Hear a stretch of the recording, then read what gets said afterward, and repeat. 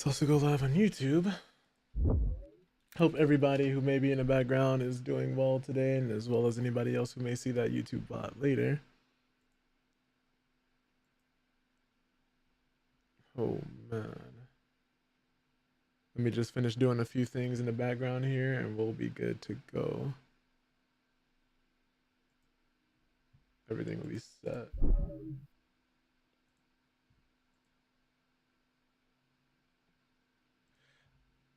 Okay, we're just about ready.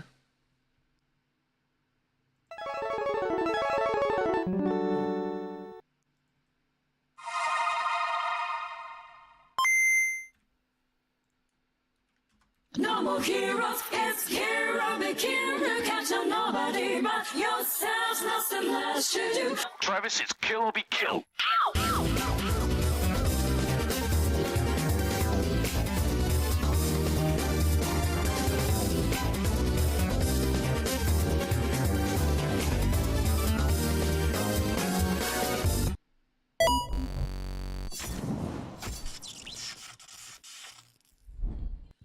Yo, hope all you guys are doing well. Hope that you guys have been having a good time throughout the week, and if not, that your week gets better. Today is Wednesday, hump day, halfway through the week, halfway to Friday, halfway to the weekend. So hope everybody's in a good mood, having a good day, like I said before.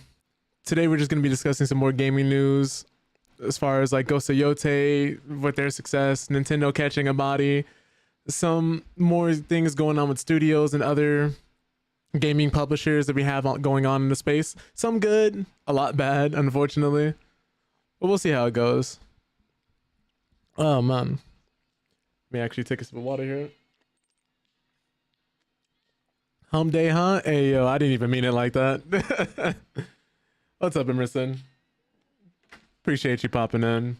We got a lot to discuss, so I don't want to sit here too long and go over some long-winded intro, mainly because there's a lot to cover.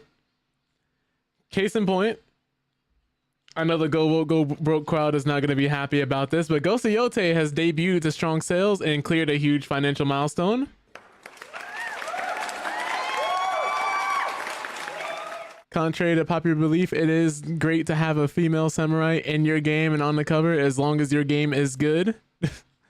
I really just don't understand that part of the crowd where, if you remember with the whole Assassin's Creed Shadows controversy, people were saying that it wasn't accurate or that it wasn't historically accurate because one, Yasuke wasn't a samurai, he's black, he's this, he's that.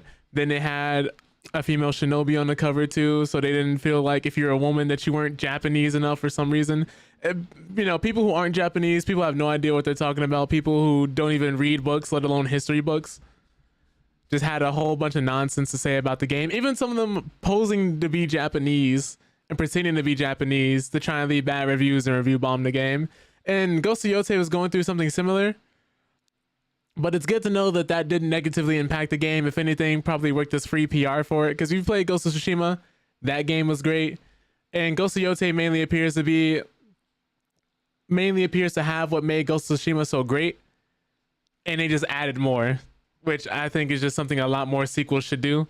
They didn't have to work on reinventing the wheel or doing something dramatically different. They knew what worked with the first game and they improved upon it. And now the second game is even better than the first one. Let's read on to see how many copies it sold, what all it did for the studio. But Sucker Punch is out here securing the bag. If y'all don't know, this is the same studio that made Infamous, which a lot of people have been begging for another Infamous game. But who knows, we'll see. Some people have expressed interest in actually making another one too, which is dope. But Ghost of Yote has reportedly cleared $2 million in sales, hitting that milestone approximately 3 days into its release. Now, this figure suggests that Ghost of Yote's early sales are nearly on par with its predecessor, which had a record-breaking launch in 2020, which is dope. And Ghost of Yote was released on October 2nd, like Ghost of Tsushima, the latest title from Sony subsidiary Sucker Punch Productions, debuted as a PlayStation exclusive. And as of October 5th, the game had reportedly passed 2 million sales. I don't know why I want to say $2 million so bad. But that's according to a congratulatory social media post attributed to Stephen Lin, PlayStation China's Director of Commercial and Sales Operations. Even assuming all sales were of the standard edition Ghost of Yote priced at $70, That would still equate to approximately $140 million in revenue.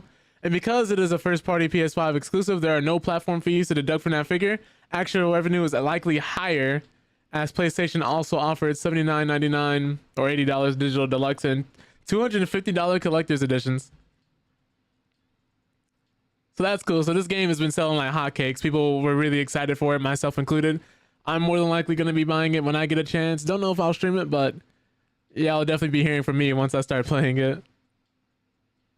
But that's cool. But apparently it's likely already made back its development budget twice over, which if you guys don't know, the development budget I believe was around 50 or 60 million. Yeah, around here, $60 million to make. They didn't do what some other games do, like with Spider-Man, allegedly, because we don't know for sure how much Spider-Man the sequel cost to make, as well as some other games where the first game started out like 50, 60, $30 million for their budgets, and then the next games will balloon to like $200 million, $500 million to actually make.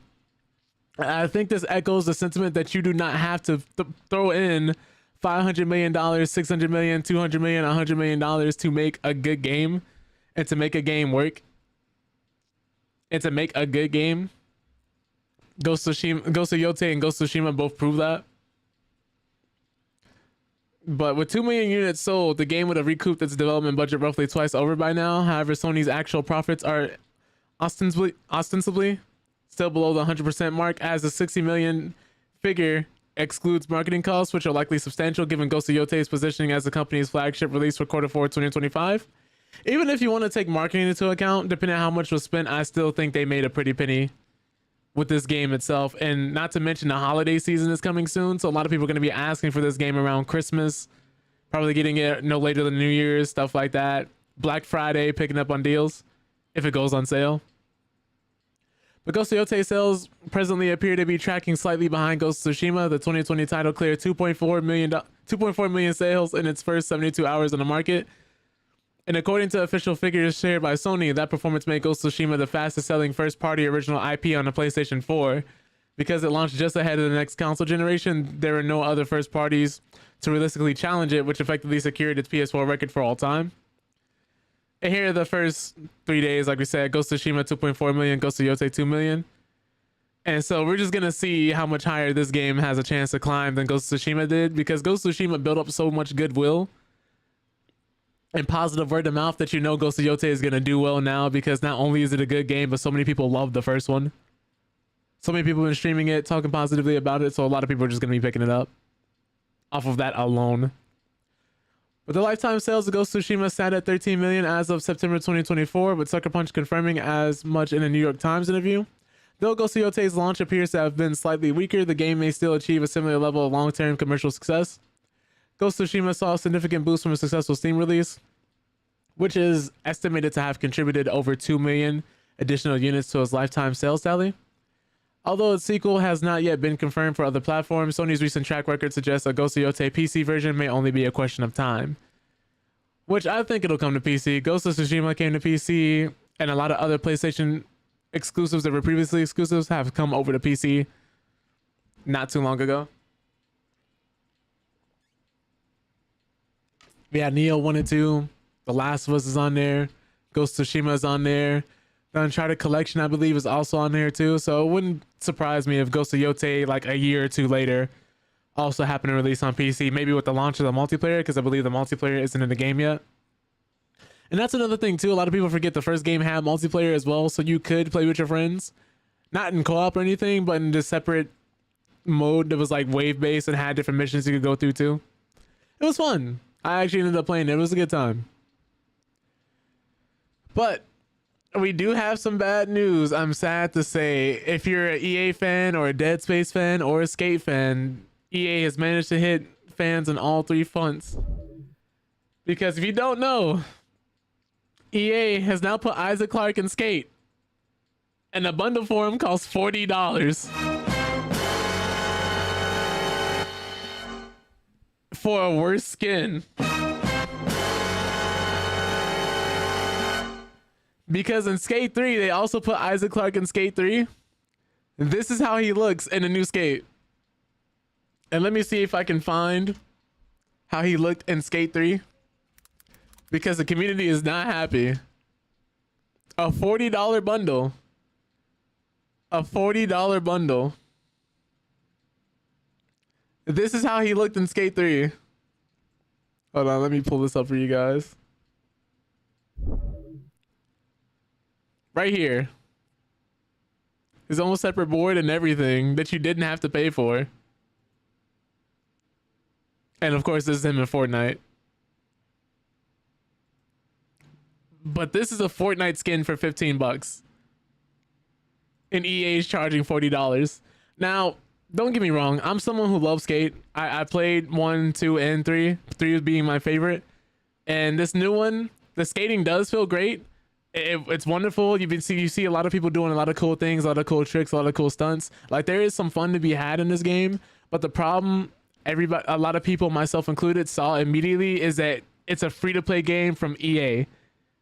Which meant it was only a matter of time before they did something to piss everybody off and then start nickel and diming their fans. I thought we had a little more time than this, but really, oh Lord. Oh, apparently it's actually $30. It's so expensive regardless. But funnily enough, with this, you could get a copy of Skate 3 and a copy of Dead Space, both for cheaper than buying this one skin in the new Skate game. Here are the listings that some people have thrown up. An Xbox 360 copy of Skate 3, $16.15, and a copy of Dead Space for $20 on Amazon. And they're charging $40 for Isaac Clarke,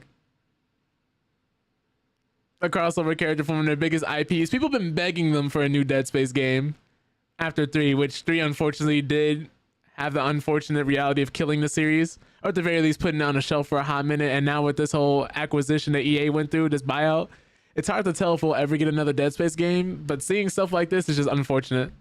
It's like when Ubisoft put Sam Fisher in Siege as like a character instead of making a new Splinter Cell game. Stuff like this is why people get so upset, because once we knew this game went free to play, and the fact that there's not really much to do, it's a free to play game in early access from EA, one of the biggest publishers in the world. Which is why so many people are upset. Like, we have to add some context to this. They didn't have to do this. This game didn't have to release in early access. This game didn't have to be free to play, especially if they're going to charge these prices. But I wanted to just bring that up because this is just so crazy to me. I wouldn't be surprised if we start seeing other crossover characters from the most popular franchises and IPs. But if you don't like it, I cannot stress this enough. Do not buy it. If you do not want to support something like this, do not buy it. Do not buy the skin. Do not cave in. Do not have the fear of missing out. Do not let the FOMO hit you. But if you're someone who just wants to have fun, play, again, do you? But just understand what this means long term, because if you start buying stuff like this, they understand they can get away with it because someone's going to buy it. This stuff ends up costing so much money, and like people millions of dollars each year without people even realizing it. Because with free-to-play games, like, the game is free, yes, but you end up paying so much more over time, and you may not even realize it. That's how a lot of these games get you: battle passes, season passes, in-game currency, and cosmetics that people desperately want, and then charging you an arm and leg for them. So they make way more than what they would have gotten if they charged you $60 or $80 up front. But speaking of getting charged a lot of money, Nintendo has caught yet another body as they're seeking $4.5 million in damages from a Reddit moderator who they accuse of widely pirating Switch games. And the user is accused of copying and distributing those pirated Switch games as well. You know, at this point, I really gotta wonder what people who pirate Switch games are, like, the risk they're taking on, if it's worth it or not. Because as soon as I heard about the one, I think his name was like Gary Bowser, I think that was the username he went by, he is still paying off legal fees from being sued. And he even went to prison for a while because he was distributing and selling different copies of Switch games on his website. He was charging people money for ROMs and emulators. Nintendo going toe-to-toe over King Von. What is it, that one scene in Snowfall where he's like, Lenny Carvel, bodies, bodies, bodies. Like, it's bad. It's bad, man. Him, her, him. This is Nintendo. Like, Nintendo is just letting it sing. If there's one company I never want to see in court, it is Nintendo. Not only are they petty enough to sue anybody and everybody, but they also have a very high win percentage. They are scarily consistent in court. But this is according to a document filed with the U.S. District Court for the Western District of Washington. Nintendo is asking for a default judgment on James Williams. They even have his government out here. Known online as Archbox, after he failed to respond to a lawsuit filed last year. Nintendo claims that Williams has long been involved in creating, operating, supporting, and promoting a network of pirate shops, which have offered to the public extensive libraries of pirated Nintendo Switch games for free to download. And it's truly unfortunate. But since 2019, Williams has either been directly or indirectly the owner, manager, operator, creator, administrator, supplier, and or overseer of several online pirate shops, and has worked to actively promote these pirate shops to communities consisting of many thousands of individuals. The thing is, I hope this isn't the same person who was constantly taunting and threatening Nintendo, saying that like, oh, you'll never catch me, you'll never find me. Because there was somebody who was doing that recently. But Nintendo also states that Williams was a leading, if not primary moderator of Switch Pirates Reddit group, which eventually grew to 190,000 members, claiming that he posted thousands of messages on the group page, including asking for donations and Nintendo eShop gift cards so he could buy more Switch games to pirate. The complaint claims that Williams operated, owned, or administered at least 4 pirate shops, some of which offered pro tiers for donating eShop gift cards, which would in turn offer access to other games not yet publicly available. It says that Williams was the primary representative and only lead member of Missing Dumps, which is an online community focused on receiving eShop gift cards to essentially fill the gaps in pirate shops by buying games that hadn't yet been pirated. Yeesh. As well as creating, distributing the pirated games, Nintendo also claims that Williams was involved in creating, promoting, and distributing the circumvention software needed to play the games found on pirate shops, including helping to find foreign mirror sites to avoid takedowns.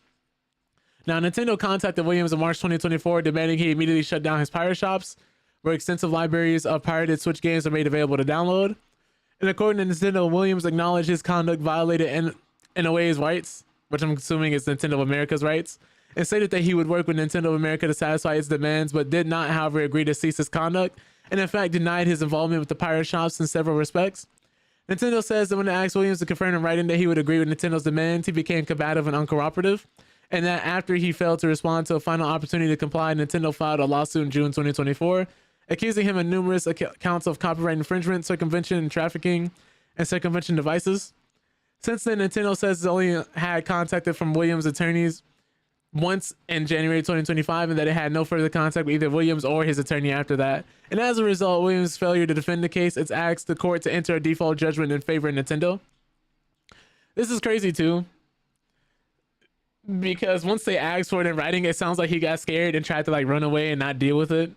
I don't know what happened, but it sounds like he wouldn't be getting sued for $4.5 million had he just cooperated. Like, am I crazy for thinking that? I don't think they threatened to sue him or do anything else legally as long as he complied. And I guess they were going to be asking for information on how they were doing it. Maybe they're going to ask him to take some stuff down. He may have gotten away with a slap on the wrist, but I don't think he would have been out of $4.5 million.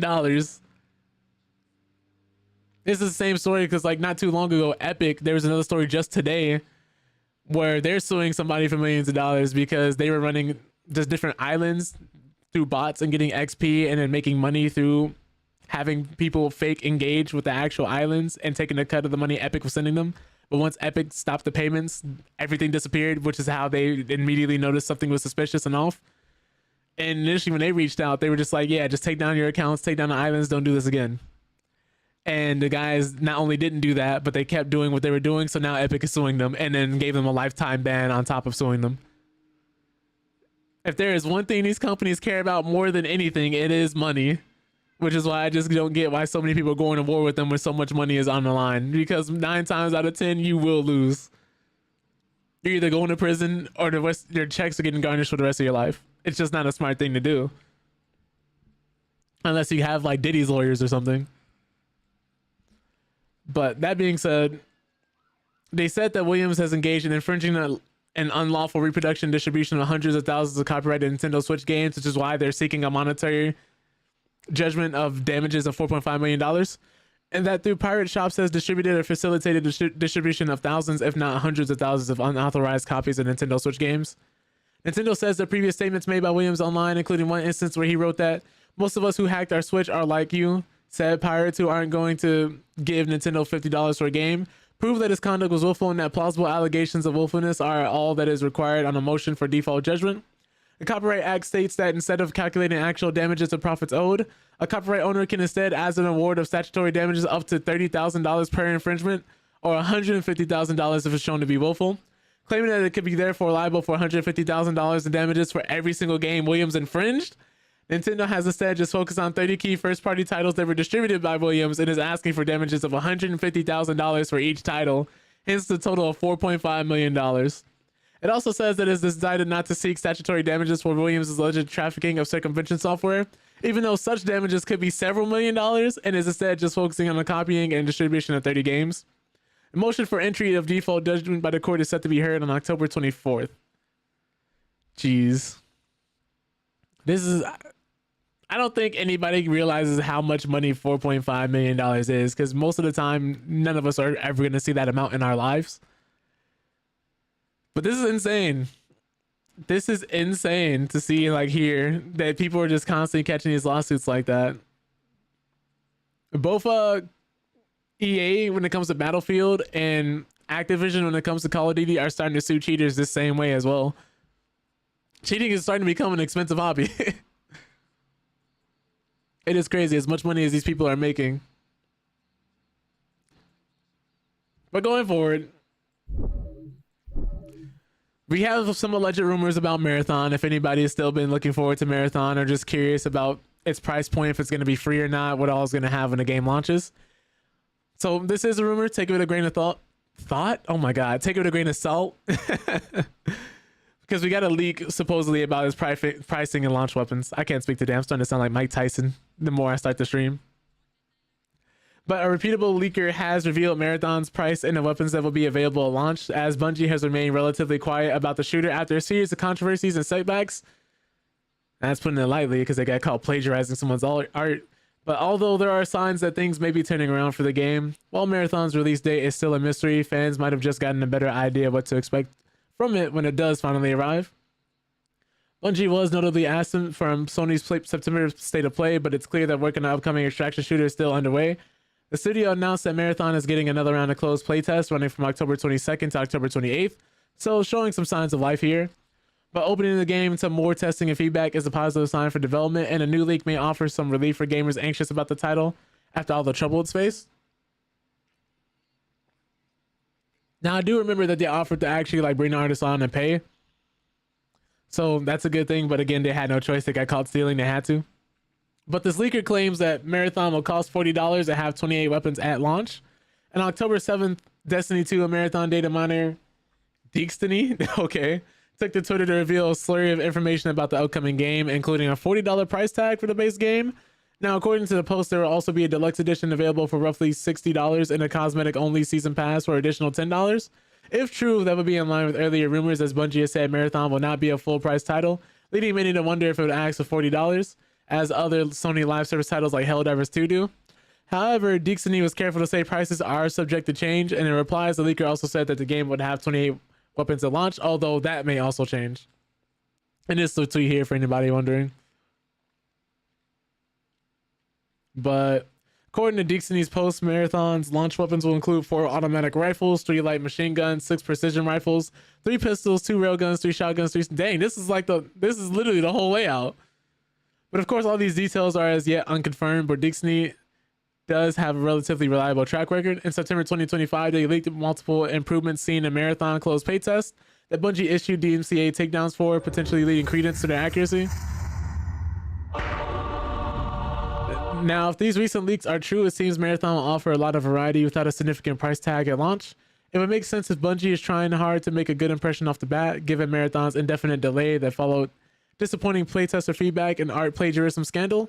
In light of that delay, it's unclear how long gamers will need to wait before learning if these leaks are accurate, but things may be looking up for the much troubled shooter. Yeah, not to mention their biggest competition, Arc Raiders, is releasing this month, so I really am wondering about it, because it looks nice, it looks vibrant, it looks colorful, but a lot of people were saying the art style was a little too blocky for their taste. Not only that, but the fact that it was stolen didn't help, and the actual gameplay just didn't seem as fun to a lot of people. from what they were saying. As many like people played the game, I didn't really see too many people actually discussing it, saying how much fun it was and how much of a good time they were having. And of course, these are all just opinions. The game could get way better. The game could get a lot more enjoyable. It's just the game is in hot water now. And you could kind of see that they were really hoping, and a lot was riding on this game to be good. Because Destiny 2 was slowly but surely getting phased out. It was getting its last biggest expansions. And I think all the DLC they've been releasing now has kind of been unfortunate. Because a lot of people are not happy with Destiny 2. Case in point, Destiny 2 has hit its latest point ever for daily peak Steam concurrent players. So much so that Bungie has had to do a U-turn on controversial power plan that they had to reset player powers next season. This reminds me of another franchise, Vampire the Masquerade, because if you guys don't remember, Bloodlines 2 was supposed to come out a long time ago, but they got caught in development hell and delayed so much that all the other spin-off games that were supposed to be an add-on or, you know, kind of like a bonus for Vampire the Masquerade Bloodlines 2 coming out and sort of create a resurgence for the IP and the title. Instead of those being supplements to the game, they ended up being the only alternative because 2 didn't release for so long. So we're talking about Vampire the Masquerade Blood Hunt and all the other visual novel spin-offs and other games that they had as well, but Blood Hunt being the biggest one, the Battle Royale game they had set in the World of Darkness universe, which that game in that universe is very rich in lore and characters and events, kind of comparable to D&D, but not the same thing. I'd say more equivalent to Shadowrun.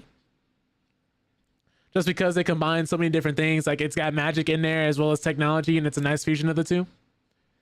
But I digress. Let me actually read what's going on with Destiny 2, because Bungie is not having a good time right now, man. And I'm never someone who likes to see things fail. Like, I love Bungie. Halo is one of my favorite franchises of all time, and I have like some of my deepest, fondest memories are playing Halo, especially with the early Xbox Live multiplayer, or like playing games with my brother, his friends, my friends sitting down, having those LAN parties where everybody's just in like their mom's basement, everybody's bringing over their giant bulky TVs, having sleepovers, playing video games. Like it was great. Destiny 1 after the Taken King expansion ended up becoming a way better game, and Destiny 2 at the start was pretty fun. It just sucks to see Bungie and Destiny in a state that it is today, because apparently, as of this article, they're continuing to prod at a fundamentally broken system. But as I said before, all is not well in Destiny 2. Last month, the writer of this article apparently detailed their many issues with the Edge of Fate, its expansion's new portal, which I hear a lot of people do not like this portal system. The disastrous replacement for the game's seasonal update model. Since then, nothing about the recent Ash and Iron update has persuaded me to return. And it's not just me. Bungie's recent moves have done nothing to stop players from leaving. Now, at least if Steam's data is considered to be representative of the player base at large. Yesterday, Destiny 2 posted its lowest daily peak concurrent player count in the game's history, which is 16,067 players. Now that beats the previous low of 18,023 back in the doldrums of Revenant, the last expansion cycle's worst episode.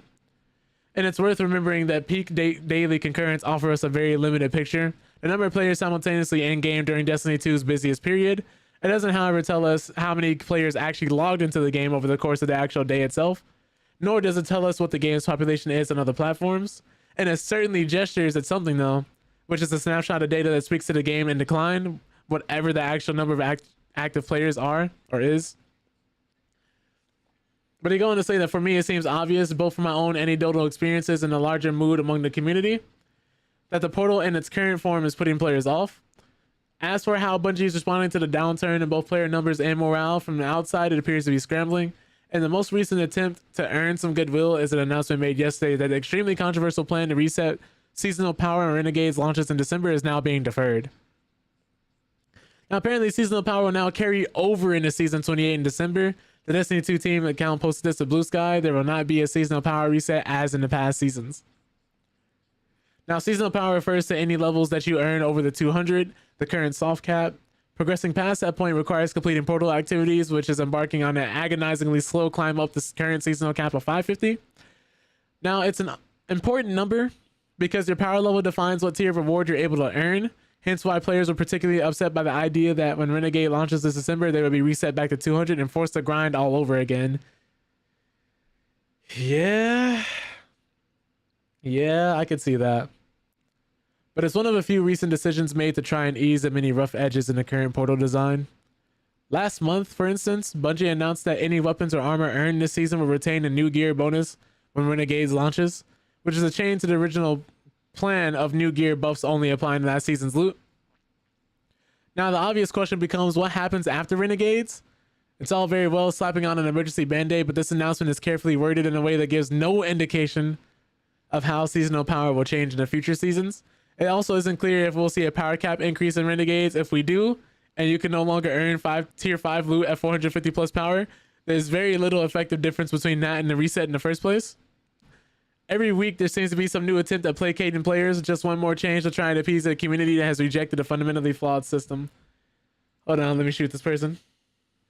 You know the rules, and so do I. Say goodbye. For anybody on the YouTube side of things, that happens every time someone gets banned in a Twitch chat.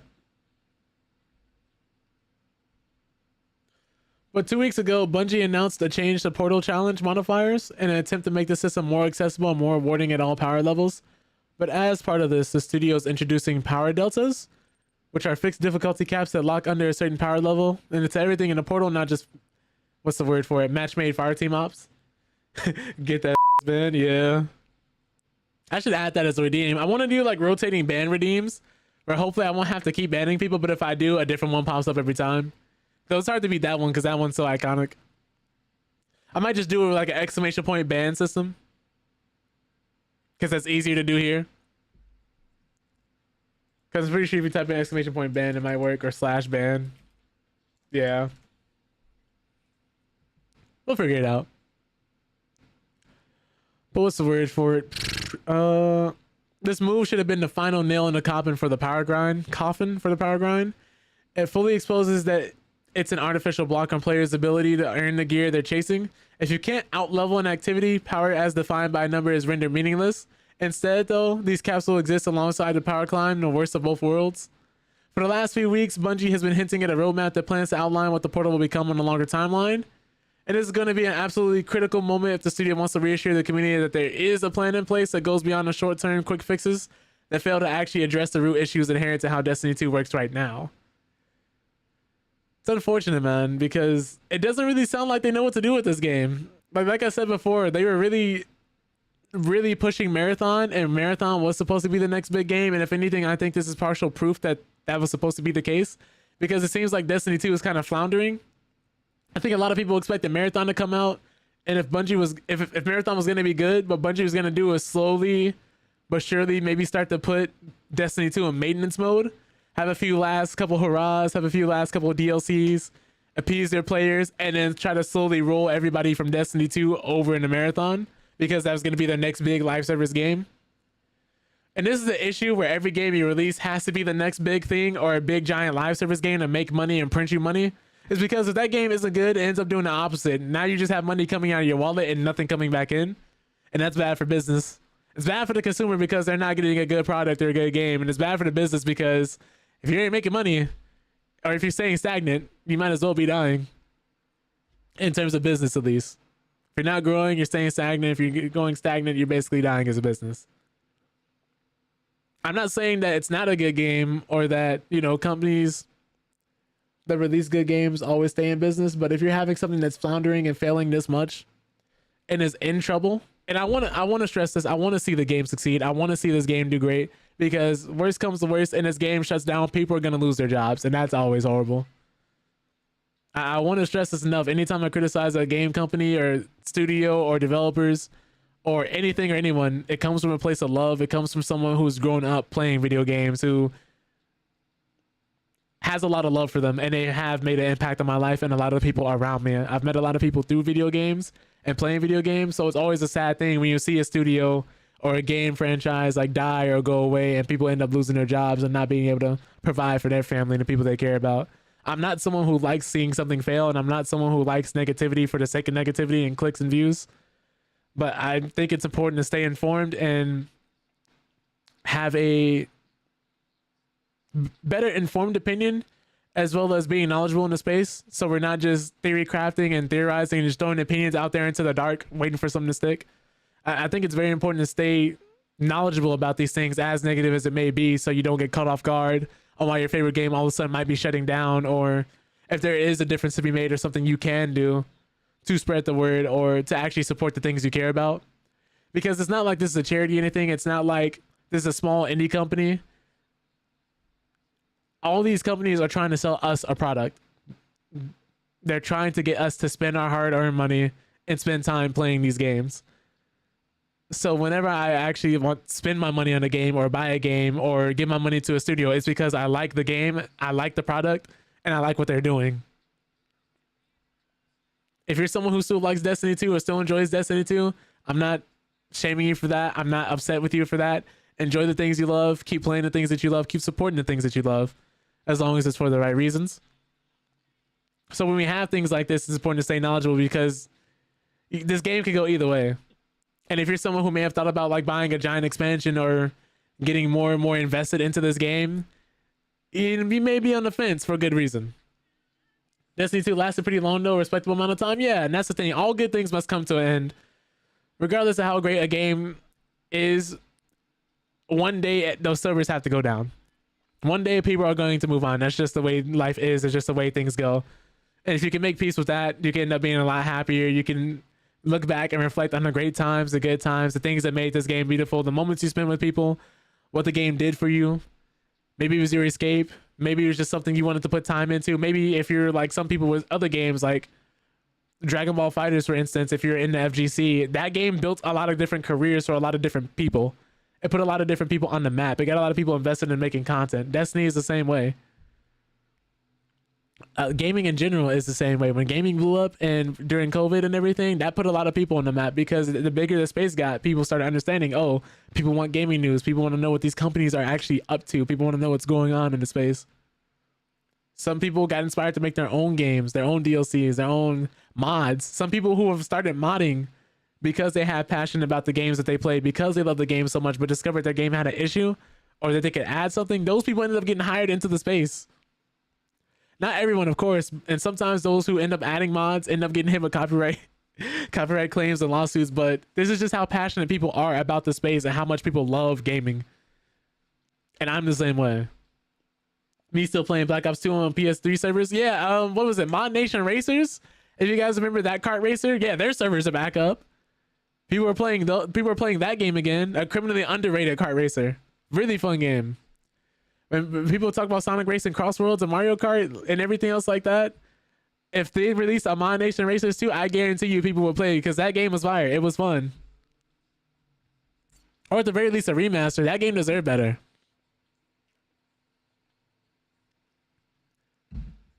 Fun game. Fun game. Deserved a sequel. 100%. But unfortunately, Elon Musk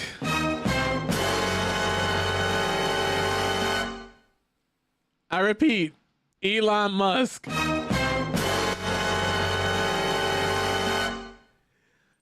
plans on releasing an AI generated video game by the end of next year. That's right. The man who couldn't even play Diablo and Path of Exile 2 by himself without paying someone to stream the game for him so he could pretend he was playing it wants to make a video game. It's unbelievable. Using AI. He is not like us. He is not a gamer. Despite what this man who has all this money wants you to believe, even though he has multiple zeros in his bank account and his net worth is probably higher than you or mine will ever be, there's one thing this man will never ever achieve in his life with all this money, and that is being good at video games. It's unbelievable. He couldn't pay for coaching. He couldn't just sit down and play it. If you're a gaming journalist and people are constantly criticizing you for being bad at video games, you can go to bed happy at night just knowing you'll never be as bad at video games as Elon Musk is. That guy who couldn't figure out how to get past the Cuphead tutorial, well, actually, he might be as bad as Elon Musk. Because he couldn't figure out you just had to press the jump button twice to parry properly in a tutorial, but that's another thing. That's neither here nor there. The important thing is this man who is not a gamer and is trying his best to fit in and be accepted by some form of community is infringing on the community by trying to make an AI generated video game by the end of next year. But Elon Musk says XAI will release an AI generated game that's great before the end of 2026. Now, the claim elicited polarizing reactions from Twitter users, with some mocking and criticizing the very idea of playing something conjured up by an artificial intelligence model. I can't believe the AI is still so unregulated. Stuff like this is what it should be. Yeah. The use of generative AI in video game development has been on the rise throughout the 2020s, closely following technological advancements in the field and mimicking similar trends in other industries. Now, as of November 2024, in November 2024, Elon Musk announced plans to have his company XAI start an AI game studio that will make games great again. This is starting to sound a little too familiar. Nearly a year later, Elon Musk's AI game studio is said to be making some progress. That's according to the billionaire himself, who has taken to X, formerly Twitter, on October 6th to claim XAI will release a great AI-generated game before the end of 2026. The promise was attached to a retweet of nondescript modern military shooter footage created with Grok. Imagine XAI's generative AI tool for making multimedia. Now, the clip was posted by Twitter user Doge Designer, also known as CB_Doge, a well-known figure in the Dogecoin community, whom some have long suspected is Elon Musk himself. Wouldn't be the first time he got caught on one of his own burners. Oh, God. And it's him saying video games will dynamically be generated by Grok in the future. You know what's crazy? I don't have a problem with people using AI for automated small tasks. Like if you're executing the same code over and over again, and if you have to manually write that up constantly instead of just writing a program to automatically throw that in over and over, that stuff I don't mind. It's when we have things like this, where they're using it to replace people, replace an entire studio, and stating that it's just as good as other people, thereby putting them out of a job. When you could have just hired some people to make a great game for cheap. Yo, man, hope you're good. Thank you, Topher. I hope the same for you. We're just talking about Elon Musk and him trying to be accepted so badly in the gaming community, and him trying to make an AI-generated game. This is... It's gotten out of hand, man. It's gotten out of hand. There was something else with AI that just happened recently. I'm trying to remember what it was. A lot of studios keep getting caught implementing it in the worst way possible, but let me go on and read this. It'll come back to me. Social media reactions to Musk's announcement appear to skew negative. The top response to this tweet are all either critical of the idea of posting off-topic memes. Many from the former group question why anyone would play an AI-generated game. And in addition to mocking the footage Musk retweeted for looking generic and soulless, its soft gunshot sounds have also attracted some criticism. While the wording of Musk's pledge suggests that he was talking about a video game fully created from a generative AI prompt, the billionaire never went into any concrete details on the matter. And a backlash sparked by the announcement aligns with broader industry trends, as consumers have long criticized even much more limited uses of AI in game development. I think AI should only be used for running numbers in science, math, etc. to help causes. I definitely don't disagree with you. Like, it's supposed to be a tool like anything else, right? It's supposed to be something to enhance or make things easier so we spend less time wasting on small things and getting back to things that actually require our attention to free up time for us. But instead of that, it's being used to replace people. It's being used to cut corners. If you're someone who is unfamiliar, it's also being used to disproportionately affect people who happen to share my skin color, their communities, negatively by having AI, what's the word for it? AI centers actually put in their facilities and in their communities. Because not only does this thing use so much more electricity, so many more gallons of water, but it's actually poisoning communities that can't defend themselves, that can't help themselves because they're already poverty stricken, or they don't have the support they need to actually fight back against something like this due to it being so unregulated. Like, there are people who are dying over this currently, right now. But given the current state of technology, Musk's promise of a great AI-generated game materializing in 2026 appears ambitious at best and unrealistic at worst. Although XAI isn't the only company currently exploring the idea of fully AI-generated games, no one has yet recently released anything that would fit that bill while being considered playable by the general public or even just tech enthusiasts. Otherwise, the anti-AI is awful for the environment, as someone who works in education is becoming too relied upon already. Yeah, oh, you know, that just reminded me. I saw, you know how on Twitter people could just at Grok and be like, Grok explain or Grok summarize this. I saw somebody, no joke, ask Grok to summarize a summary. I repeat, on Twitter, people are asking AI bot to summarize a summary. They cannot read a paragraph. They cannot do the research. Critical thinking is at an all-time low, and the rise of anti-intellectualism is only increasing. It's really unfortunate. Congratulations on redeeming first. Yeah, I'm surprised nobody else redeems that. Maybe I gotta promote that more. But it's just crazy to see, man, because with the rise of AI, unfortunately, you do have a lot of people who don't understand it fully, myself included. But you have a lot of people who are accusing real works and real papers and people doing things legitimately to be AI if it doesn't look impressive enough or if it doesn't have a certain look about it, which I think is unfortunate. Like, I'm someone, if I'm going to criticize something for being AI, I'm going to be 100% sure it's AI. I'm going to double check, I'm going to triple check, because the worst thing in the world nowadays is being accused of like having something that you made be AI because people don't think it looks good enough to be considered real. Like, I got accused, like, for my job, somebody thought I was AI because I was talking to them over the phone a certain type of way. They thought I was AI and didn't believe I was a human being. So that was a very confusing conversation. But it's also scary, right? Because this is the worst AI will ever be. And as it advances more and more, it's getting harder and harder to tell the difference between the two, between what's AI and what's not AI. You said, hell yes, racial profiling being used by certain countries and inflicting violence in battle zones, for sure. Bro's putting on the voice, yeah. Hey, I'm sorry to bother you, but they say, you're AI, you're not real. I'm like, oh my God. It's crazy.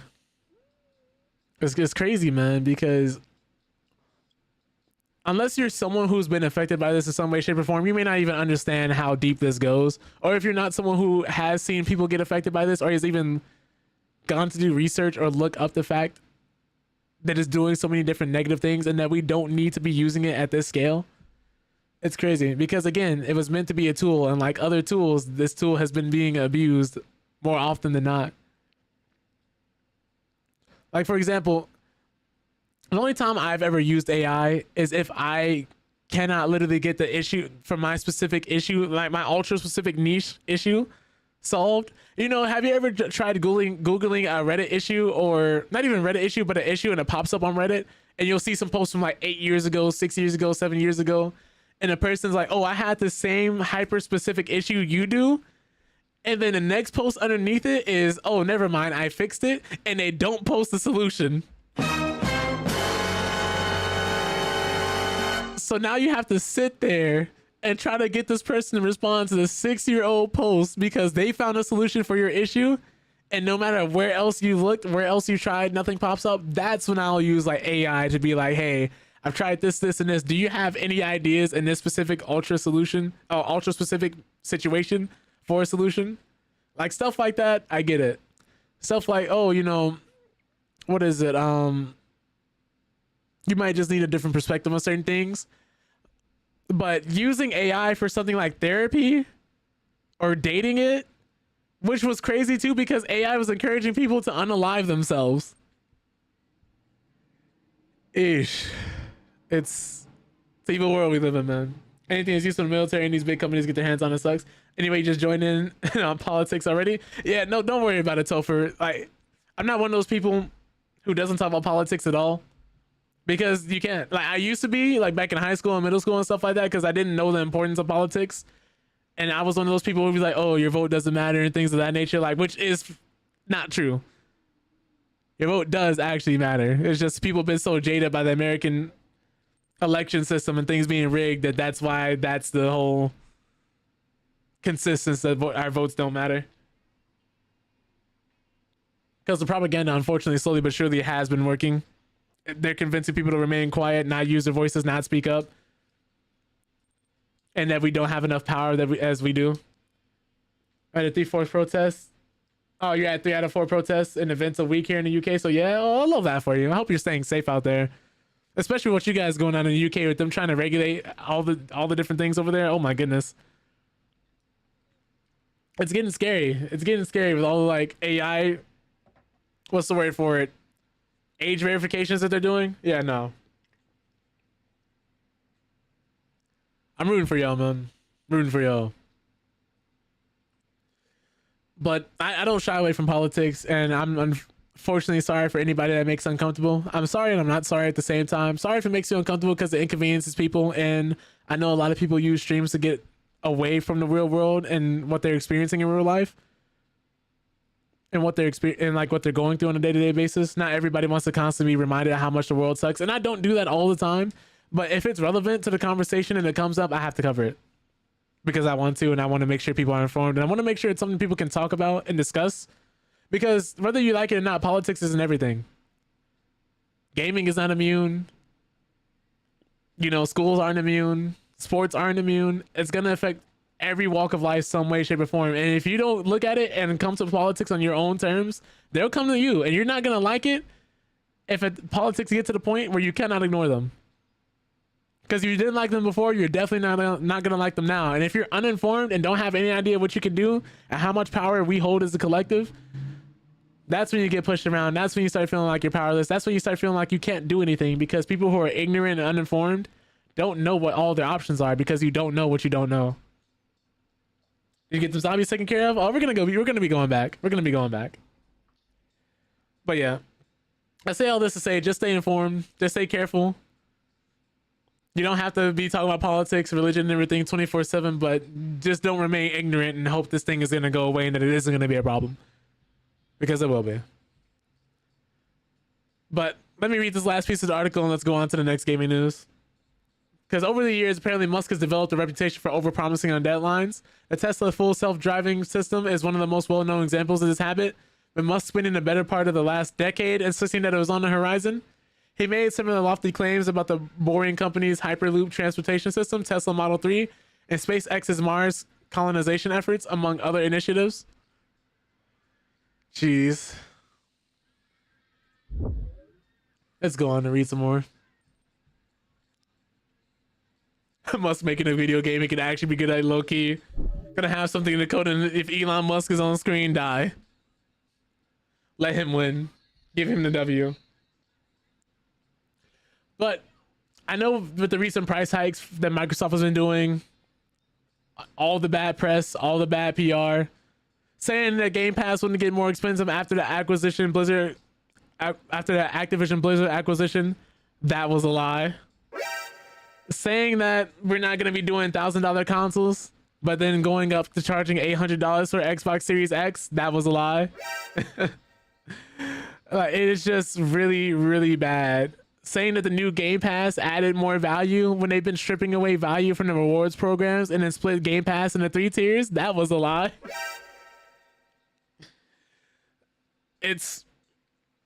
They got so much backlash for increasing the price of Game Pass. Now users apparently in some regions will actually avoid the 50% price hike as long as they stay subbed. So some people might be looking at this and think that this is a W because they're like, oh, okay, they've actually responded. They actually see they're wrong. But keep in mind, this could also be taken as a company strong arming its user base into staying subbed. This could also be them being like, oh, okay, as long as you stay subbed, we will not increase the price. However, the moment you cancel your Game Pass subscription and go to renew it, your price increases. Some people might be like, okay, that's fine. That's cool. Which, this is a red flag for Microsoft. Because this is them attempting to force you into giving them your money. They're not asking for it anymore. They're punishing you for canceling your subscription and trying to come back. This is not good. But this is why you're glad to have such a massive back catalog of games to play. It's madness. Yeah, it's insane. So Game Pass users in Germany, Ireland, and more can dodge the price increase. But again, these prices are going to go up. I guarantee you next time, if not this year, if they don't do it again this year, because I believe they've already increased the price twice this year. If they don't do it again this year, don't be surprised if in 2026 they go up more. One of these tiers. Like, for example, if they're already charging $30 for the Ultimate Pass, like the Ultimate tier Game Pass, Don't be surprised if the PC Game Pass goes from like $16 to $20, and the other edition goes from like $10 to $15, where the PC Game Pass used to be. Because people were calling it back in 2024 that they were going to increase in prices again, and they did, and here we are. Because it seems like Netflix, it seems like Microsoft is going towards being the Netflix of video games. Like, they're more so increasing their presence in software, pushing the whole everything is an Xbox. If you have a screen, it could be an Xbox agenda. This is all purposeful. Like, this is all calculated. It's all for a reason. And the calculations may not be the best, and it may be short-sighted, but this is also the issue of being a public company, is that every quarter you have to report that you're making profit in some way, shape, or form. And this comes after Microsoft reportedly had billions and billions of dollars in profit, saying that Game Pass was profitable and that it was sustainable. Which apparently this is in line to us. Microsoft's scum company as well. Yeah, letting Israel use their services to do what they do. But going forward, Reddit users in multiple regions, including Poland, Germany, Indonesia, Austria, India, and Ireland, have reported receiving an email from Microsoft stating that their ultimate subscription will not increase in price as long as they remain subscribed. Keep in mind, if you're someone who believes your ultimate subscription will not increase in price as long as you stay subscribed, you're trusting the company not to lie to you again. Just so y'all know. The company has already lied and tried charging us $80 for games, is now convincing the people that they won't lie and that they won't raise the price again. So just keep that in mind. You're trusting this company to keep their word. But at this time, keep in mind, keywords, at this time, these increases will only affect new purchases and will not affect your current subscription for the market in which you reside, as long as you are on an auto-recurring plan. So let's say you forget it, or let's say your account is overdrawn and you don't want to get charged again, and you're like, man, what bill can I, take care of right now? You might forget over time. Because if there's anything with so much news going around, us learning so many different things on a day-to-day basis, and some of us getting overloaded with information, it's very easy to let a fact or two slip through the cracks and forget about something like this. So let's say you're somebody who doesn't want to keep yourself on an auto-recurring plan, or you may not have any idea that Game Pass was doing an increase at all if you're not well informed, or if you're not looking out for this, if you don't hear about it. And all of a sudden you go to cancel your plan and you go to renew your plan, and all of a sudden they're charging you $30. You're going to be like, what's going on? Yeah, it's the opposite of those new customer offers, if they can be trusted. This is equivalent of being grandfathered in, because you don't actually have to do anything different so long as you keep the status quo. As long as you keep giving us your money, we're not going to charge you more money. But what you don't see is them crossing their fingers behind their back, because they're absolutely going to be charging you more money in the future. But should you choose to cancel your plan and repurchase, you would be charged at the new current rate.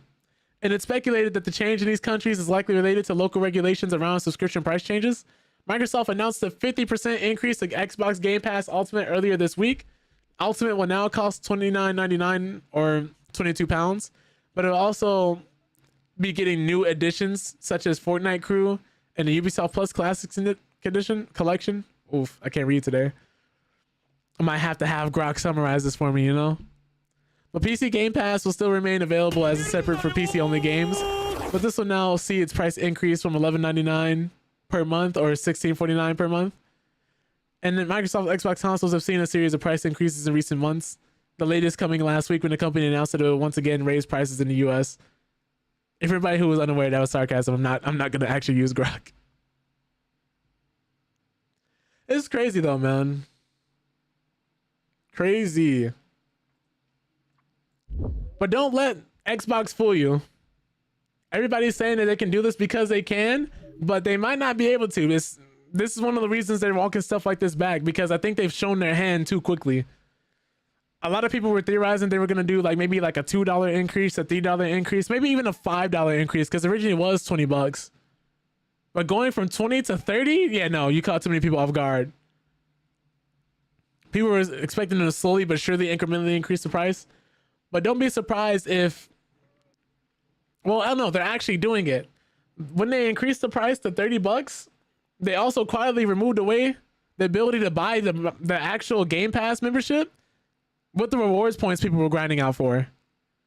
They also took away your discounts to buy different games and buy different DLCs. So like if you're someone who's a Call of Duty buff, a real Call of Duty head, like you buy COD every year, you could not care any less about any of the bad business practices and microtransactions, how good or how bad the Call of Duty is. You're like, I'm gonna buy Call of Duty because it's Call of Duty.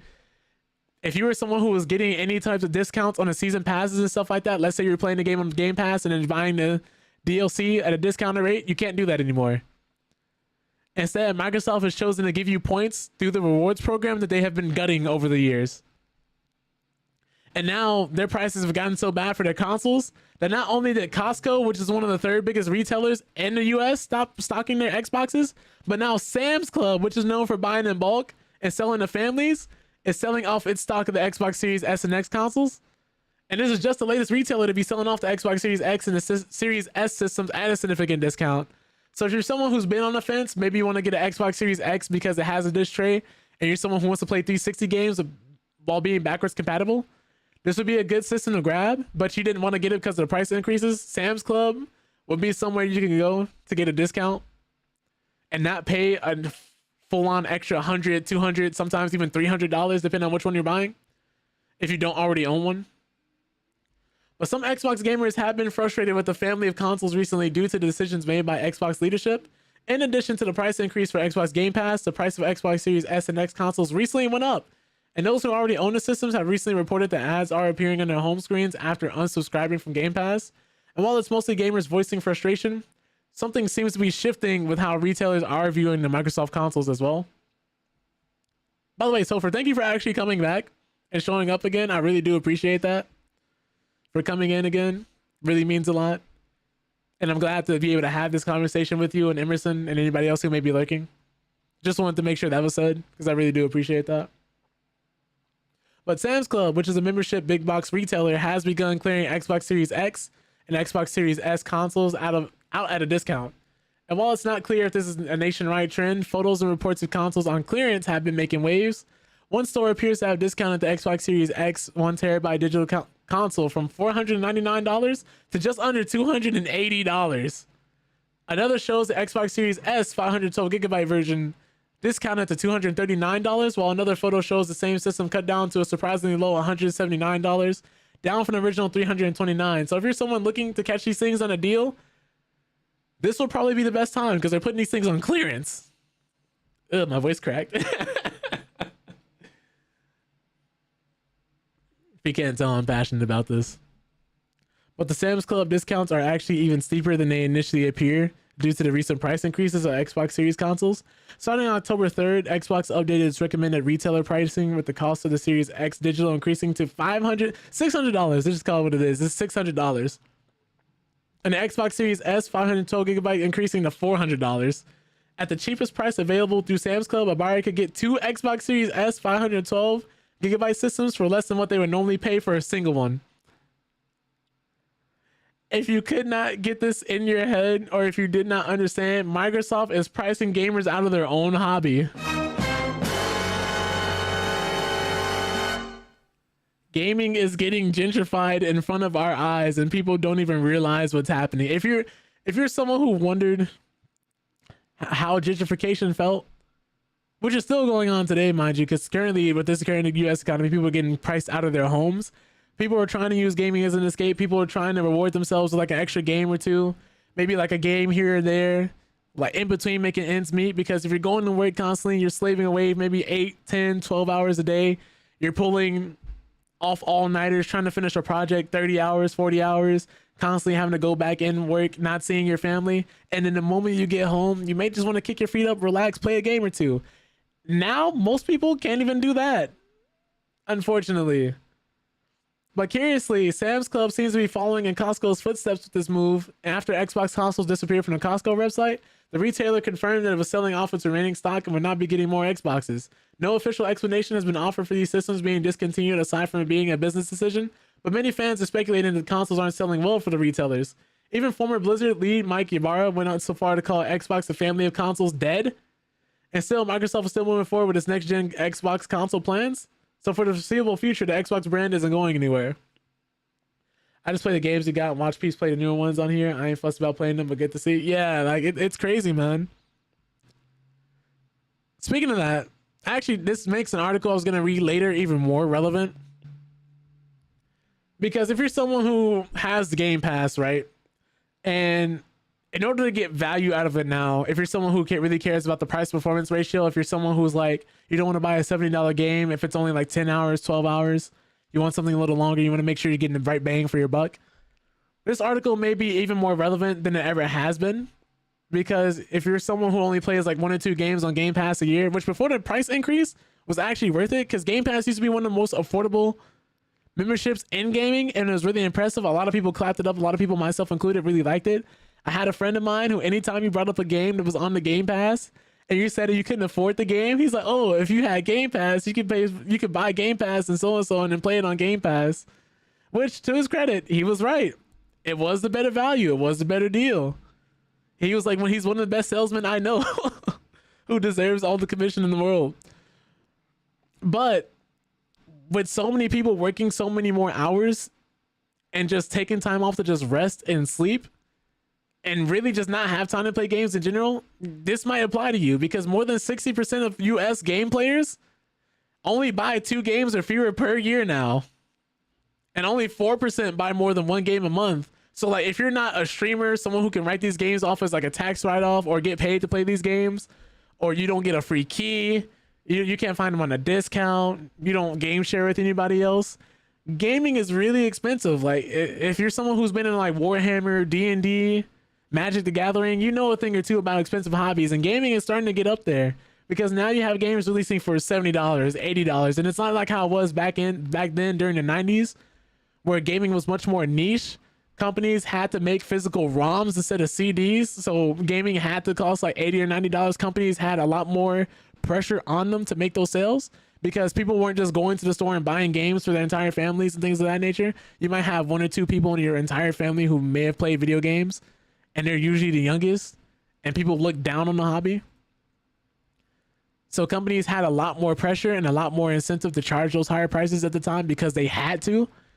Because keep in mind, not only did you have to develop it on a physical, like on an actual ROM, but you had to have like the chipsets for the actual ROM. You had to have the physical retailer stock it for you. You had to ship out as many copies as you could, so it has to be made in the factory. And not to mention, you still have to pay the platform that the game is on, like the publisher, if you want to release it on a PlayStation or Nintendo or Xbox, stuff like all those were costs to the game. Or like, if you want to go back even further, Nintendo 64 with the GameCubes and stuff like that, the NES. Like that is one of the reasons why games used to cost so much back then that I think a lot of people forget about. But nowadays, where gaming is looked at much more as like a mainstream hobby instead of just the luxury that it used to be. Like, still, a lot of people are very privileged, myself included, to be able to play games, to be able to talk to you guys about games, to, you know, have different monitors and have a PC and have consoles. Like, I don't want to make it sound like I don't want to make it sound as if I'm taking this all for granted, because not everybody can afford this. This is why piracy is on the rise.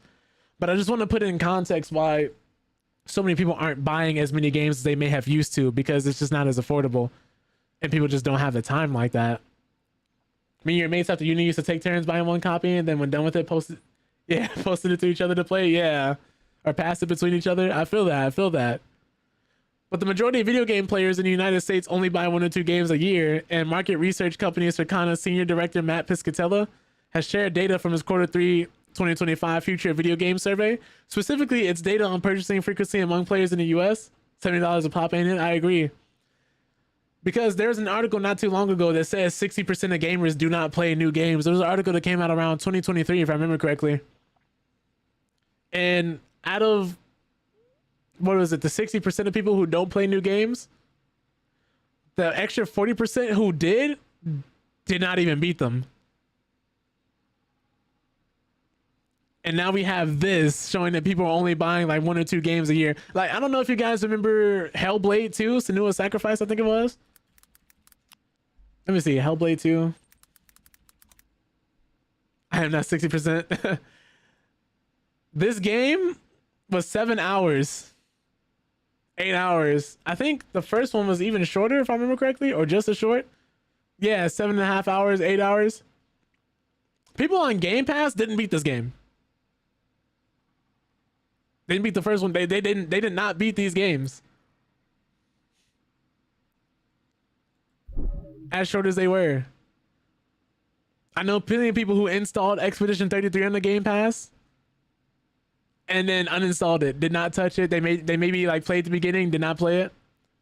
But according to the data, 18% of players in the US buy a new video game about once every 6 months, while 12% buy one about once a year.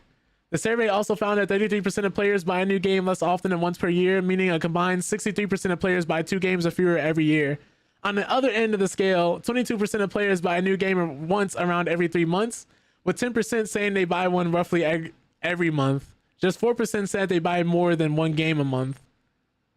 In commenting on the findings, Piscatella suggested that around those 14% of players who buy one game or more per month are mainly responsible for the continued trajectory of full-price games. So keep in mind, if you're thinking your harmless purchase does not affect the rest of us, it absolutely does. And I'm not saying this to guilt trip you, but I'm just saying this to understand group economics. If you're someone who's buying $70, $80 a game per year, and you're one of those people who's flexing constantly and wondering why games are also simultaneously getting expensive, you are the reason. You are absolutely part of the reason. Not the only reason, because a large 80% of it is corporate greed. 20% of it is on the consumer side. Honestly, I'd give it 50-50 at this point, but with how much corporate greed has been growing and expanding, I don't know anymore. But that's why everyone ends up playing the same things too. Literally, if you're playing 2 out of 3 games a year, then you mainly go for the ones that are getting all the hype for sure. So a lot of people have opinions about games they never even touched or played. Or franchises they've even touched or played. Like, there's people who are probably going around right now backseat gaming for people playing Ghost of Yote because they saw the Rad Brad or somebody do a playthrough on YouTube, which I'm very happy that man is still around. I watched a lot of his videos growing up, a lot of his playthroughs. Like, he's really fun. It's really dope. But that all being said, a lot of people are just consuming and are just following the hype train and games that are big. There are going to be a lot of people who probably hear about Expedition 33 because it was so big, but will completely pass on the game because it's turn-based. Same thing with Baldur's Gate 3. A lot of people who didn't even like Baldur's Gate, who didn't even like turn-based games, played Baldur's Gate. They played Expedition 33. But a lot more people also have the issue where, because those games are turn-based, and because they only want to play things like 2K, Madden, Fortnite, Roblox, FIFA, anything like that, Call of Duty, Battlefield, they only play the big games, they only play like sports games, completely pass on games like that. Which is how we got into the issue where people were like, how did Spider-Man lose to Baldur's Gate? Because that was a big controversy. Like, all this stuff has an explanation. If you look at the data, if you look at what's going on consistently in the space, you will have an understanding why games are being charged at the rate that they're being charged at. You understand why a franchise may be treating its player base and consumer base awful, but is still able to keep releasing continuously over and over. Is because people keep buying it. Like, this stuff isn't hard to understand. That's the issue. A lot of people just don't want to take accountability for their own actions. I've been guilty of it too in the past. That's why it's so important to educate yourself and double check your sources. But hyper enthusiasts, price insensitive players are really keeping these things going right here. This is the best way to say it. Hyper enthusiasts, price insensitive players are really keeping things going, especially in the non-free-to-play gaming space. Like I said before, if you're someone who just wants to play their games, be happy and enjoy them regardless of pricing, regardless of the company's reputation, you just buy your games, play them, stay out the way, we're not talking about you. But if you're someone who's constantly complaining about the state of gaming and constantly wishing things could be better and saying there's nothing you can do, you are the reason. I'm talking to you specifically, those types of people. But consumers who, whether or not can afford these ridiculous prices, are to blame. Yeah, this is what we've been saying the whole time. What's up, Wolf? That title hit you deep? Oh, man, I'm happy to hear that. But I hope it was in a good way. I hope it's in a good way. I hope you're okay. I'm glad you're able to let your emotions out and cry and be able to like talk about that, because not a lot of people would. So thank you for being vulnerable with us. I'm really rooting for you, Wolf. But I hope you're okay.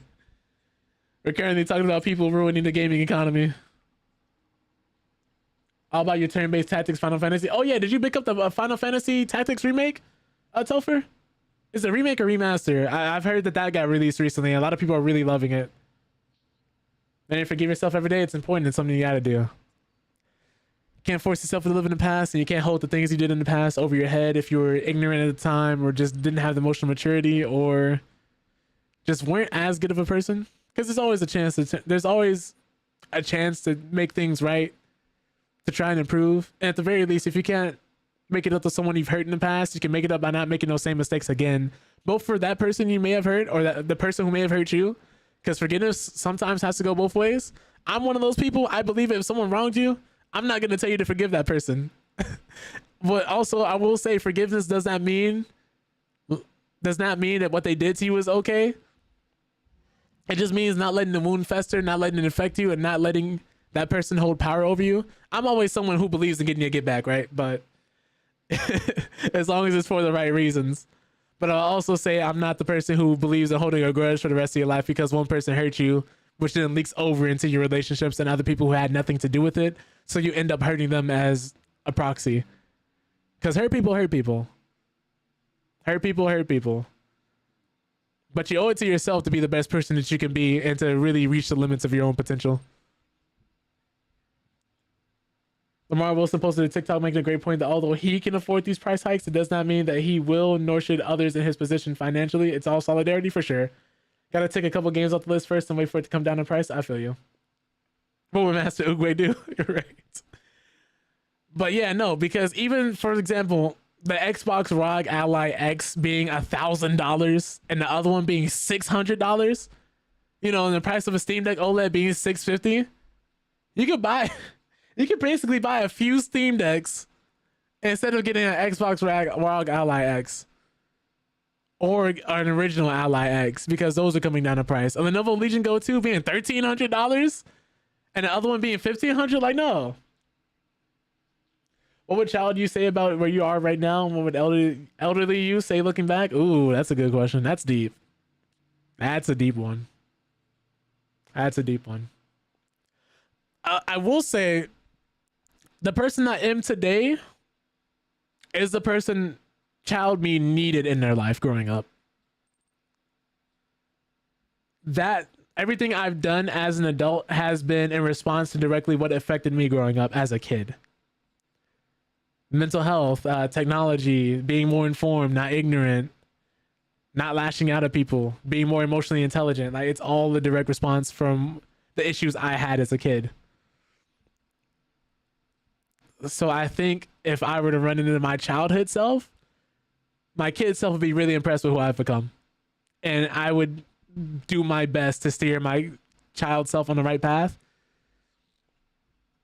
Because that's one of the things to improving and constantly being better than you were before is never getting complacent and never being satisfied.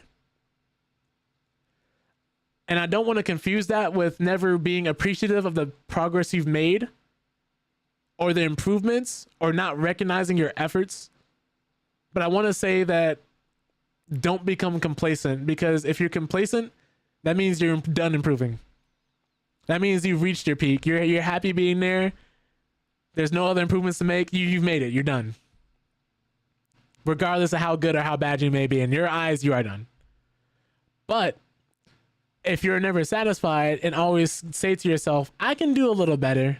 Like, yeah, I'm great right now, because I want to stress the fact that you need to be confident in your abilities. You need to have that self-love. You need to have that self-respect to appreciate your progress that you've made and be able to look back on your improvements. I'm not saying to ignore that. That's part of improvement, is noticing what you're doing right as well as what you're doing wrong and being constructive about that to keep doing the right thing and get better at doing the right thing while also patching up the holes in your game. And that just goes for, let's say if you're someone who wanted to get better at benching or wanted to get better at pull-ups. If you're someone who can't do one pull-up, I'd be like, oh, okay, can you do a push-up? We can start with your upper body strength like that. Oh yeah, but I can only do them on my knees. Hey, you can do them on your knees. Some people can't get out of bed to do a push-up. Some people have to do sit-ups over and over again to sit up in bed. Some people can't walk. You know, it's one of those things where I'm like, when I talked the other day about challenging your thoughts, that's what I mean. Give yourself credible proof that you are improving and that you are making a difference. Because once you give yourself proof, you cannot deny it, and other people around you cannot deny it either.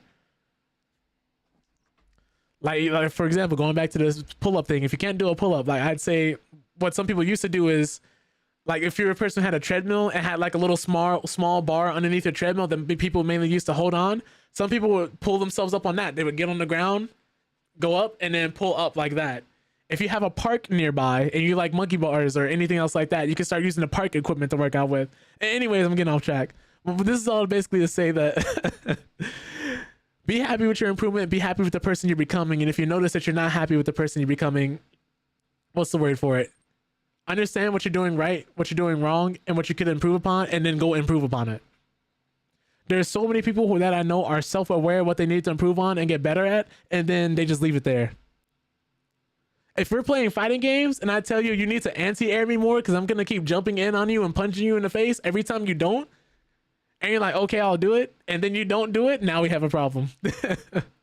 Like, don't get me wrong, everybody can't improve at that moment on the spot. Some people need time to implement and properly take the criticism and figure out how to properly go about that.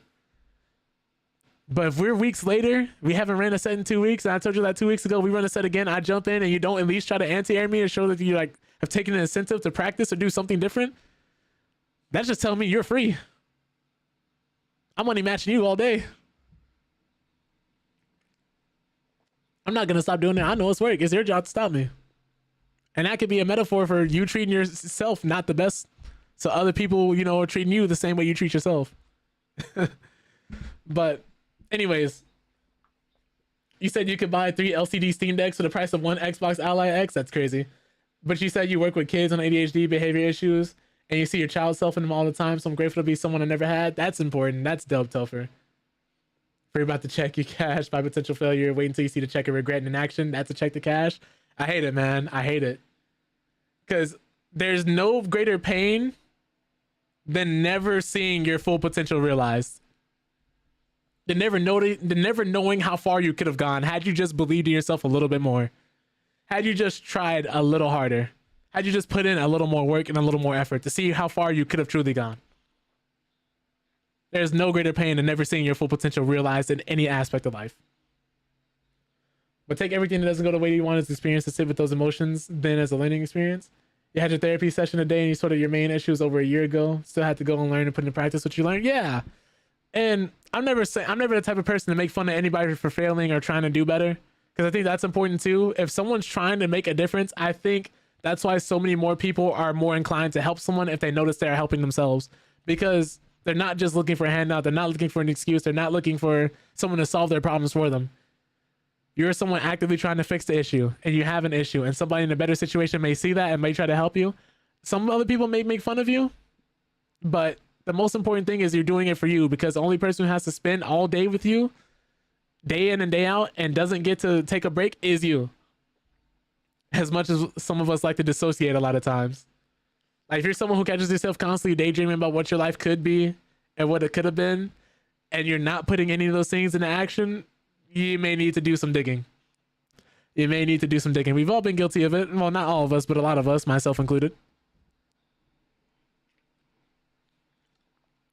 Like my life didn't start getting better until I started taking responsibility for what I'd done and just started trying to make slow improvements. That's all anyone can ask of you. Just give it your best effort. No shame in that. No shame in putting your all into something and it not turning out the way you were hoping it did. No shame in that. Of course, it can be a big blow to your mental health and ego, but we can bounce back from that. Dust yourself off, get up, try again. Maybe you got to try something differently. Maybe this truly isn't for you. And that's something we have to realize too, is that not everything is for us. We cannot do everything. We are capable of doing a lot and so much more, but no one person can do everything. Like the other day, I was watching somebody's YouTube video. It was a Hollywood Rob TV, I want to say, who is known right now in this FGC, if you haven't been around for a while, like if you're relatively new, as more so of a commentator and a face for the gaming space. Really good on commentary, really charismatic, really entertaining, really dope dude, solid individual. But he's also like a demon in Street Fighter. Like people forget, like in Street Fighter 5, he was putting belt to ass. Like he was really doing it. Like it got so bad to the point where he would come in and qualify for big tournaments and majors with ease.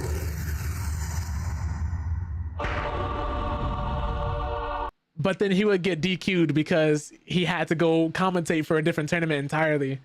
And it got to the point where he realized that, like, okay, maybe with the timing and everything right now, here's what I'm going to lean into instead. And more events and more places started inviting him out as a commentator. And he's like, okay, well, while he's still good at the video game, he was going to play. And if somebody asks, like, can everybody become a pro player? Oh my goodness. Excuse me. I'm very sorry, y'all. Did not mean to violate y'all ears with that. But you know, it's a cliche, but you can't pour from an empty cup. Yeah. So when you feel yourself being in a better place, then you can put that in others. Yeah, you got to help yourself before you can help anyone else. People also only see the final choice and not the choice you had to make. Don't let people judge who never sat in the same situation. For sure, a lot of people are guilty of that. A lot of people try to put themselves in your shoes and they're doing it incorrectly. Because when you say you need to put yourself in someone else's shoes, a lot of people don't understand. You do that to see why they made the choices that they made. You do that to understand their motivations and what that person was going through. It's supposed to be from a standpoint of empathy and something that's not judgmental. But a lot of people put themselves in that same space as themselves. For instance, like, let's say I want to put myself in Wolf's shoes, or someone put themselves in my shoes, right? And I'm using fighting games because I think it's just an easy example to understand. Let's say we're watching a pro player play and they make a bad move and you're like, oh, I wouldn't have done that. Completely disregarding the fact of everything they decided, or everything they were thinking about, everything they were watching out for, everything that they had like weighing on their shoulders at that moment in time to make that informed decision. You could take sports with that. You could take the perspective of a billionaire with that. Any other person who's alive on this planet, you could do your best to see things from their perspective, but if you don't do it from a point of empathy and understanding, you will never fully get why that person makes the choices that they make. Room full of oogways in here, right? But yeah, it's always a journey. It's never the destination. You might get to where you might not get to where you originally planned out, but you sure as hell will learn and achieve so much along the way, for sure. Sometimes it's the journey that actually teaches you how to better get to that destination. And sometimes you realize the destination isn't where you need it to be, but you just needed to take the journey in the first place. I originally wanted to be a psychotherapist, right? Like, I still love helping people. I still like helping people out with their mental health and everything. But due to like my situation in life and where I'm at, I pivoted over into IT and technology. And instead, I want to do peer-to-peer counseling so I can still help make a difference in people's lives, albeit on a smaller scale, but just be someone who's like, hey, you know, I've been in a similar situation. I've been in your shoes before. Here's what I did. Not saying here's what you have to do, but just letting you know there's someone here going through the same things with you. And here's like a word of advice if you happen to be experiencing the same things I was experiencing at that time. And here's how I got past my struggles. Here's how I believe you can get through yours. I think there's not enough of that. Lowering the price of video games. Have we talked about a Game Pass increase? Yeah. Definitely do not trust Microsoft. Don't be surprised, Wolf, if you check back and that $10 subscription is $20. I'm sorry. I'm a yapper. This is why I put the yapper tag up here so you guys know. If you've been here more than once, I'm pretty sure you get the point now. I go off topic a lot. These articles kind of ground me and keep me here. But yeah, we're here now, right? I just really like talking to people. I get really passionate about these things, so I do apologize if I'm just like ranting and raving. But I'm very passionate about this stuff. Like I care a lot, and I'm someone who cannot put that in a bottle. I'm someone who cannot just pretend to not care. That is like a flaw of mine. I cannot pretend to not care about something. I care too much, if anything. Granted, to a reasonable extent, I'm not someone who's like obsessive about it, but talking with you guys like this, even as someone who's introverted and has a lot of social anxiety, I really do care for. I really like doing this. But you finally do the job you want to, working with kids who are struggling, but also learn more about how your mind works, for sure. Use that and making life more bearable for yourself and those around you. Can't be mad at that. Can't be mad at that. Cannot be mad at that. But according to Circana's Quarter 3 2025 feature games, only 4% of game players buy a new game more often than once per month, with a third of players not buying any games at all. Let me at least try to get through the article. But thank you all for listening, for like never telling me to like shut up or not ramble and stuff like that. I had somebody who came through on the Just Chatting side one day and said that, and I had to shoot him. Because like, what are you doing? But this is the graph itself. And Piscatella also pointed out that if these numbers seem unusual, it's likely because anyone who follows them already falls into that 14% bracket of players who buy a game or more per month, and therefore may not be aware of the bigger picture. Aye.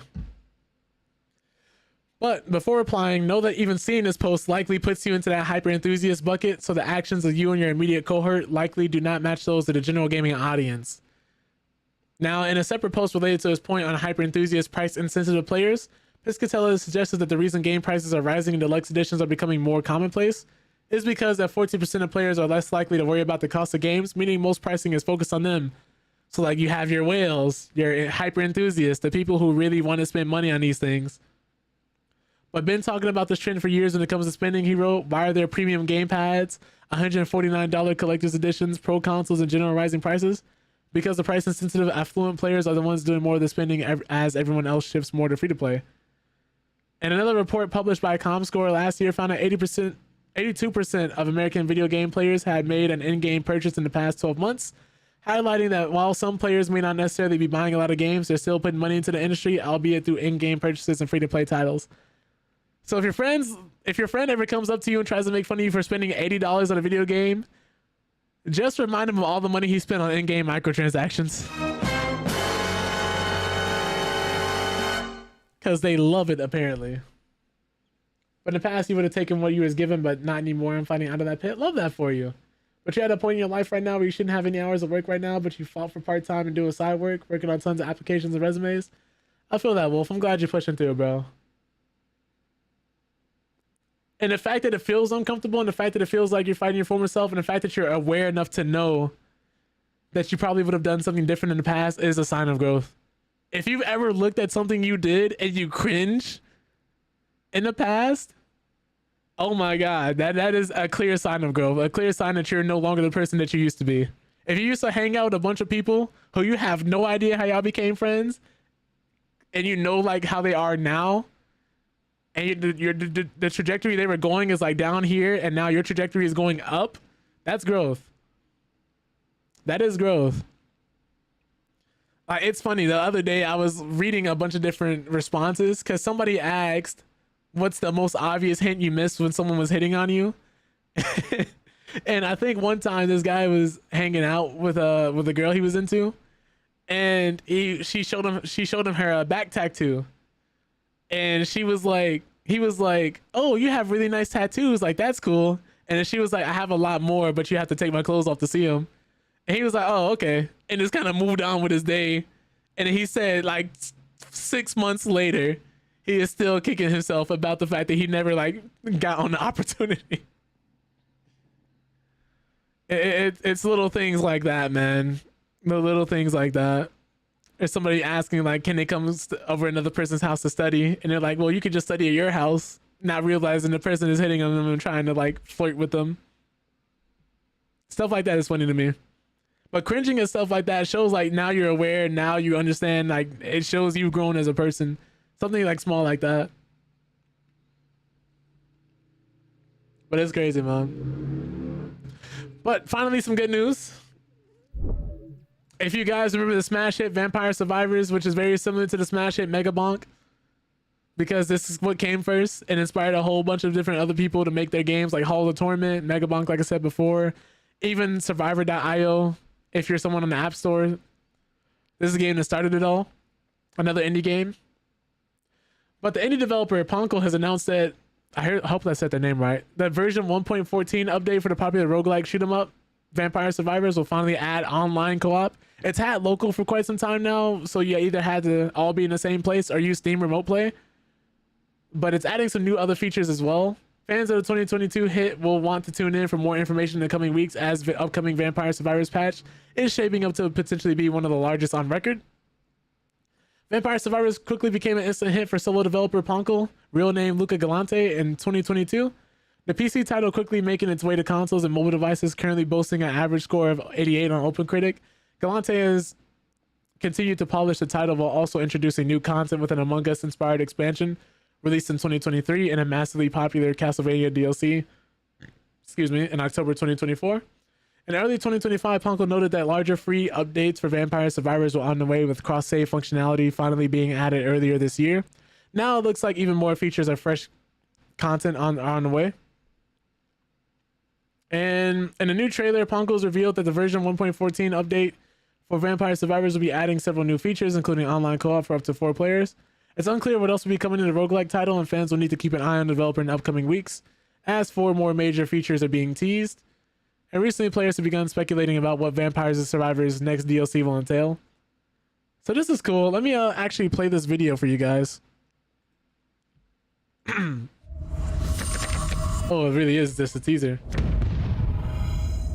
Sorry if anybody's ears got nuked.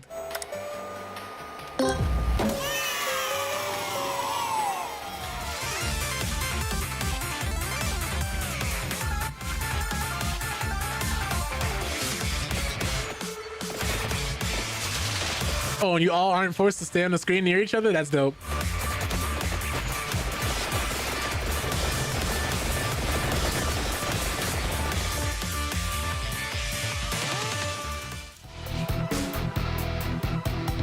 What else is this? What are we looking at? Is that the developer? Interesting. But following the continued success of Vampire Survivors, it's confirmed in fall 2024 that Ponko would launch its own publishing arm. With a focus on funding smaller passion projects going forward, the small studio aims to offer funding, development advice, platform support, release management, QA, and more for its developers, while also clarifying that any AI or Web3 related titles will be instantly denied. So we love to hear that. We love to hear that. Don't remind me of the amount of money I spent on Destiny 2. Oh man. Well, if I gotta ask you, what's your consensus on Destiny 2 right now? Like, how do you feel about the game personally, the direction it's headed? I'm just curious. I've been asking a lot of different Destiny 2 players I know about it. People have been really dedicated to the game, how they feel. I've just been trying to find out more what the consensus is on the game besides just reading articles and stuff about it. Because I haven't touched it in quite some time. But despite being a smaller indie title, the ever popular Vampire Survivors is slated to hit the big screen. That is right, they're making a Vampire Survivors movie. Because the movie project was greenlit in early 2025, and Story Kitchen, known for its work on video game adaptations for TV and film, has signed on to produce a live-action film, which was initially announced as an animated TV series. Now, it's unclear when this project will see the light of day, and according to Ponko, the team is taking its time to get things right. Interesting. At least 400 to 600 on a yearly expansion, $60 in dungeons, over 100 and $150 on cosmetics. Oh, man. Well, at the very least, I'm glad you had fun with it.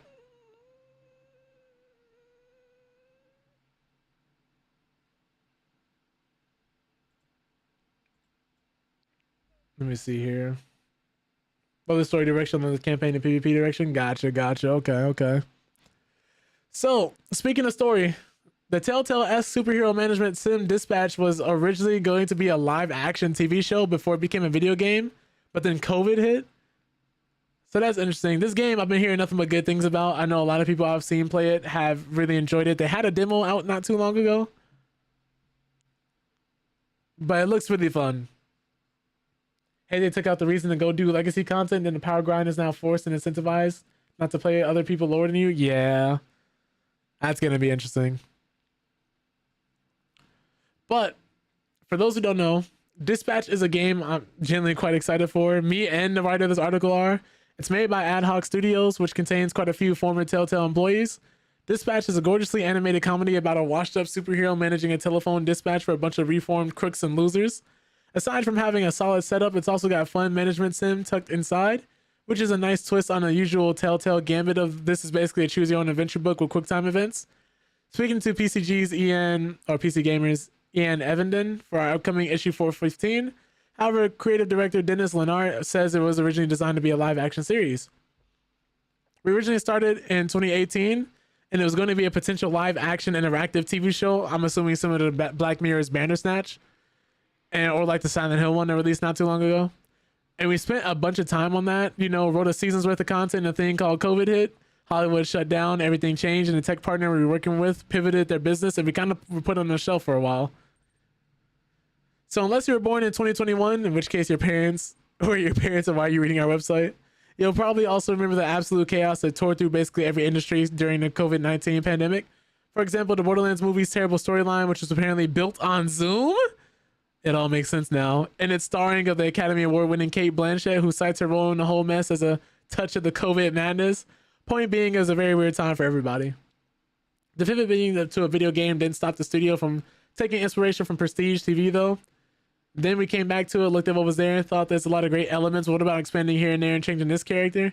We started getting more into Barry at the time, so there's a lot of that influence seeping in. And Lennart also states that the bear, not exactly a comedy, but it certainly has its own comedic moments factored into the direction for the script. Dispatch is due to release October 22nd, so this month for those who are looking forward to this game. But if you'd like to read our full preview, you can check out PC Gamer issue 415 starting October 9th.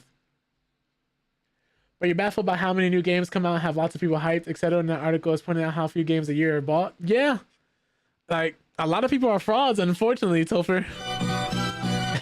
A lot of people like want to be part of the conversation and don't want to miss out on things and want to talk about games they never played or touched before. A lot of people are talking about these games and don't buy them. A lot of people are tired of microtransactions and then they do buy them. It's very weird. But Wolf, you said they took dedicated hard strikes and just shoved it on all activities. Oh god, modifiers, damage taken, light deltas. That's awful. But people love just talking. People love just talking. We have the data to back it up, unfortunately. A lot of people are playing your Fortnites, your Call of Duties, your Robloxes. Like, all those, man. Battlefield. Like, Call of Duty Black Ops 7, even though it may not do as well this year, will probably still perform enough to warrant making another one. Battlefield 6 is seeming like the flagship title this year, so much that now EA is considering making Battlefield an annual franchise. That's a red flag. Really wild. Really wild. You see that people have fatigue with your competition because your competition is annual and now you want to go annual? Make it make sense. It's always been so puzzling to me, to steal the word, Wolf, that these companies who care about profit above anything and everything else will then go and make so many business decisions that cost them so much money. Yeah, we don't even need to talk about who EA's owned by now.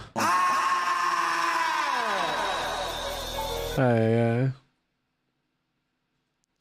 we talked about Vampire Survivors earlier, so now I guess it's time to talk about the game that seems to have been receiving the passing of the torch. Even though Vampire Survivors is still around and probably isn't going anywhere, it's still a great game in its own right. Still wonderful. Started off the whole genre in the way that it is now.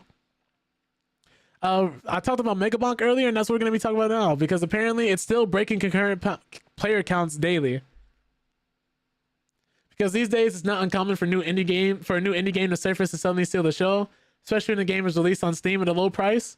Often the games that manage to accomplish such a feat are bizarre concepts that few might have thought were capable of grabbing the industry's attention. With games like Power World, Vampire Survivors, Dave the Diver, of course you have games like Lethal Company, Repo, Halls of Torment, but they're perfect examples of how originality, charm, and the right price point can turn an unassuming release into a global phenomenon. Like, don't forget, one furry made Lethal Company.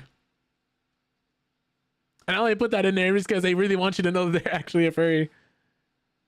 But as for Steam's latest phenomenon that honors belongs to Vetinads, action roguelike Megabonk. Hit the push up. Oh, I got you, Blade. I got you, Blade. I didn't even see that at first. Came out of nowhere and going bad crazy. I feel you. I feel you. Let me hit these push-ups real quick. Let me see. I haven't seen Blade in like 10 business days. He comes in and is like, yeah, put in that work. At least he cares about my health. Okay, so y'all might not be able to see me do these. Y'all might not. Like, I had the original like setup, but due to how this is, maybe if I zoom it. Yeah, jeez. Hold on. I don't think I'll be able to fix it. I'm gonna hit it though. Guys gonna have to take my word for it. I'll do 20 for you, Blade. Oh, and I just did upper body today. That first one hurt. We're at 2.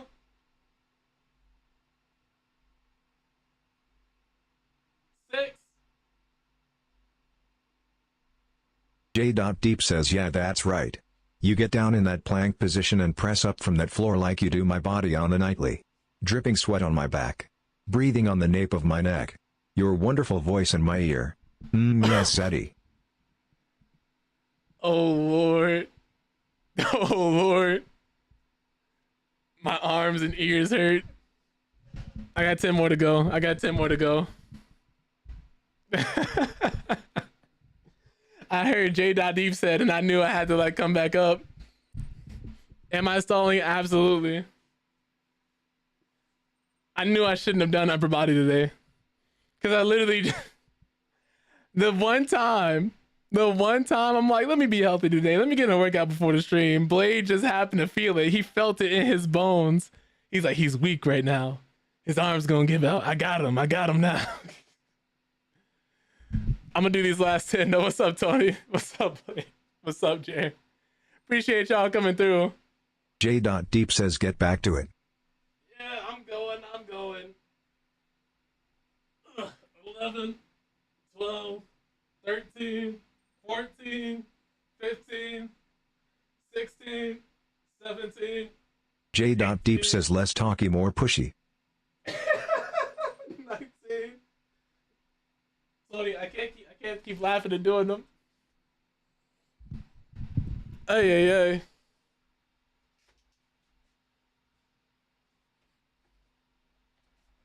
That's like horrifying. I already did 200 earlier today. And did like a nice crisp 30 minutes of cardio. I try to do variations. Like I don't just go for volume. So like, I'll do some close grip. I'll do some wide grip. I'll do diamonds. Incline, decline. Man, it's all screen grunting. It'd be like that. But you said if your boys jumped on Destiny, you would hop on every day. I think that's another thing in gaming to discuss too. By the way, welcome in everybody. I'm now sweaty and hot.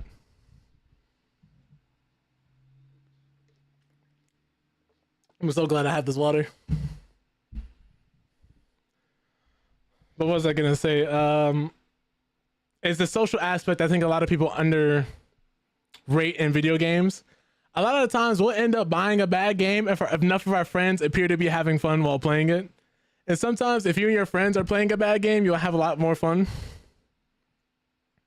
Because nowadays, how many times have you bought a game that you may not have been as interested in, but you just want an excuse to spend more time with your friends or play something with your friends or interact with them more? Because like, let's say everybody's got busy work schedules or your friend may be like living 3,000 miles away from you. So there's no point in time almost where you guys will see each other in person. Gaming can be a third space for you guys. Destiny Solo is still like a 7 to 8 out of 10 game as far as you feel, but with the boys, one of the best games ever made. Yeah, because when you're playing with your friends, you're having a good time. There aren't a lot of games that are bad if you're playing them with your friends. Like, especially since Vampire Survivors is adding 4-player online co-op. Like, I've seen some people, games like, well, I can't even say Deep Rock Galactic because Deep Rock Galactic is a good game both solo and in co-op. But if you play something like Left 4 Dead 1 and 2, Killing Floor 2 and 1, what else do I want to say? I'm a little exhausted because I was really putting in mad work today. I'm trying to be healthier. What else did I want to say? But games like different games like those that feature multiplayer, especially a lot of MMOs. A lot of people don't try out new MMOs because their friends are all on the old ones. So like getting somebody off of WoW is a lot harder if they have guild mates they've been playing with for the last 5 years. Same thing with Final Fantasy 14. If someone's putting a lot of work, time, and effort into a game, not only are they already less likely to switch to another one, but if you mean to tell me their entire community is on that game, it's going to be very hard to be that one person branching out and be like, hey guys, this game is cool. This game is just as fun as that last game, if not better. But everybody's still on that last game. It's like when everybody said they were gonna get off of Twitter and go to Blue Sky instead, but a lot of people just did not move over, and a lot of people ended up going back to Twitter as a result. Same thing when people were like, oh, YouTube started streaming now, oh, I'm gonna go stream on YouTube, but a lot of people stopped streaming on Twitch entirely. And then they went to YouTube, they started streaming, they didn't pop off how they thought they would, and they came back immediately. It's the same thing here, you know, like I think people really underestimate that social aspect when it comes to games and FOMO. That's why so many companies are preying upon that. How many times have you gone into a Fortnite lobby and you may forget to put your skin on and your friend's like, ugh, you got no skin on? You're using a default skin? Like, you know, it's small, but that kind of jab, that affects people on a deeper level. Peer pressure is a hell of a thing, man. Like, companies are preying on that. They've been doing research and asking psychologists for tips on how to better nickel and dime you and get your friends to get you to spend money or buy games you normally would not have interacted with. Not every publisher, not every game does this, of course, but a lot more nowadays, especially from these AAA companies, are doing that. Be back in an hour if you're still on, man. I appreciate you, Tougher. I probably will be. Yeah, more than likely, for sure, definitely. But Helldivers really doing that for YouTube right now? Yeah, Helldivers is very fun. Helldivers is a good example of a good game coming out, and then everybody's like friends participating because that game pushes the social aspect so much. And just there's so many different funny moments you can play and record and have happen. I used to play a lot of Siege and For Honor. Hell, let's even take 2K for example, right? A lot of people don't want to play 2K. Well, I wouldn't say a lot of people because that game is just always selling well and doing well regardless, whether it's good or not this year. But a lot of people are more inclined to hop in there if they see their friends having fun. Like, if you hear the words, oh, 2K is good this year, you're probably going to be a lot more inclined to hop in if it's coming from one of your friends. Because we trust our friends. We like our friends. Some of us, we rely on our friends' opinions to like know whether or not a game is good or bad sometimes. Because like we've known this person for a long time. They know their taste, you know theirs. So it's like, okay, well, if they're saying it's good, I got to play it. Like, how many of us have ever bought a game like Megabonk or Lethal Company or Vampire Survivors Power World because we might have seen one of our friends play it, had no idea the game was coming out, didn't know what it was, and they're like, yeah, man, this game is so fun, it's so interesting, it's so cool, it's so dope. And you see how much fun that person is having, you're like, I want to have fun. And then you buy it and you go in, and that's how it spreads. But yeah, I love Helldivers. Helldivers is another one of those games. But we're seeing this happen with Megabonk, which is one of the reasons why it's breaking daily concurrent player counts, because it didn't have some big marketing push. It's a game that released and it was good. And so it's been spreading through word of mouth. Like Ghost of Tsushima and Ghost of Yote, same thing. It's like, well, they did have a campaign, they did have marketing, and they were pushed. But if those games have been bad, we would be seeing the opposite. If those games are not good, we'd be seeing the opposite effect. People would not be playing them. People would be telling you, oh yeah, this game's ass. Like, don't buy it. Don't spend your money. And then people wouldn't play it. But because they're so good, all you're hearing is, yo, dog, you gotta go play this game. I know you like story-based games. Go buy Ghost of Tsushima. Go buy Ghost of Yote. I don't care about what they're saying on Twitter. Like, go play it. Go try it. It's fun.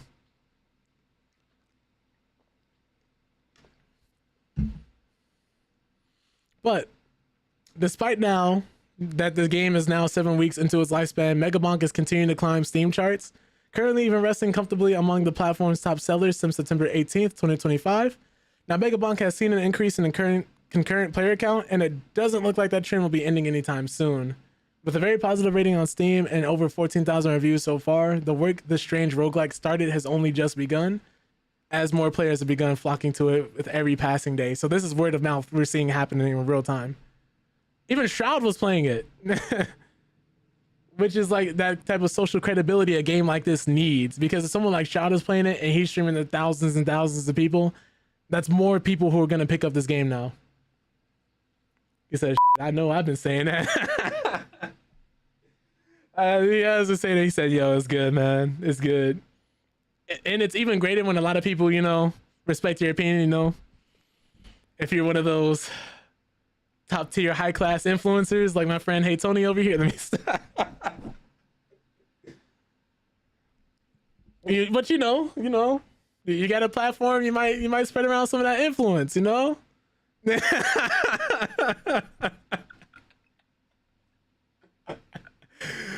Oh, this stuff. But Megabonk is Steam's fastest climbing roguelike.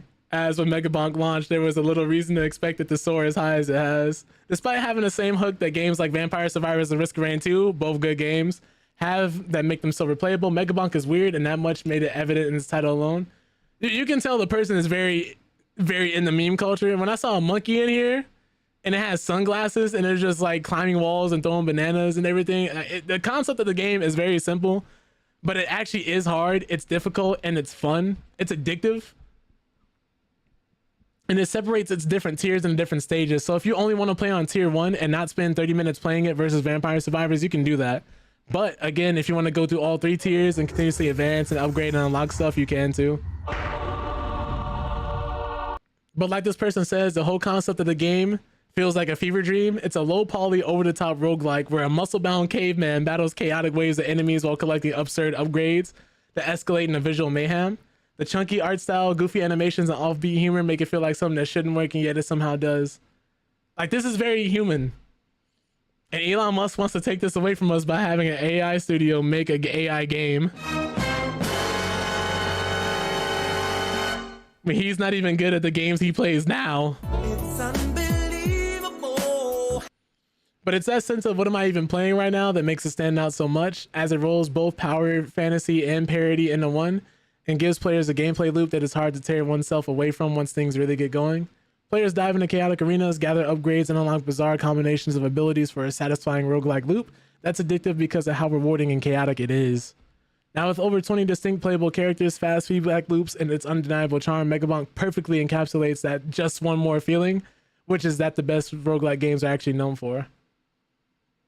Once streamers caught on to just how fun Megabonk is, it didn't take long for the game to breach Steam's most popular games list, but the proof is that ultimately in how the game's concurrent player count has grown by the day since its launch. While it was released to over a decent sized community of players, its player base has grown exponentially, over 400% to be precise. And a quick glance at SteamDB reveals why Megabonk is turning heads.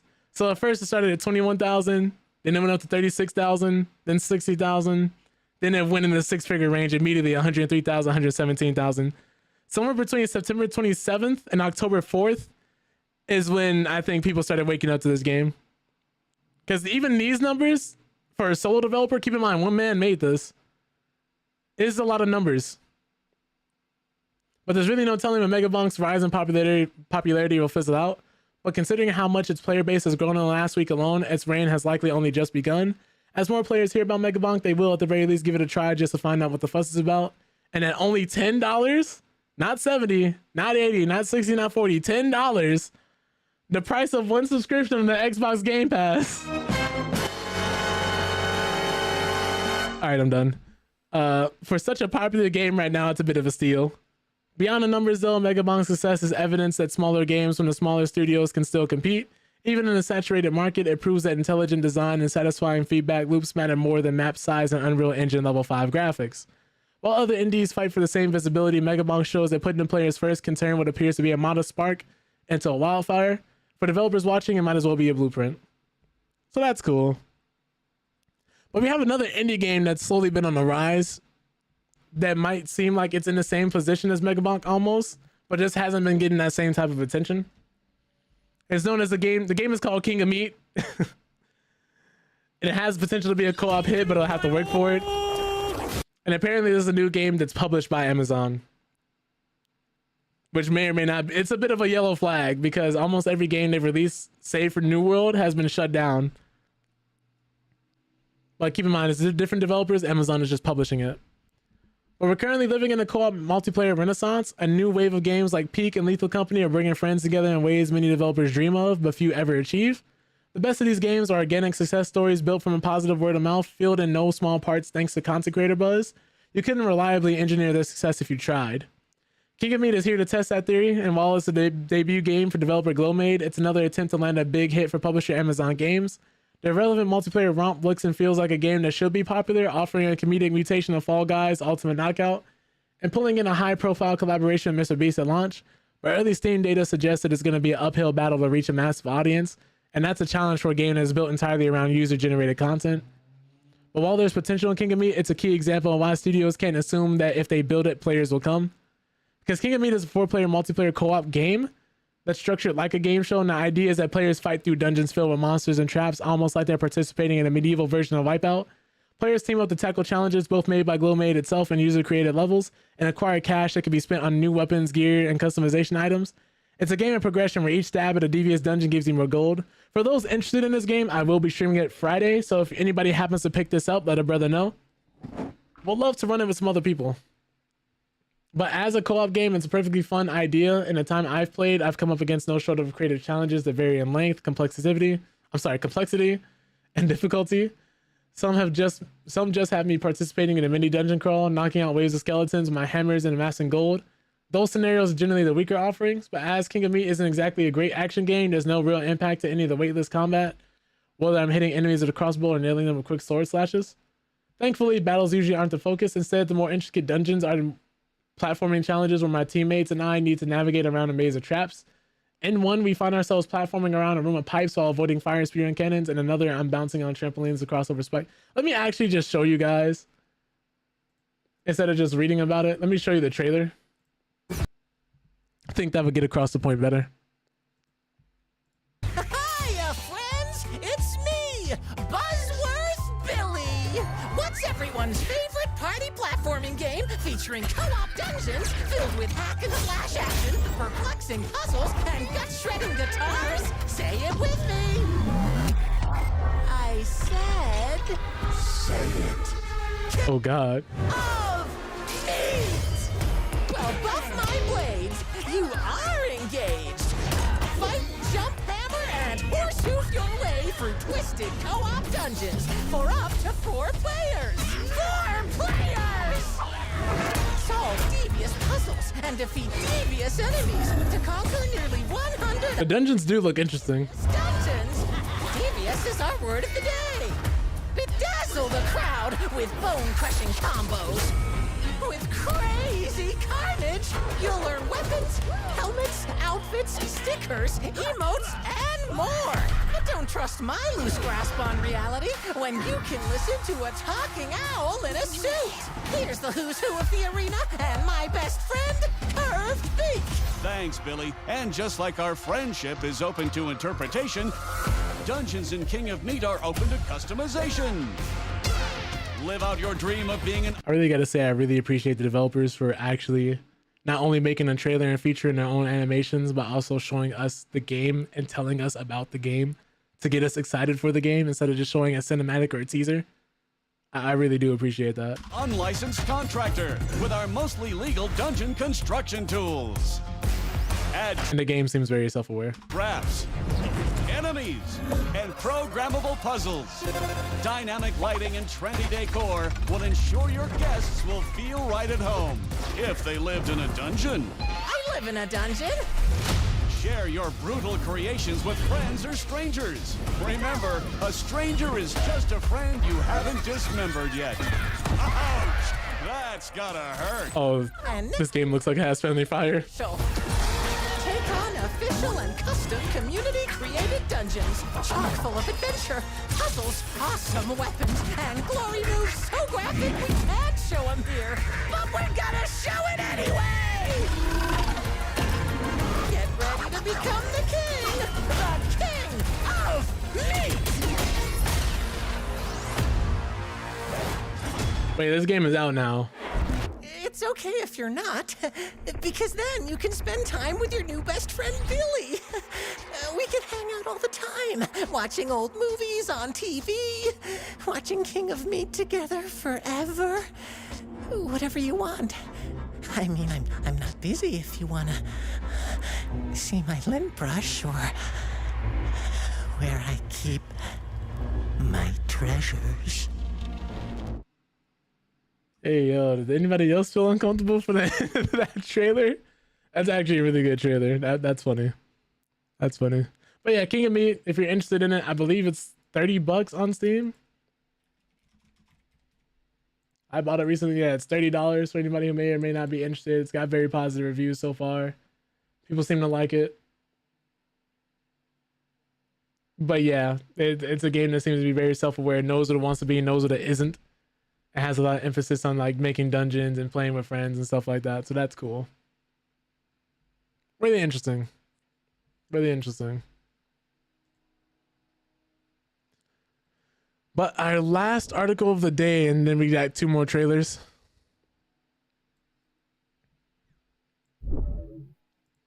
I don't think I can fathom how important it was for the developers behind Battlefield 6 to come out and say this, but they say the destruction tech is so delicious for one simple reason, and that's the fact that they weren't on the Xbox One and PS4 anymore.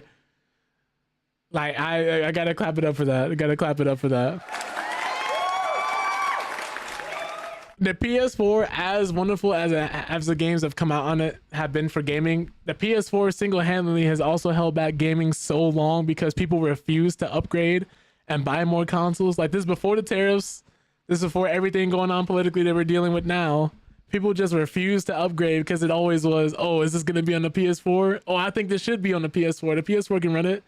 And if you're someone who just has a PS4 and has not been vocally arguing with everybody and why your PS4 is God's greatest gift to mankind, I'm not talking about you. I'm talking about the people who are obsessed with this machine. So much so that to the point where Marvel Rivals saw how big the audience on PS4 still is that they actually ported their game over to PS4. I want you to know, if you decided to play Marvel Rivals on PS4, you are risking the lives of yourself and your family. Because when that game originally came out, it was so unoptimized and still has issues being optimized properly that I know a PS4 is not going to run it correctly. All it's going to take is 1 or 2 strange portals for your frame rates to drop, for your PS4 to start sounding like a jet engine, and for it to explode. And crazily enough, certain games in the past, due to how old some PS4s were and how unoptimized the games were actually causing some people's PS4s to melt or explode, which is crazy. But let's see what we get else here. Let's see if there's any more insight that they're offering. Battlefield 6 launches this Friday, the first entry in 4 years for a once-bombastic series that never got bad, but maybe lost a bit of its identity in chasing the all-conquering Call of Duty. I wouldn't say that. Battlefield 2042 was pretty terrible. Battlefield 5 wasn't the absolute worst. Battlefield 1 I loved, but Battlefield 2042 was actually terrible. I don't know if you guys remember, that game didn't launch with a scoreboard. But the diehards will tell you that Battlefield 2042 is a great game now. Yeah, that revisionist history we love. After years of post-launch support. But Battlefield 6 needs to be a classic. A game so good that it can carve out a space in the most cutthroat and quality-packed shooter landscape there has ever been. If Borderlands 4 is a direct response to how bad Borderlands 3 was, and same thing with Dying Light the Beast being a direct response to how bad Dying Light 2 was, Battlefield 6 itself is a direct response to how bad 2042 and 5 were. They both did not financially pull the numbers EA was hoping for them to pull, which is why it's been 4 years since the last Battlefield game.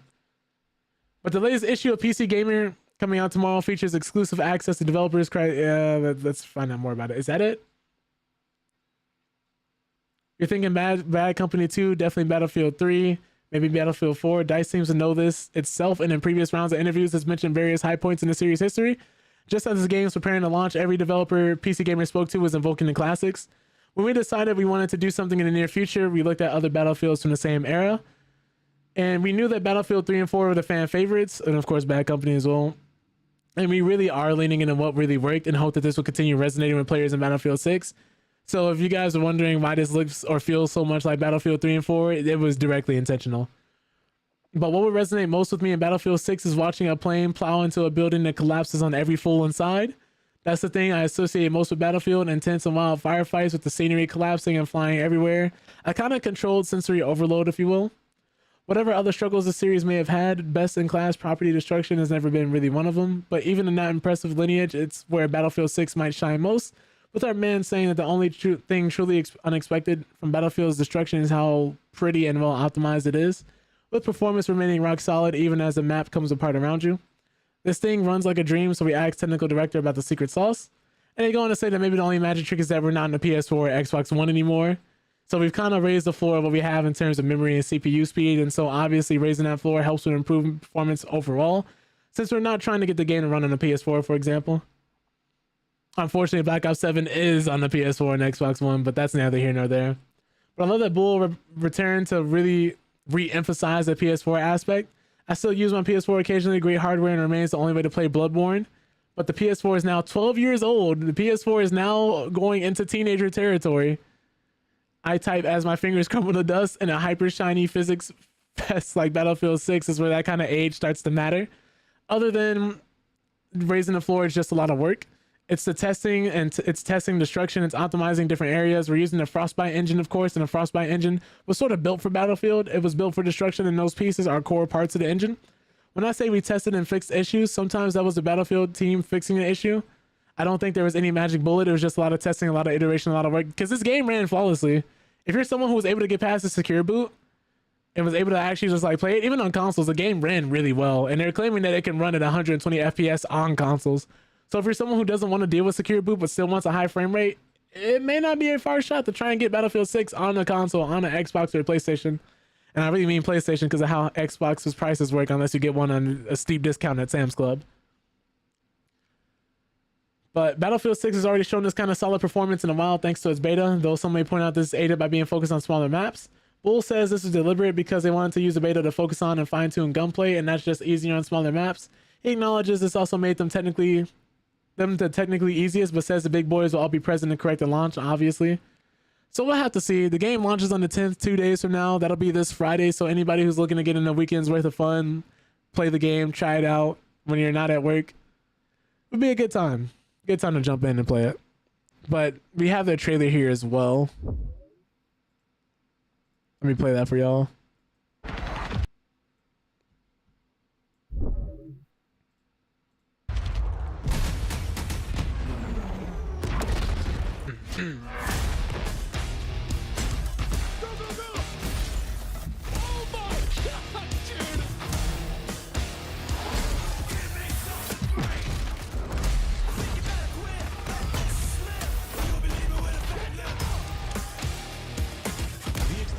The vibe, the grittiness, the realism. This is Battlefield.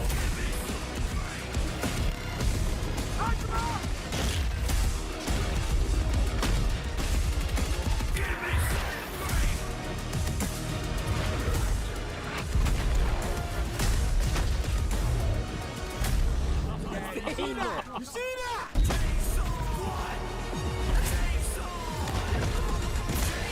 Game looks gorgeous though. I gotta give it that.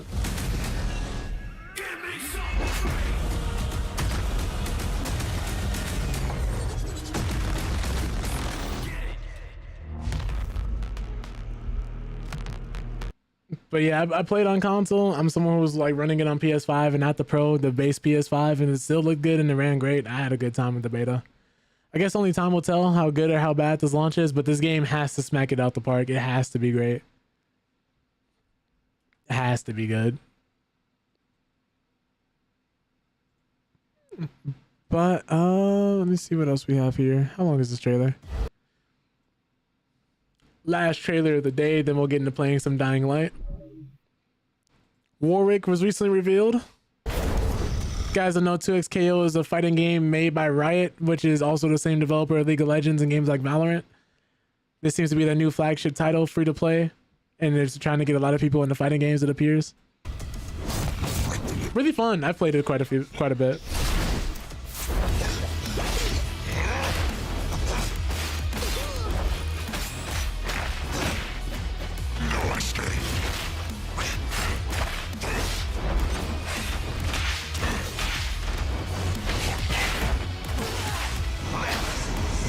Good lord.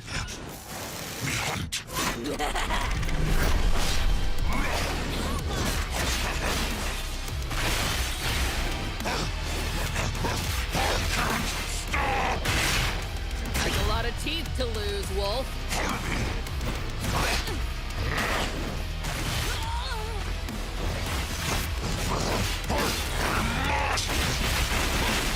Jesus. Oh god, it's passive.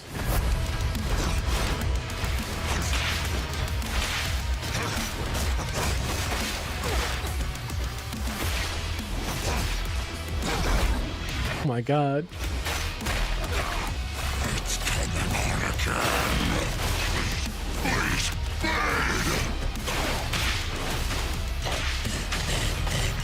By the time he got done getting dunked on the floor, he was still able to run up and combo him. This is insane. Warwick is going to be a mix and combo machine.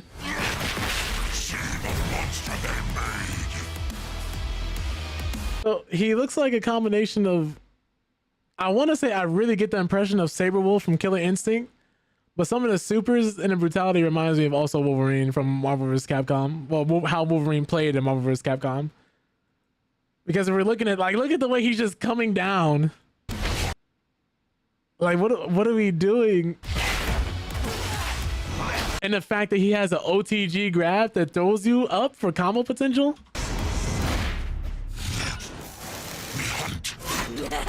But can I say like how much of a good job they've done transporting these characters over from League of Legends into 2XKO, because this game looks great and it looks wonderful. I know we had a few different free-to-play fighting games come out over the years, and a few different free-to-play games with like fighting elements.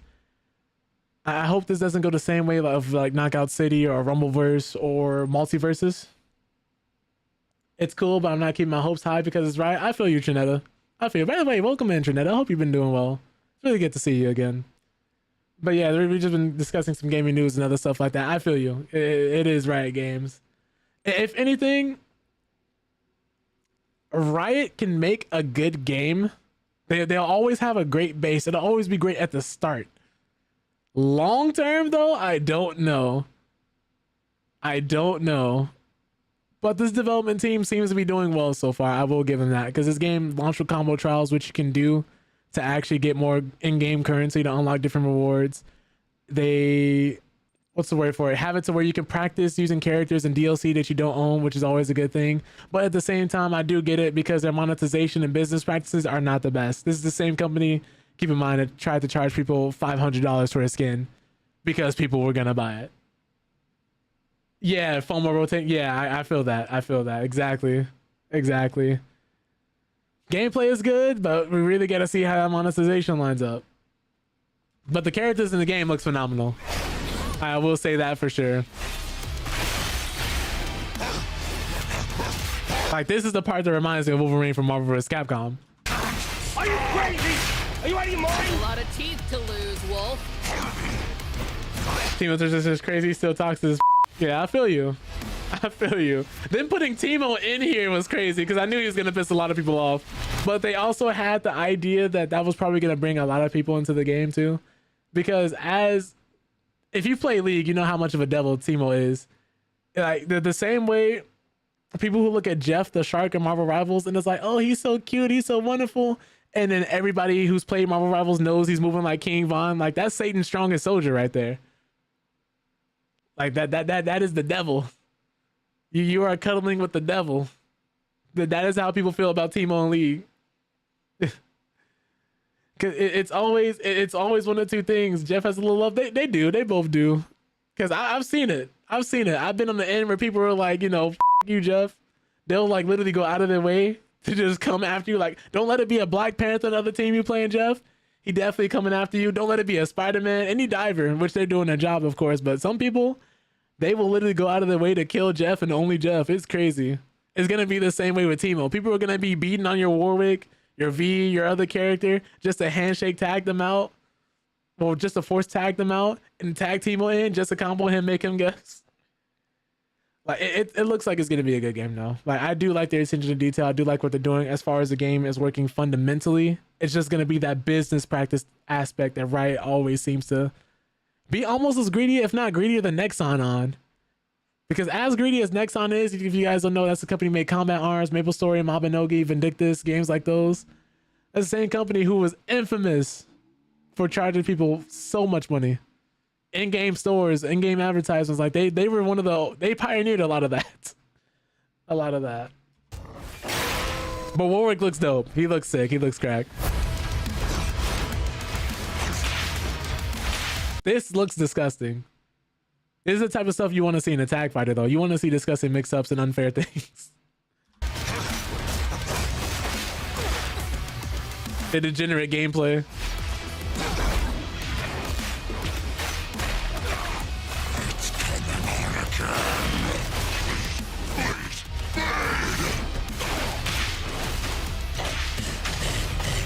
But the game looks like it's gonna be fun. So many people are already like liking the game. They're supporting different people having the different tournaments and locals.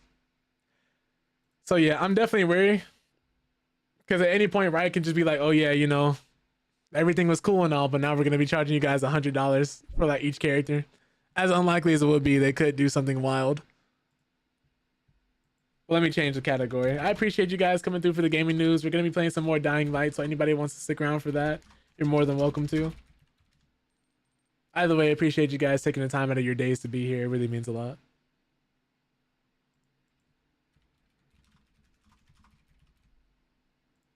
Okay, let's see what we got here. Let's boot up the game. Let me sign in. Did we break max today? I almost said shut up, Dre. Just off of reflex. He didn't deserve that. My apologies. I can't go through that again. I can't go through that again. You know, Blade almost did inadvertently.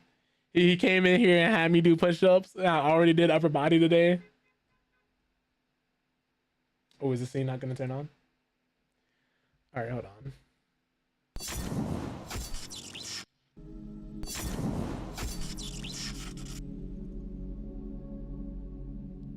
And you know, it's funny too, because you know, I'm always, you know, like me, I'm always happy that anybody were to come through at any point in time. But it's crazy, you don't see somebody for like 10 business days, they come through and they're like, yeah, put in that work, little nigga. I'm like, please. Please. My arms are sore. I played these games before.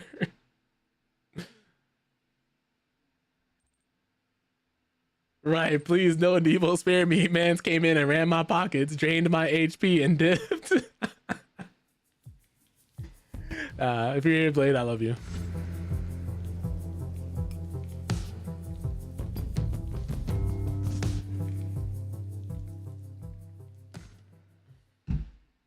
Olivia believes chimeras have a heightened sensitivity to stimuli, whatever the fuck that means.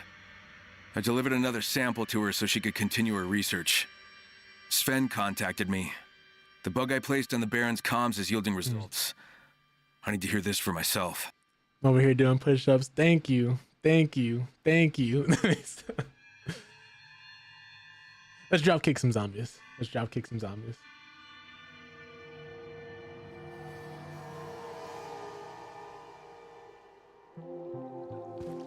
Oh, it's dark. Oh yeah, I was getting chased by some volatiles to get to this cave. Now I remember, it was dark outside. That was horrifying. Okay, so that's fully upgraded. Ooh! Brass knuckles with blades on the end? I can make a flamethrower too, though.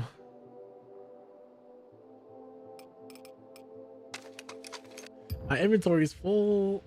Okay. Okay. Something's gotta go. Definitely a nightstick. Definitely a hammer.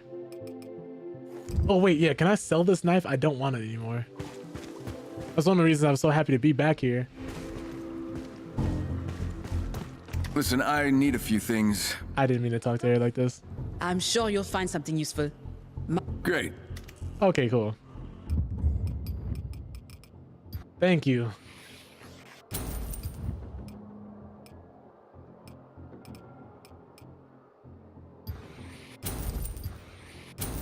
Give me your bullets. I need all your resources. I'm talking everything. It's dark outside, and I don't know if I'm gonna be out there again at night. And those volatiles do not play. I need all the fudge bars. I need all the Girl Scout cookies. I need everything she got. We were talking about.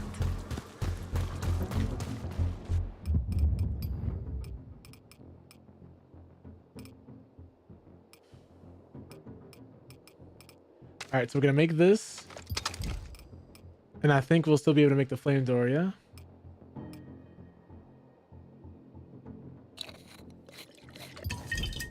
Because if we ever get jumped by a bunch of zombies, we can use that and get them off our backs.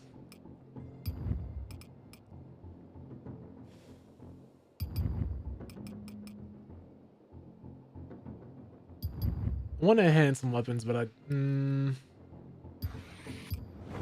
this axe I use a lot. Let's reinforce that. It's one of my favorite weapons.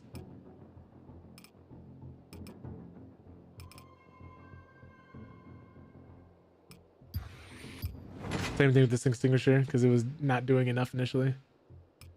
This blade too.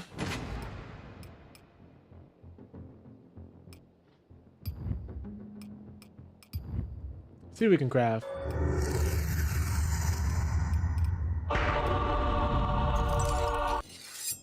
Definitely making a grenade. Molotov. That too.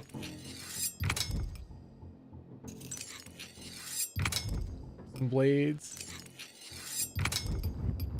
I think we're good. We should be good to go. To bed, because I'm not going back up at night. Greater knowledge comes. I am not going back outside at night. We are waiting until morning.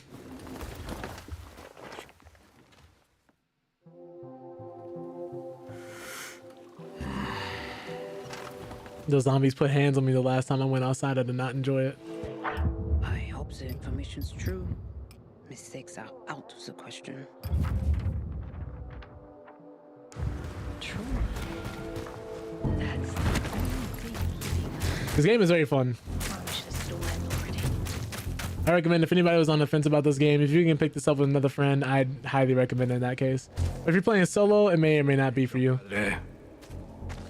Oh, whoops. I would say it's almost similar to Borderlands, almost in a way. In the sense where if you're playing with someone, the experience is 10 times better. But I don't know, for me, if I'm playing Borderlands by myself, it kind of gets boring very quickly. Like, the game is clearly meant to be played in co-op, but that shouldn't be the end-all be-all. Kyle, I'm wondering if Ray took a shortcut through the village.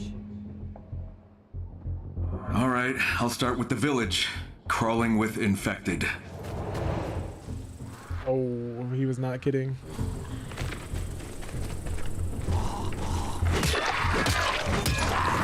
Oh. No touchy. Oh my god, look at your face.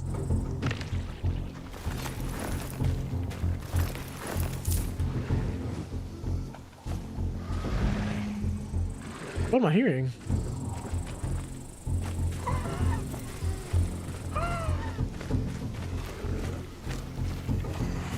Take a nap.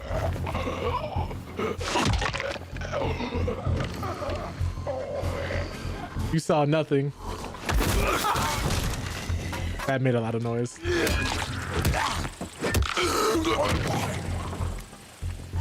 What? Is that an invisible wall down there?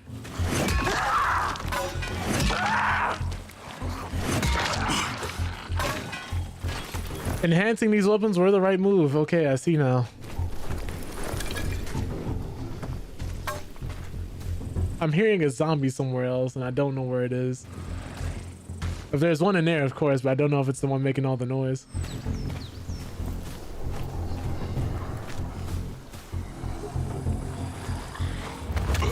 Go to sleep. Hey, I just finished choking him out. You didn't have to do that. You could have waited your turn. Oh!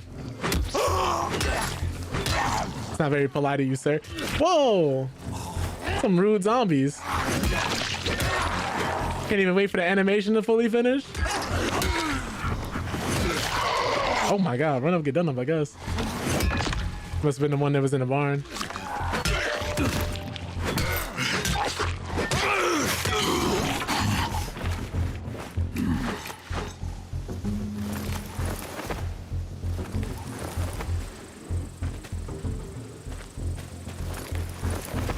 You run your pockets.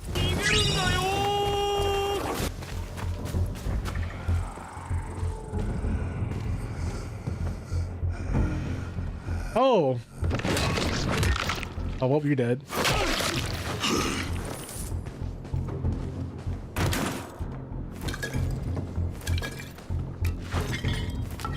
I didn't want that hockey stick.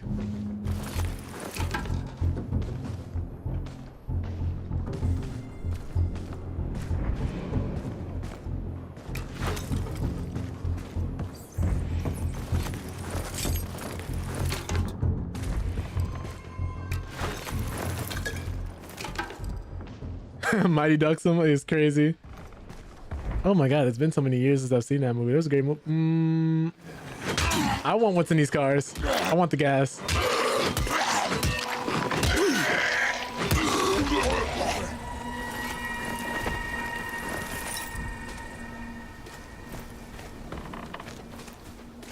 All right, well. Oh my god. That zombie's so skinny.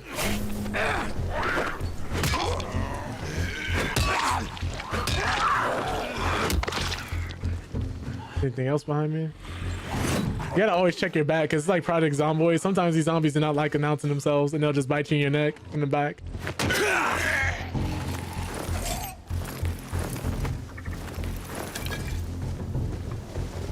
What's in the trunk?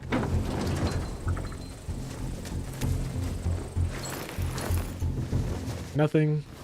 Please don't be a zombie in here. Nothing. Oh, at least one car had gas in it.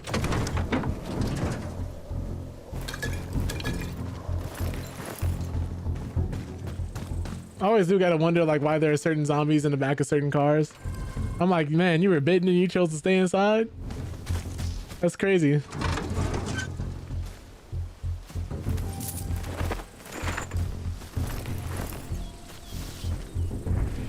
What's over there? Where's the highway tower over here?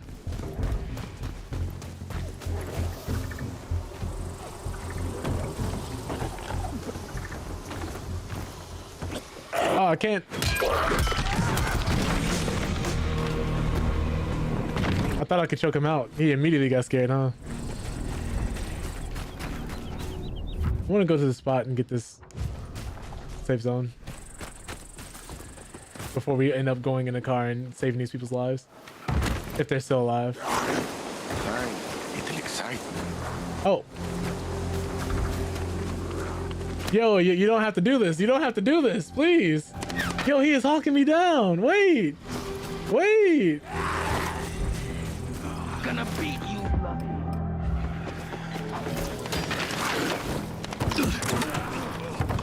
Wait till I get down from this tower. Time to die for good.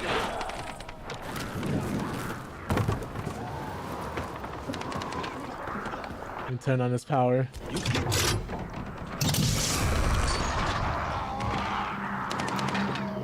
Hey, yo.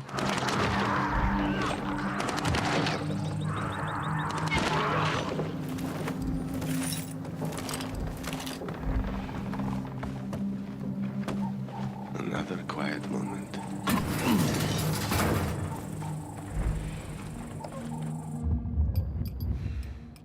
These people keep turning me into a murderer.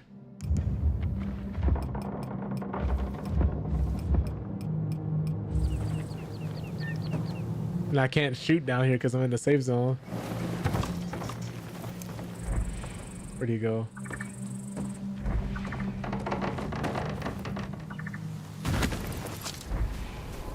They leave? Did they just disappear? What? They were just over here. Did they die?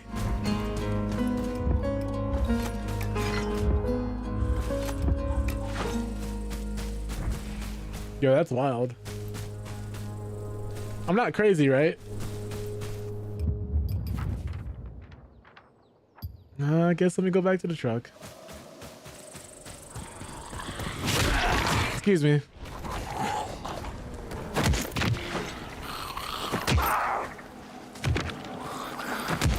It's not giving me the prompt to stop her head off. What? I'm pressing square. She may or may not deserve that. No.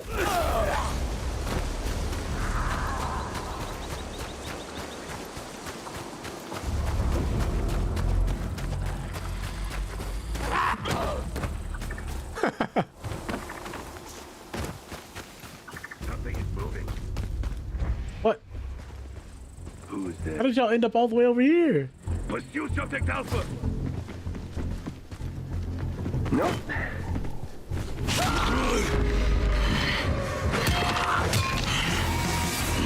You're mine now. They never had a chance. They never had a chance.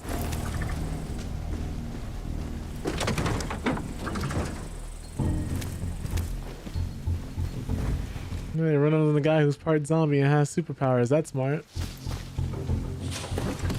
Anyway.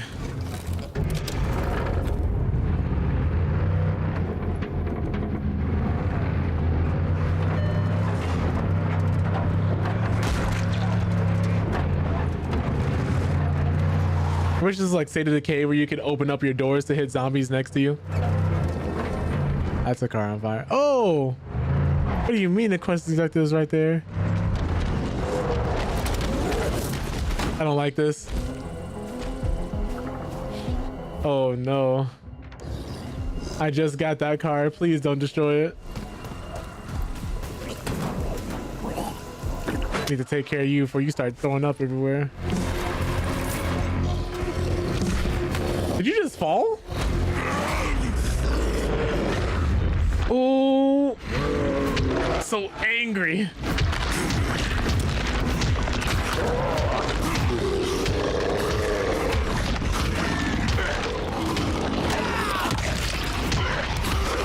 Imagine Mike Tyson getting so angry, he's like, I'm finna tear you apart.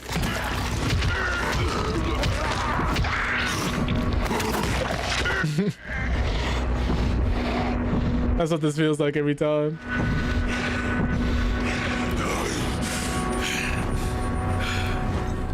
Wait, you threw a rock at me? Can't wait till I get my hand on you.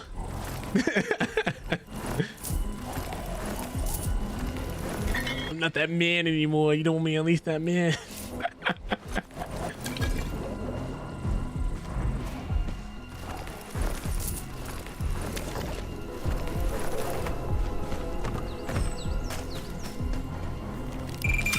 Oh no. Come on, come on. No, I tried to save the car. I tried to save the car. There was an accident. I tried to loot it. No.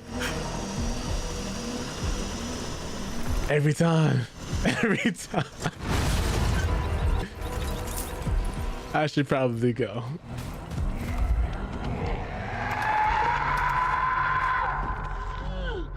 This is not where I was supposed to go. Sorry for bothering y'all. My mistake. Oops. Oh, someone was in there though.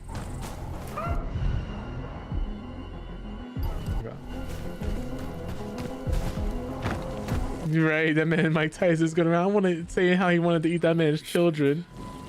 Poor bastard. Oh my God. Where the fuck is Camilo? Tracks. Whenever a survivor dies in a zombie apocalypse, I always get so sad because I'm like, man, that's another able body just gone. Everybody's deaths hit much harder because there's just not a lot of humans around, especially these guys, because the Baron wanted to kidnap them and experiment on them too.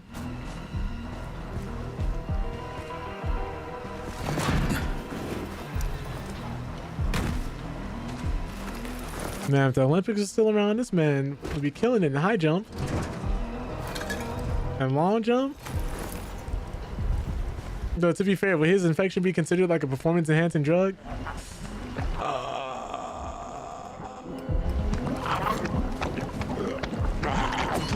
I had to make sure I didn't miss.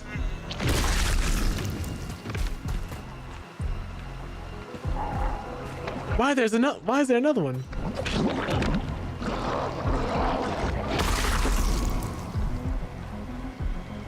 I feel like there's a fat joke to be made here somewhere.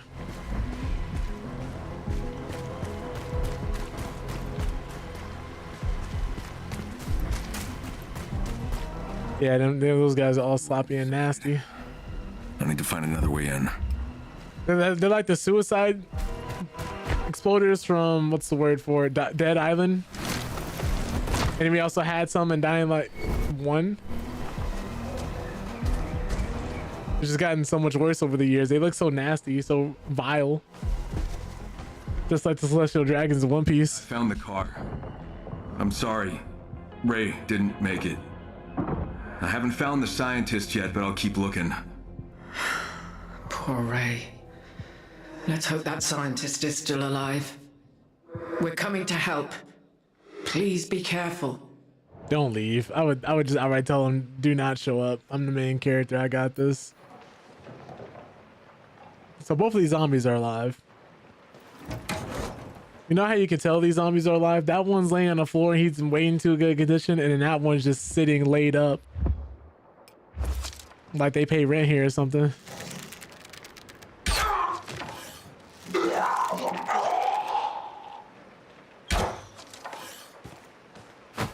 Okay, this one's just an actual body. You can't tell I've been traumatized too much by playing too much Dead Space and Dying Light 1, but I was not taking any chances to chew.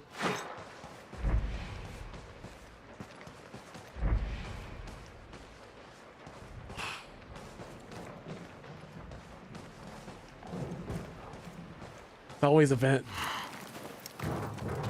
It's always a vent.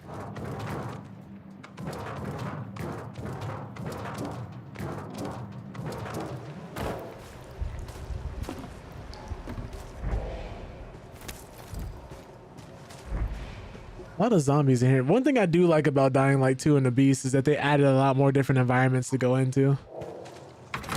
It is nice to be able to go in all these houses. All these abandoned houses. With a tape at.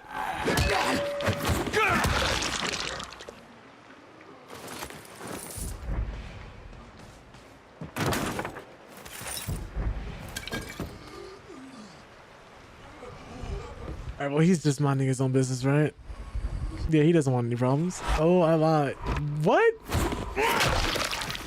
What was his plan?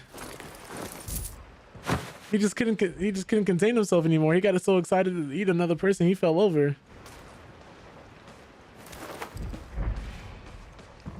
If I could like explain us the basics of like letting someone make a mistake and punish them for it in a fighting game, that would be the moment. I didn't have to do anything there. He just came to me and died.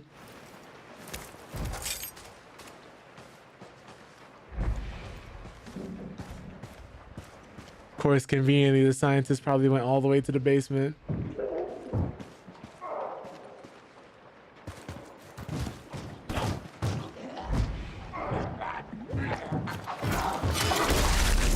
I accidentally did the grapple hook. That was frightening because the grapple hook pushed him to me. The zombie doesn't somehow see me. He does now. Why can't I move you? See, sometimes that works and then other times it doesn't. Really iffy. The drop kick killed him. That's funny.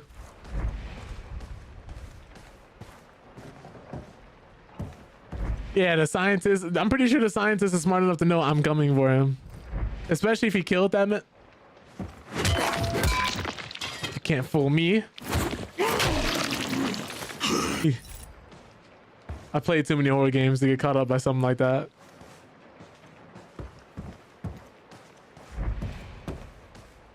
Call that knowledge and experience, baby. What's in the drawers?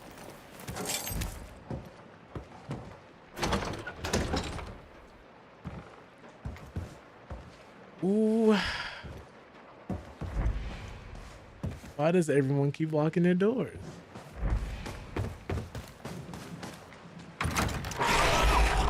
You thought. It did make me jump a little.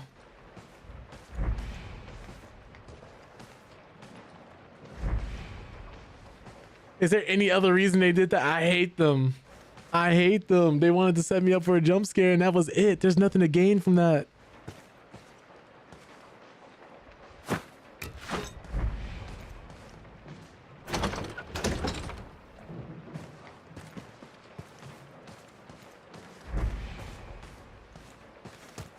Okay, so obviously we can't go in through here because Are you kidding me?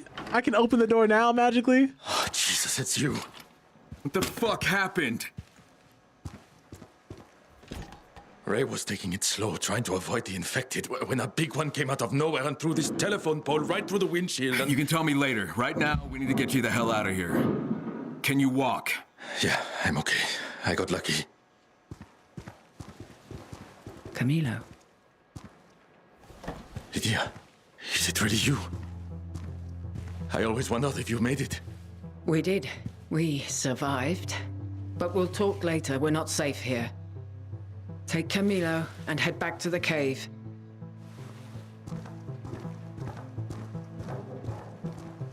Kyle, thank you. What you did today could change everything. Sven was right. I need to start trusting people if we're going to survive. How do you know Camilo? You and Camilo are old friends. Not exactly friends. Like you, many of us were test subjects, and Camilo was the scientist assigned to us. But unlike most of the Baron's men, he treated us like human beings, not guinea pigs.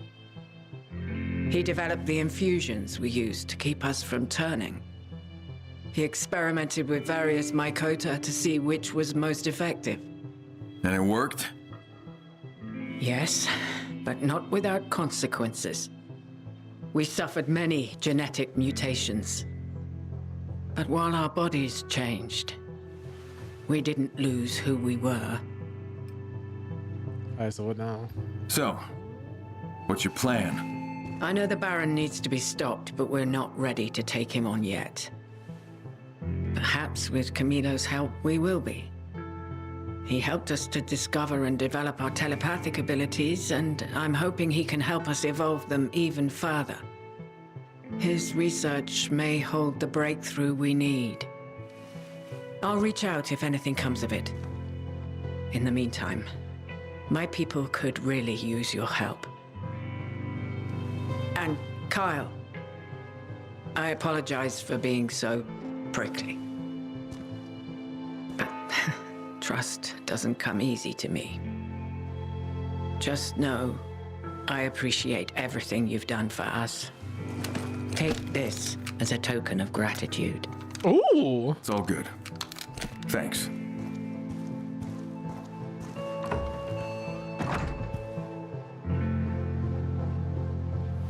Olivia, do you copy? What's up, Kyle? I liberated a scientist eager to escape the Baron. And get this, he and the leader of that new settlement I've been working with have a history. The scientist's name is Dr. Camilo Marin. He knows what the Baron's up to and wants to help us out. Dr. Marin? He's one of the Baron's top scientists.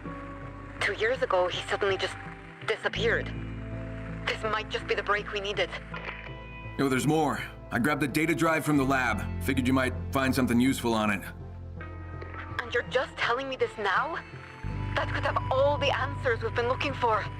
He's been very busy. Meet me at the cement factory. It's in the industrial area. Risking your life again? We've talked about this. I do the scouting, you do the killing. I think I found another one.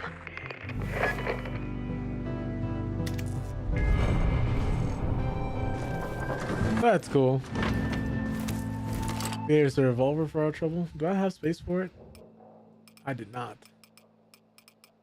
Because this hammer axe didn't picked up.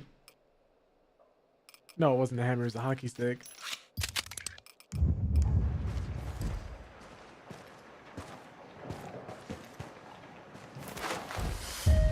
Requiem for a Scream? Oh man.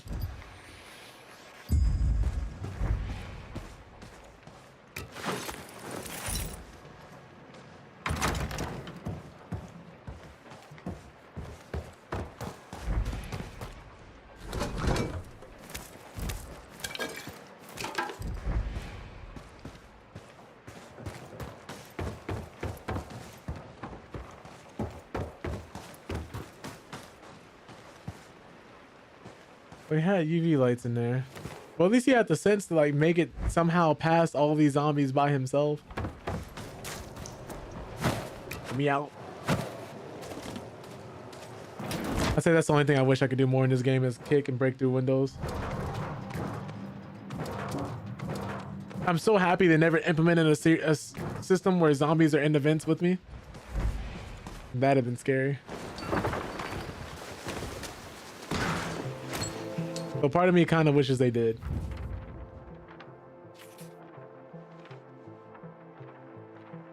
There's a safe zone to liberate here. I think we can do that rather than go to the next spot. That might be the more important thing. Because we have to go all the way to the town and I have no car.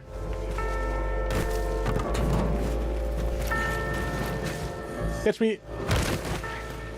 Thank you. I don't think she appreciated me using her head as a pogo stick. Kyle, I know this is a bit of a detour from your main focus, but finding your enemy means nothing if you're not strong enough to face him. I know. And thanks for reminding me when I forget.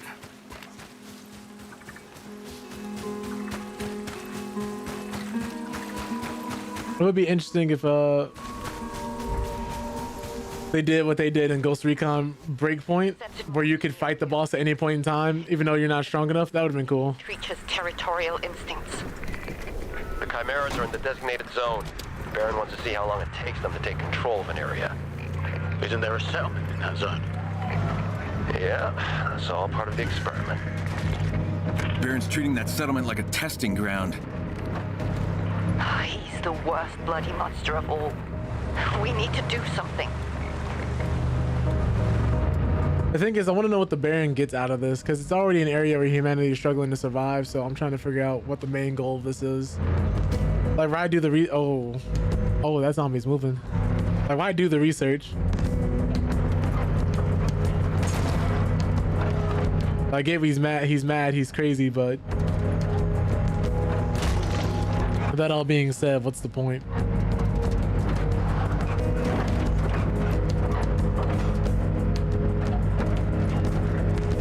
Ooh. 3 points.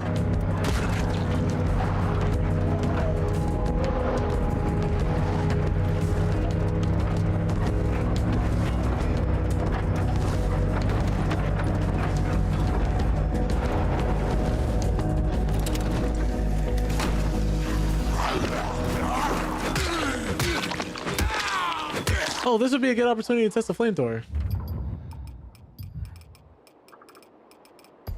I wonder how we get more ammo. Oh! How much ammo does that use? Oh my god, yes, this thing clears ammo immediately.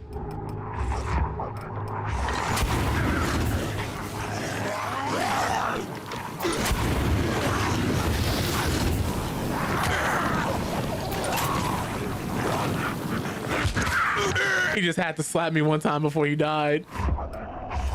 Just to show him he was different from all these other zombies.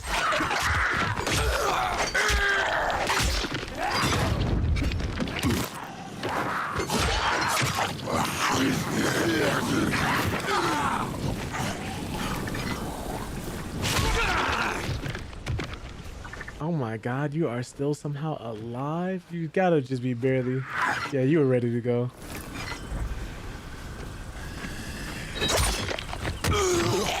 That man Kyle just be kicking people and the way their bodies react. Hey, yo.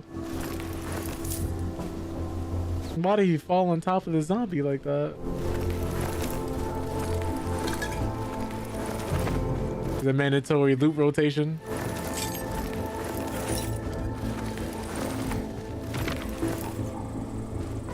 Oh, these zombies had a lot on them. Oh!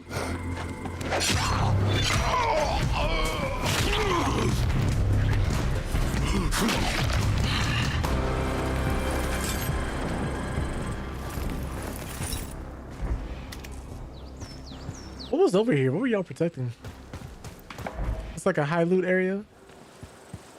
Did I hear gunshots?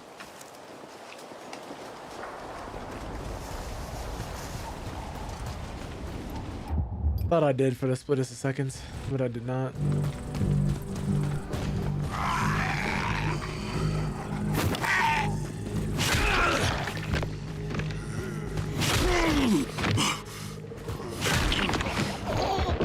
I just wanted to see if I could kill him. Oh my god.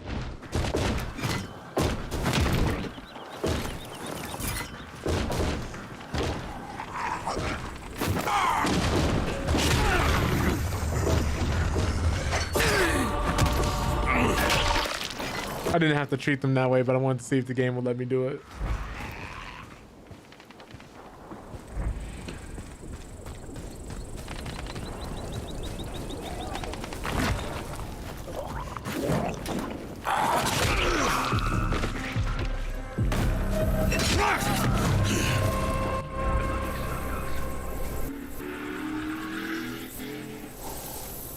Is it? Oh, it's a bunker? This whole thing is the safe house area. Okay.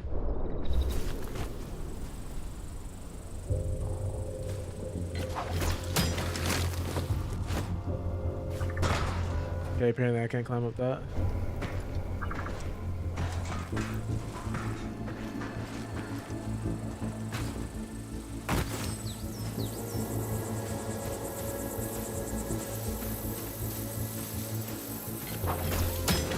Okay, so I'm mashing L1 to see like what the game will let me grapple hook to.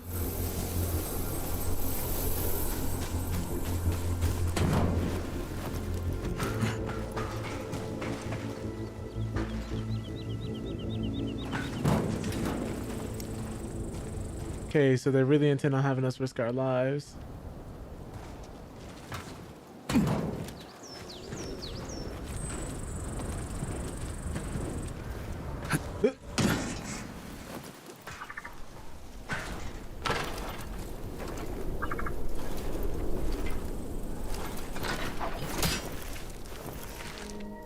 Okay. Okay. All right, we're here. What? Hey, yo. Forgot we can't climb on that. Or that either, apparently. Whoop.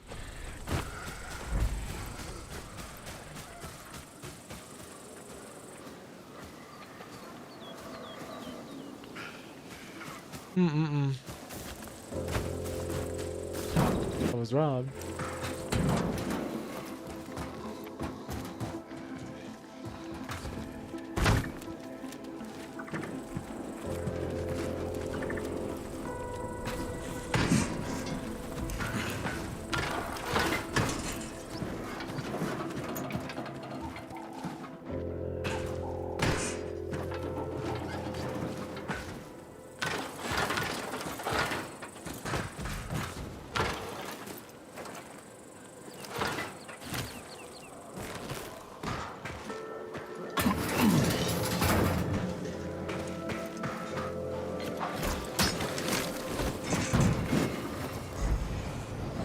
Oh, there's zombies up there. Interesting. Oh!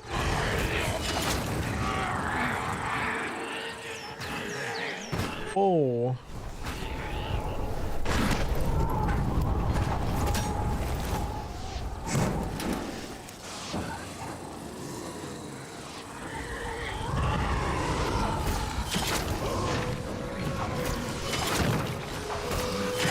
The fact that I'm hooking into zombies and not where I need to climb is crazy. That's wild. But effective, I guess.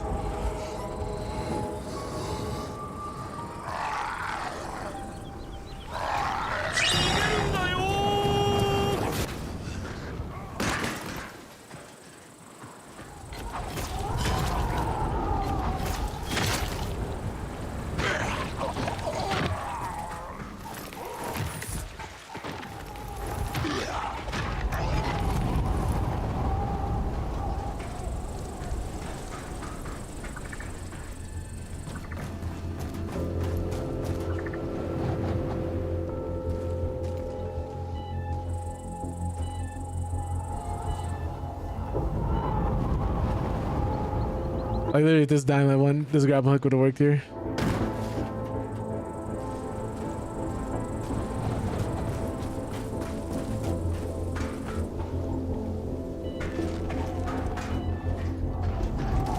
So my big question is, what can I hit and actually jump on top of?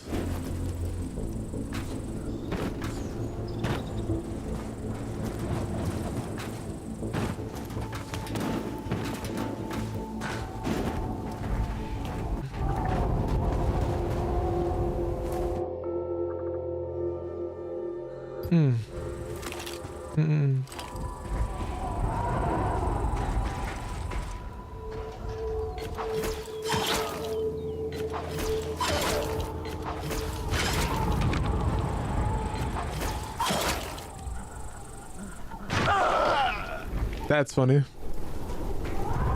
Now that I know I can do that, that's not gonna get old.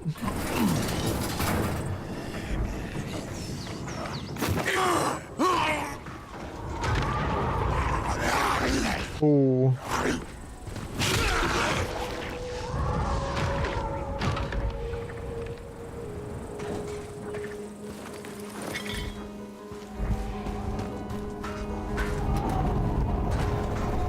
Is there any other way in, or do we have to claw through this suspiciously small hole? Unfortunately, we do.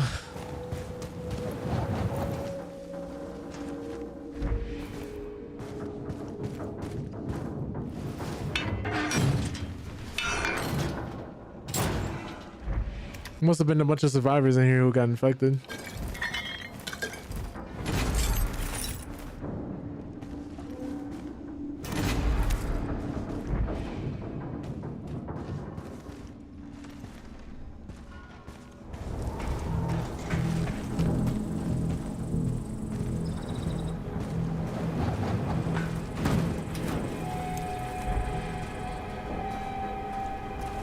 Where is the power for this?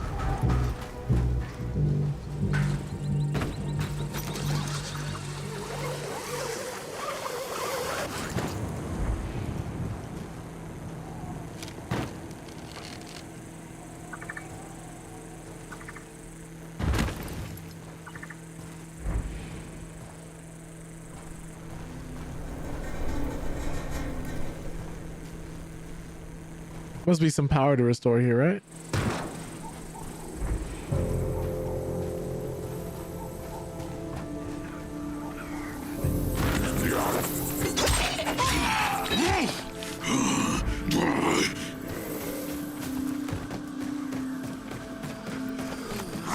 Whoa, they had me unequip my weapon right before getting attacked.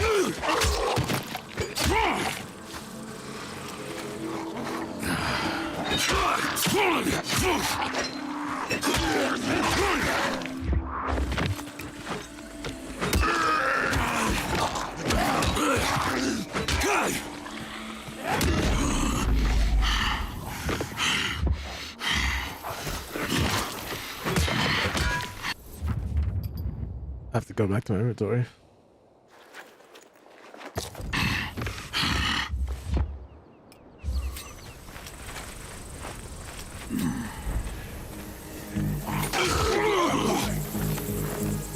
Nice.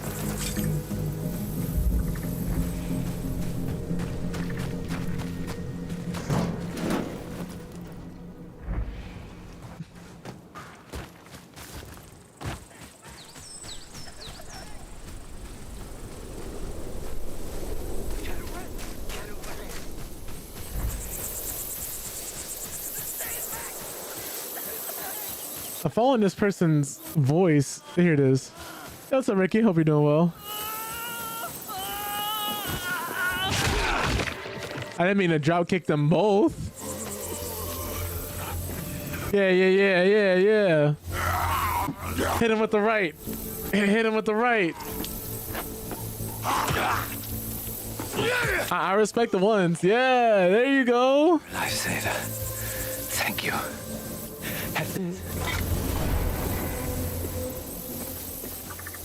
Hopefully he'll be safe. Let's follow him a little bit. Let's make sure he gets out of here okay. I unfortunately have the habit of either drop kicking my damsels in distress or letting them die. Oh, yeah, you got it. Yeah. Take your power back, King. Don't ever let one of these zombies come in and oppress you. Ooh, you got it.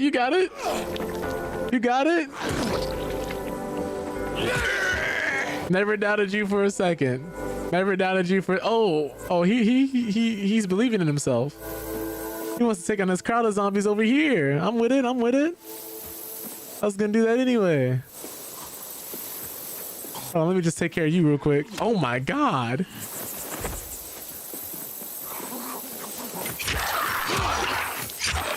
Let me hit you with the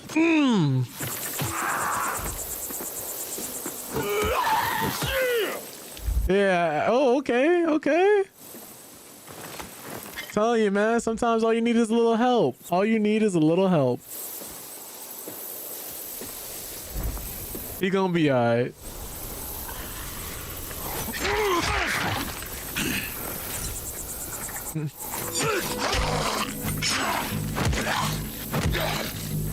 Just adding a drop kick for flavor, you know?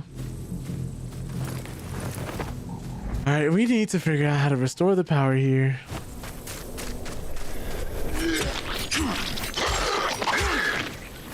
Oh my god. Look at his face.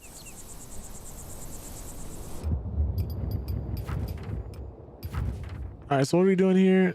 Restore the power. I mean, I want to. I just don't know how yet. So there's gotta be something nearby. And I definitely, like I said before, want to do this before nighttime hits, because those volatiles come out to play, I'm not gonna have a good day.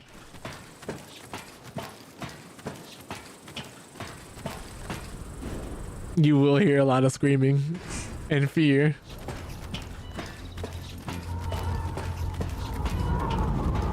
All right, so we got to use our critical thinking skills, right? We know. Oh, the wire's torn. Okay, so let's follow the original wire, right?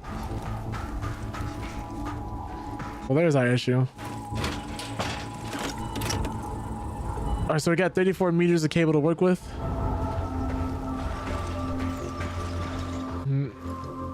So it's either going to be up here somewhere or in a completely different area. Oh, it's dark. It's getting darker. It's dark and it's getting darker.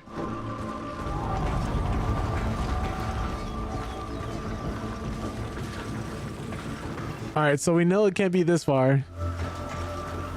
We know it cannot go that far. So it has to be somewhere close, right?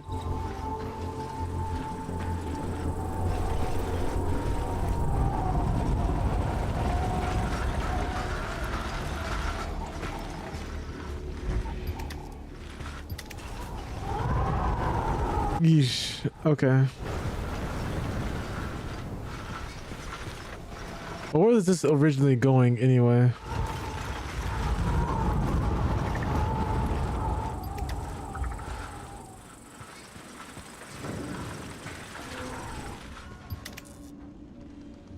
And they're telling me it's not in here.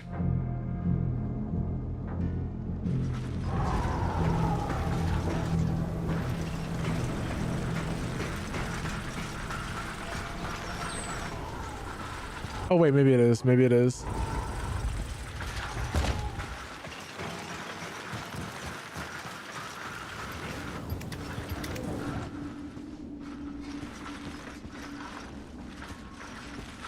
I just want to check the most obvious places first. Currently underpowered.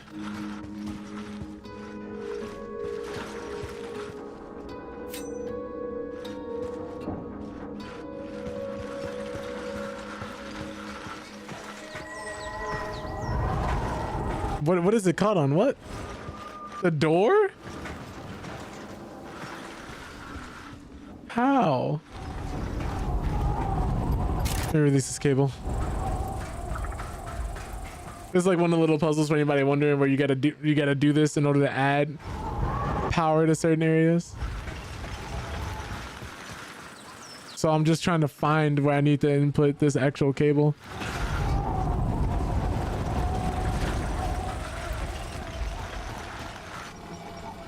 What? How? How? As you can see, it's a little buggy.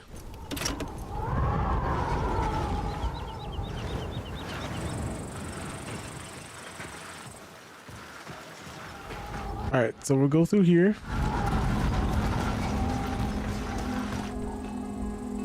Yeah, so even this is too far. So like, what if we... Is it up here maybe?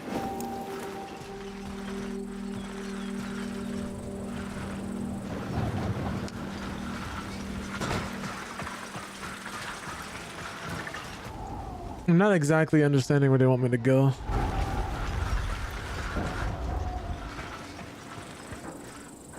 I thought this would have been like an easy slam dunk, like it would have been here, but apparently taking a little more thought.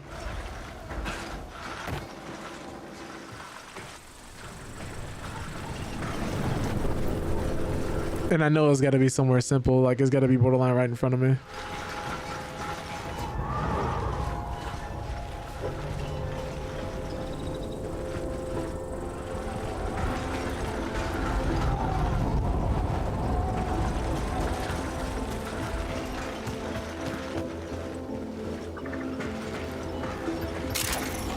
So let me see if I can find where it goes. Oh, no, not that.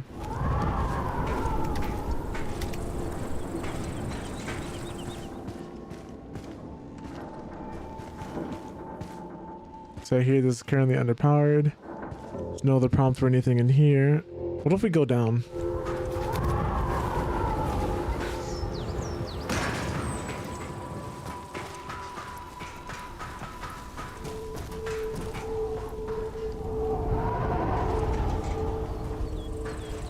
I would assume somewhere down there, right?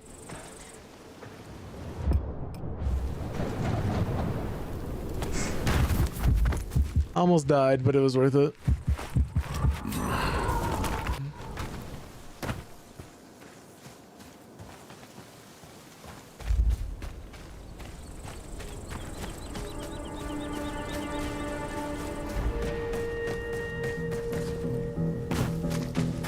Any of these solar panels?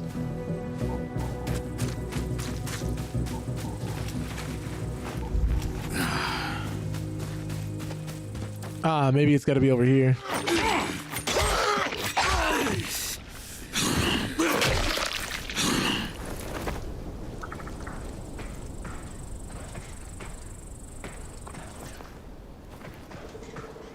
Oh no.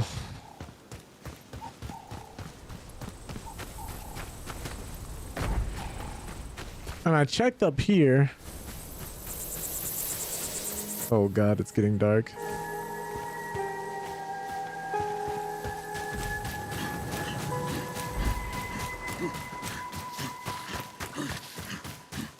Let me Google this. Let me actually try to find out.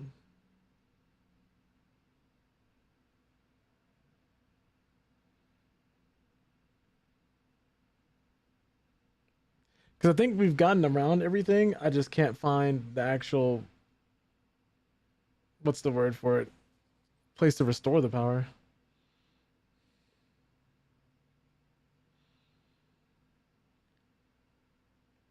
And I hope nothing would be bugged out or anything. That would be crazy, right?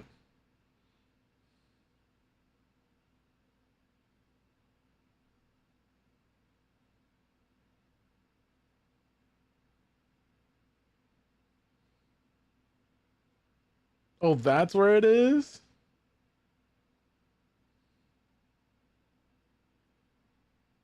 This is crazy.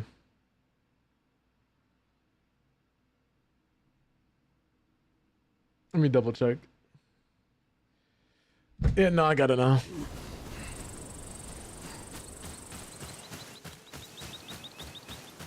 Borderline have to risk your life to do it though.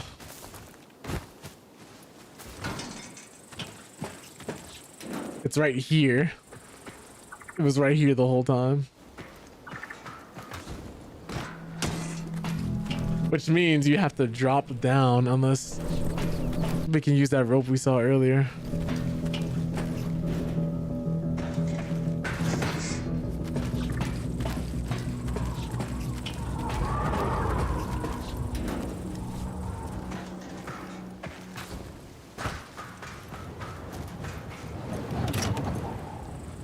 Where was it?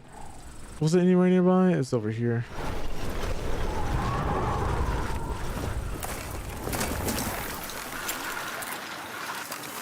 Oh yeah, no, that's not gonna work.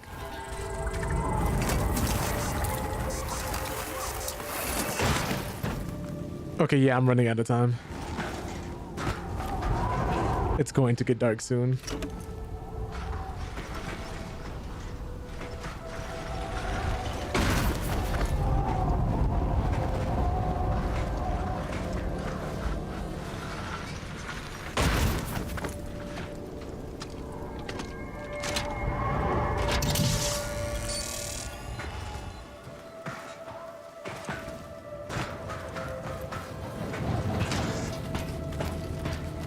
least the good news is they won't be able to get up here, I think.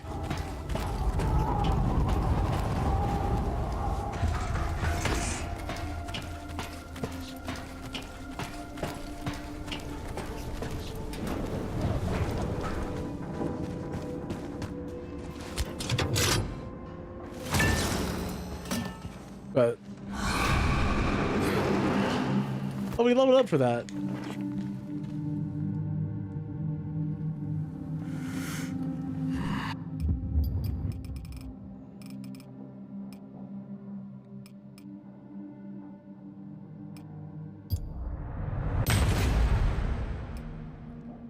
Oh, if we can get that camouflage skill, that would be great. But now we can make different grenades.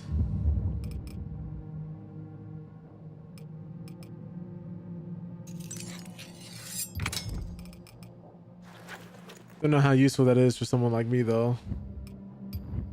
I prefer making stuff that's like helpful against humans and zombies.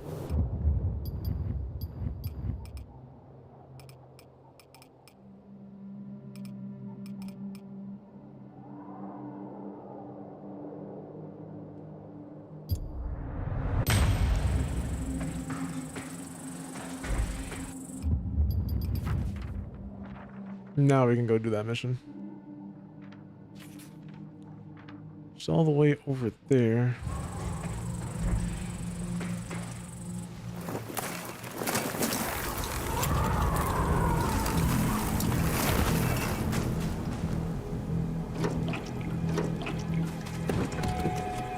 Hopefully this car lasts.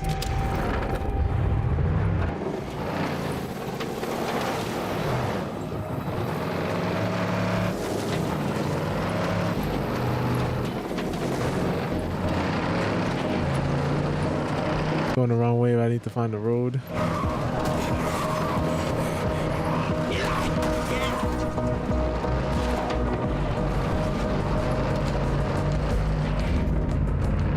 Oh wow, the actual glass is dented from where she was pounding on it. It's a nice little detail.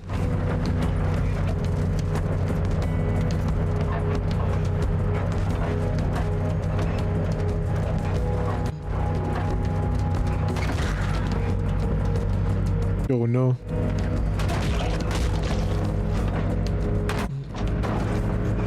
Actually scary how running over a human being can scare your vision like that.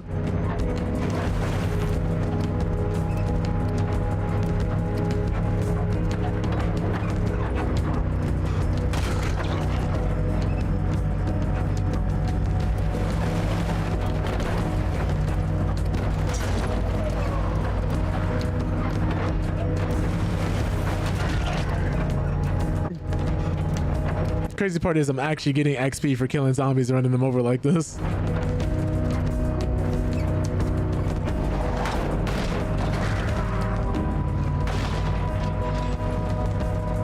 Where their bodies are just ragdolling across everything.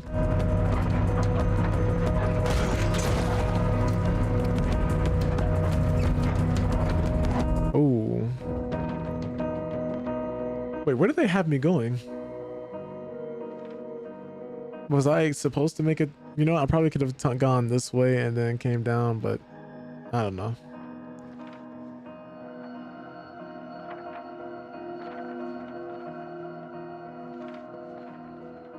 I guess we'll do this one since we're on the way anyway.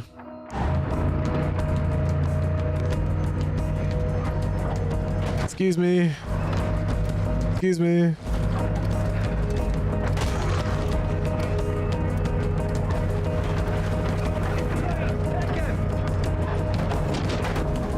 I can't resist the opportunity for some loot. I'm sorry. What level is everybody here? 11, and I'm level 10. You boys have something I want.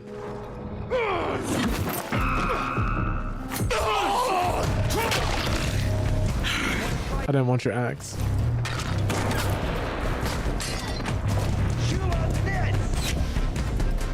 Not my flamethrower, no.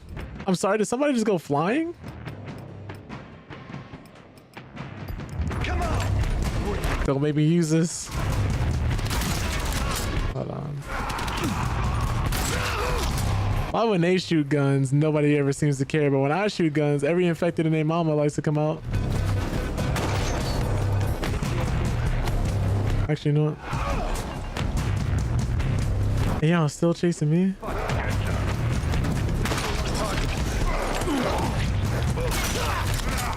I meant to shoot him, not the infected. Free loot, free loot.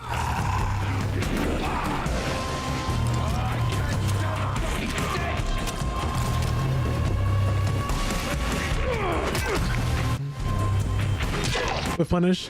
Shit! For you!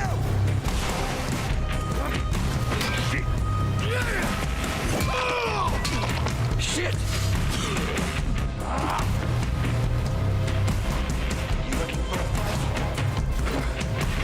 Nice try.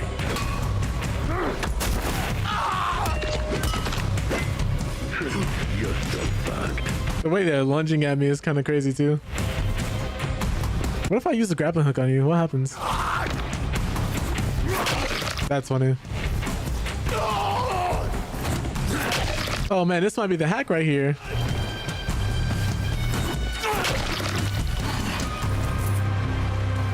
I made that fight 10 times easier.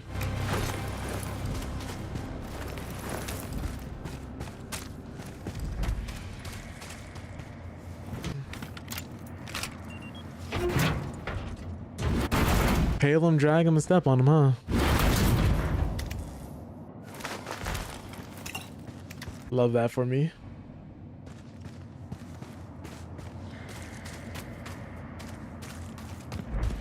I'm getting rewarded for my greed. This is bad. And so all you zombies heard none of that, huh? None of you wanted to come into the tunnel? Whatever.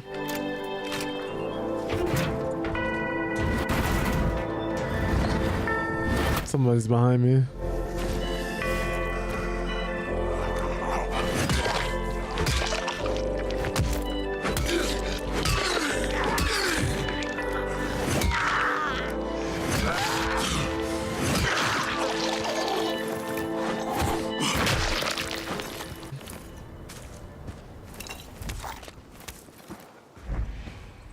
All right, now we can go.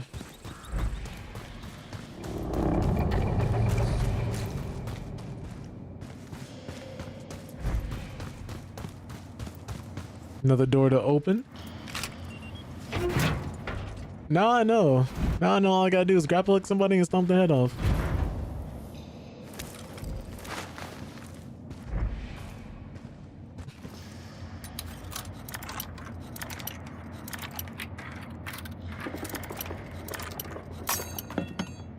Let's try this again.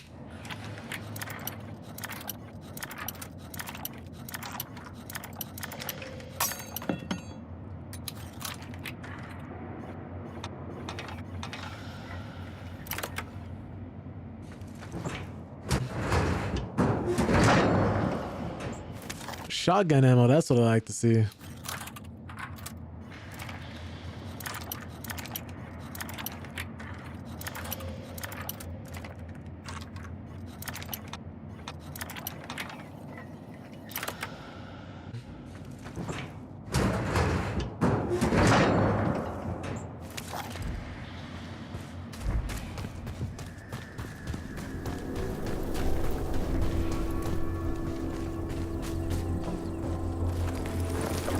And we got some fuel. Oh, we up. Oh, these are just all the indicators on where we can hop in the car from.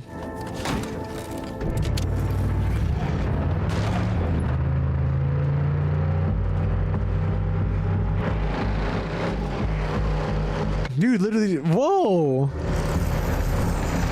I saw that person literally just crawl out the sewers.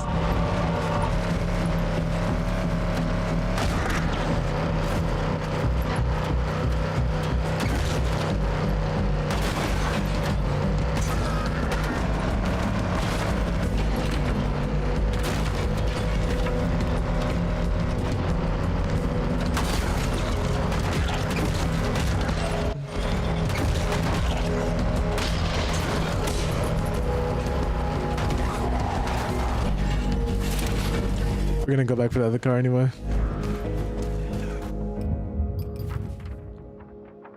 Where is... Okay, the church is up here.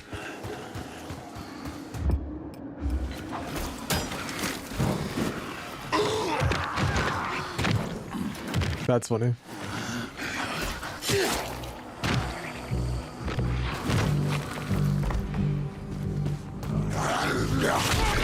Excuse me. See Daisy? Oh.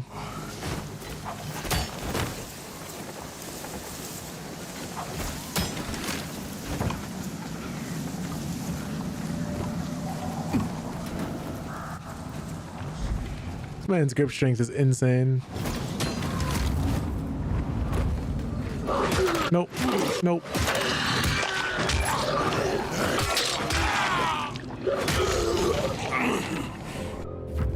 We repair this weapon.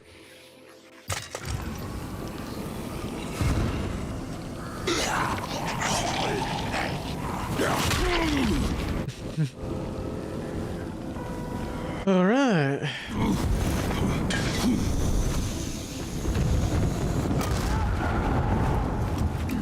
Well, that's not good.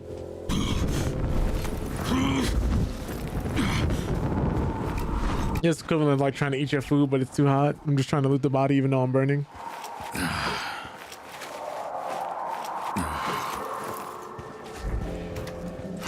What a mess. Oh, everybody's dead. I'm assuming anyway.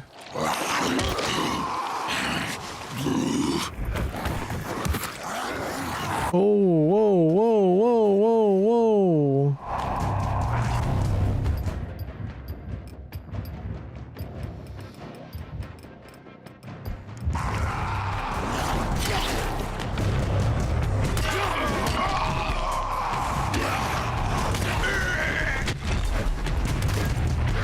Bro, please.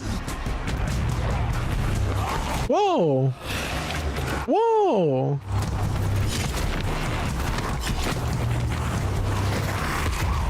Please. Please. It's enough. You're not about to pass me around like I'm a cigarette in jail.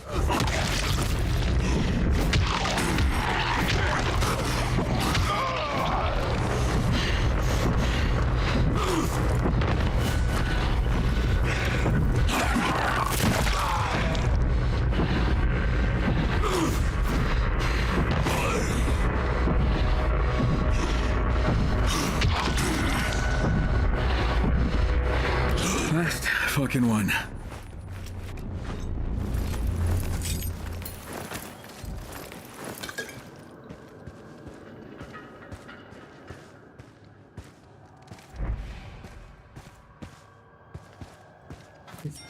You're not throwing a knife.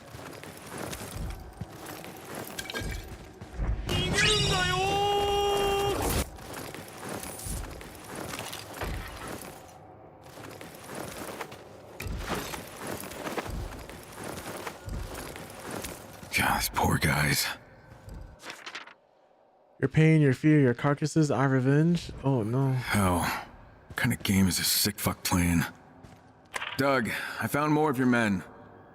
Executed. This has nothing to do with the beast. Any idea who might be doing this? I have a few ideas. Okay, well, you care to share your thoughts? Not yet, but I'm working on it. Just need a little more time.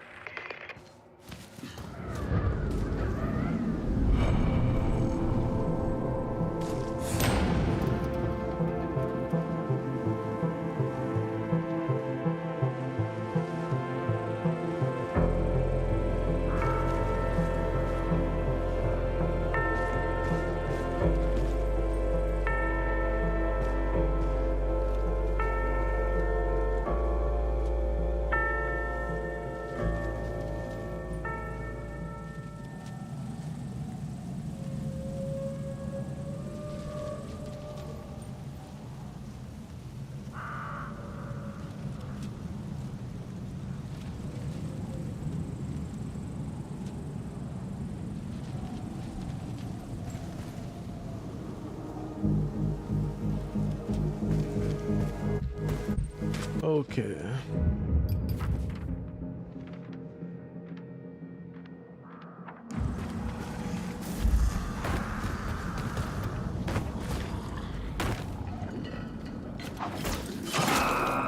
You can really use this grapple hook from pretty much anywhere, huh?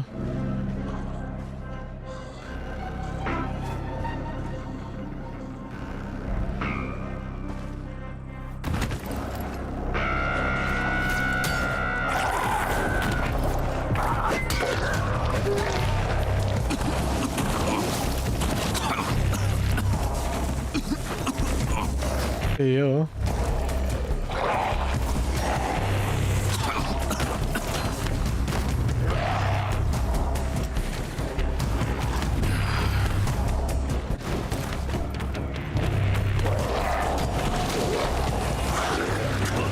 I'm trying to hit him with the grapple hook from down here. This game's just not letting me, unfortunately.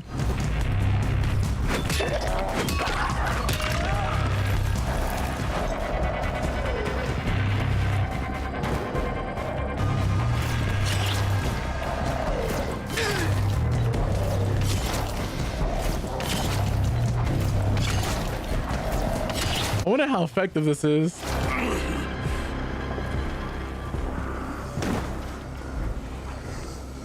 Is he in the van? Is that to protect him?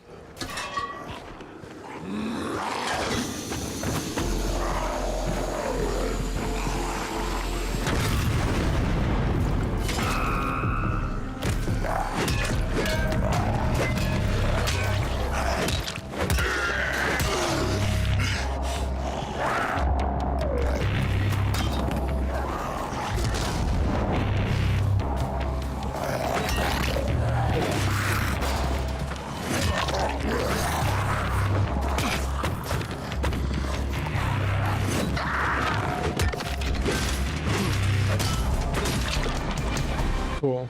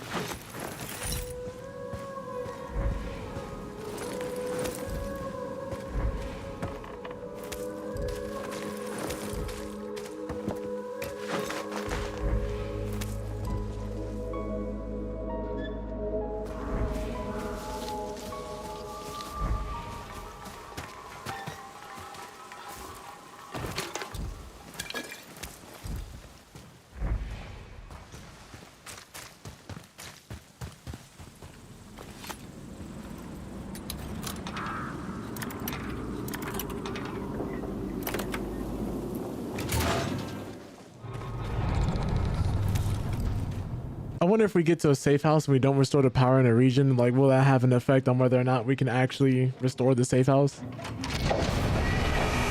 I don't know what the full reward for doing this is. Should get back to these cars.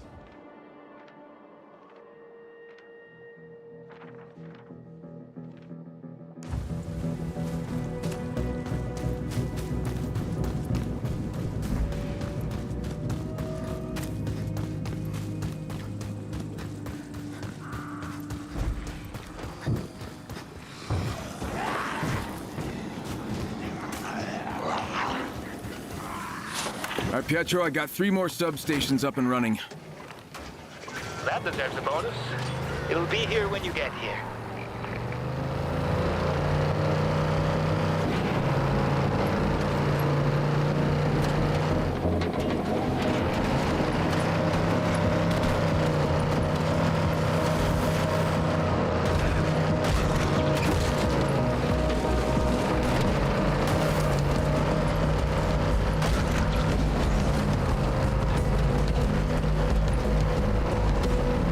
Oh no, this car is smoking.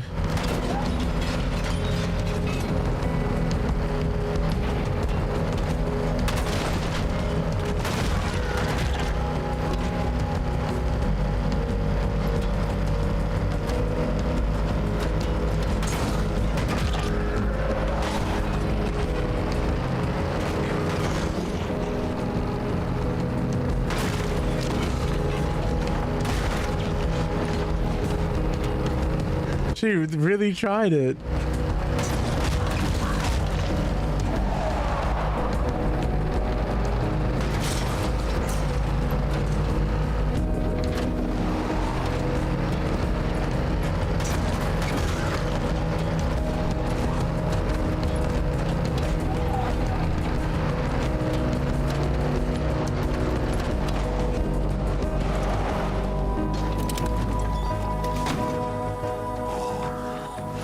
Oh no, down you go.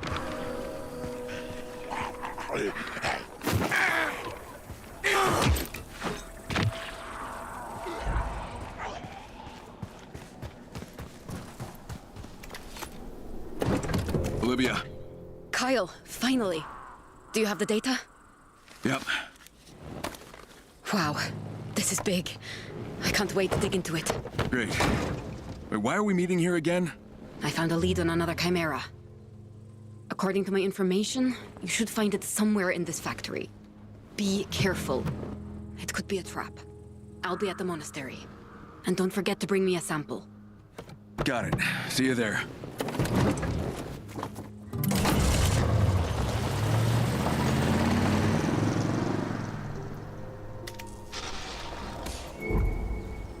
All right. What time is it?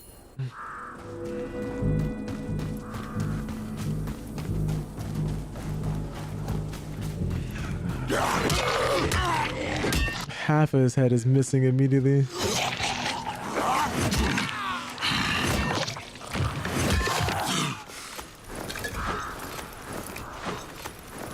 Definitely need to build up the beast meter before I go in for this fight.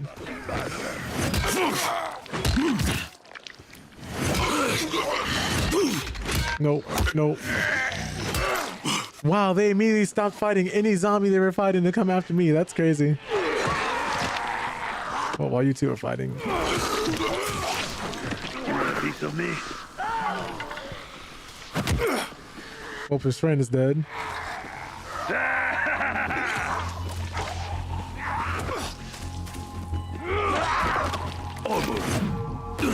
What?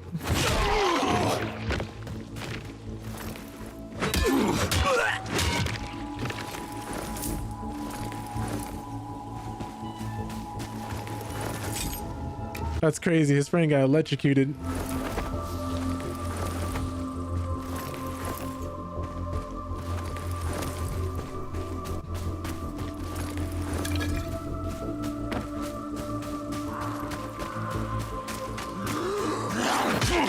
Didn't think we could come back here, at least not so soon.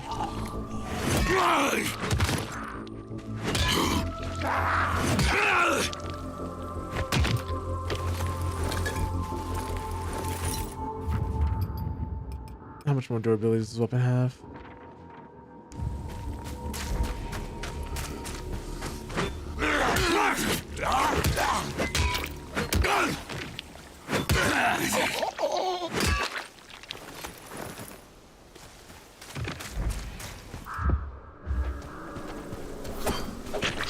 That's not what I wanted.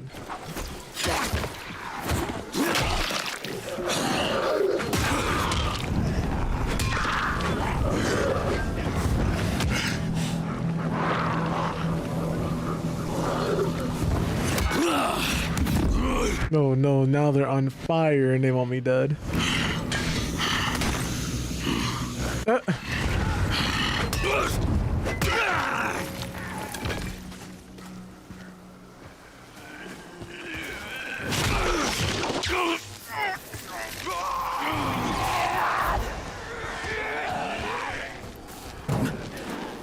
Oh, y'all gotta come up here if you want a piece of me.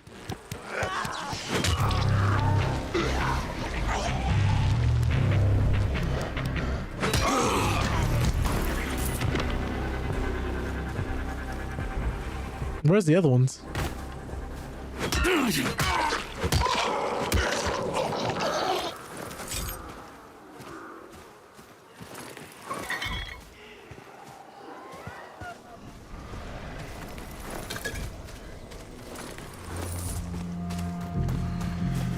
Let me get some of that. I really need this weapon to break.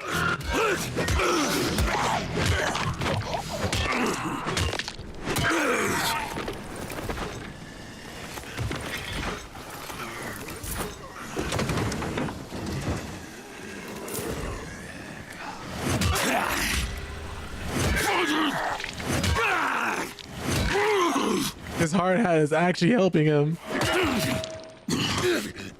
I thought it was just a cosmetic difference. Nah, it actually is effective.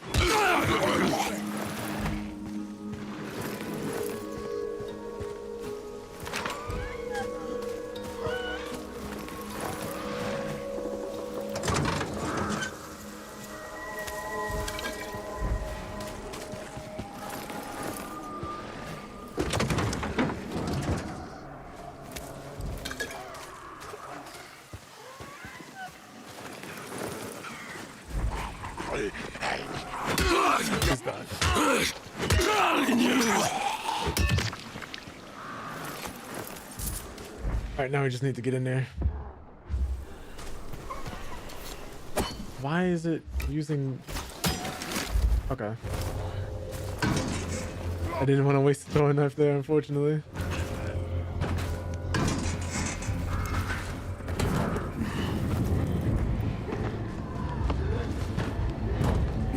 Oh, where are these guys coming from?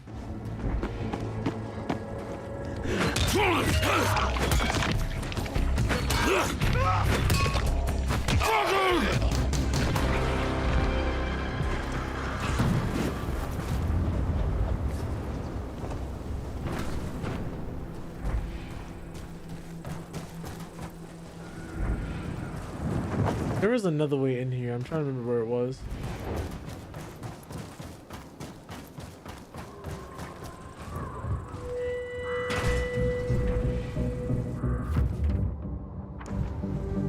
Okay, I see.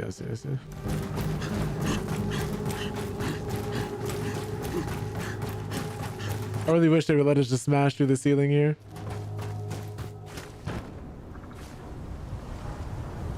Whoa, that's a glitch.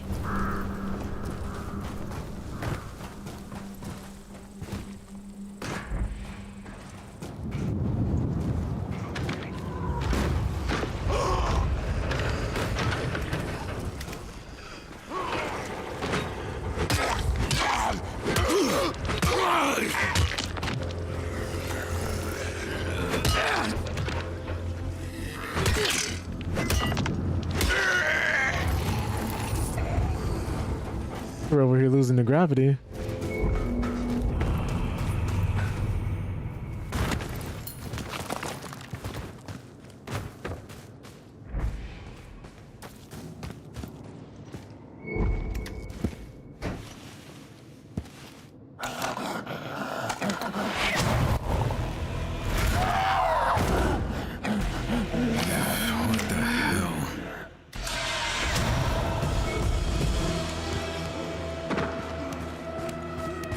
Why are you running?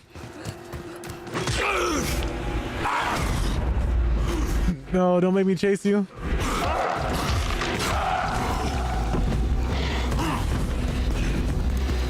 Where did she go? This is gonna be like a whole hide and seek thing.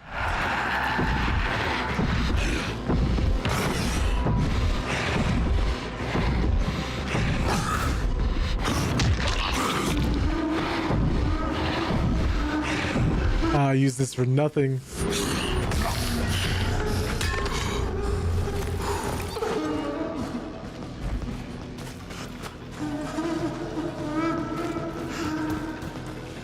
What?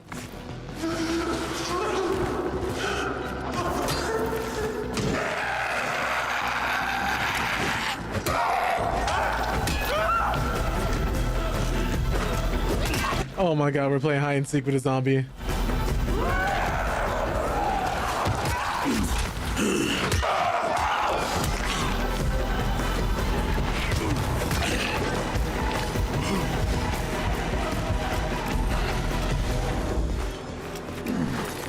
I see what this is gonna be.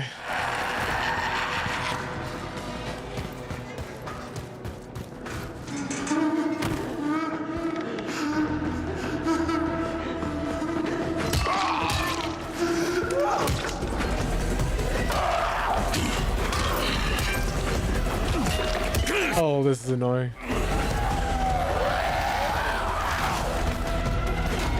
Where did she go?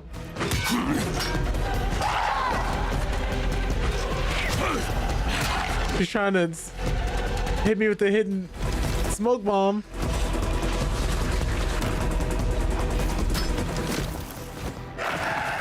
Please just jump up. Please just jump up. Please just jump up. Please. Why does it swing like that? Oh my goodness. Crane, jump.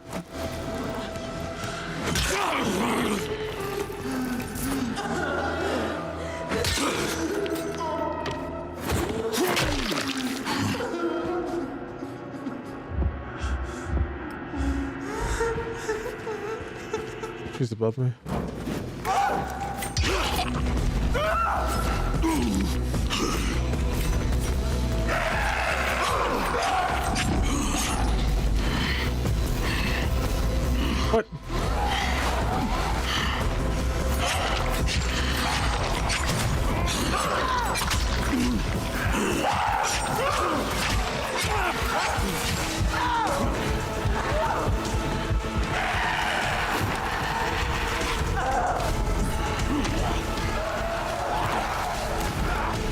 Oh my god.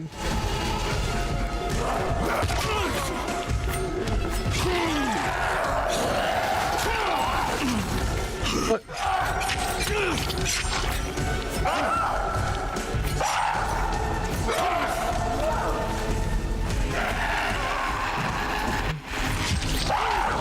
It's a cool premise, having like a matriarch that constantly summons infected and stuff like that, but yeah, if not done carefully, it could just be outright annoying.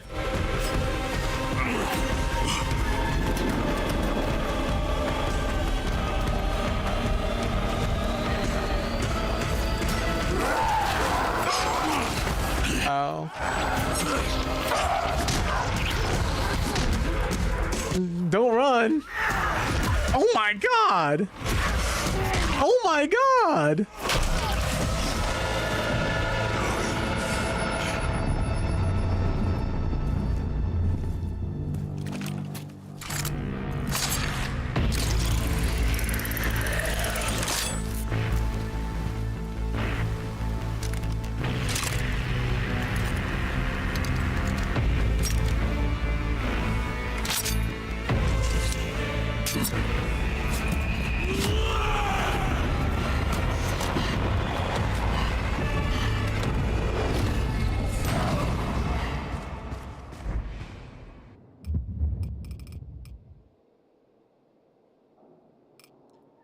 Oh my goodness.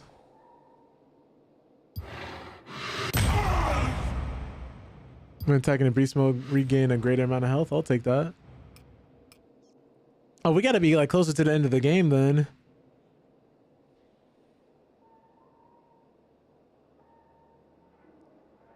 Olivia, it's down. Did you grab my sample? Got it right here. Great. Bring it to me. I should have some info from this disk by then.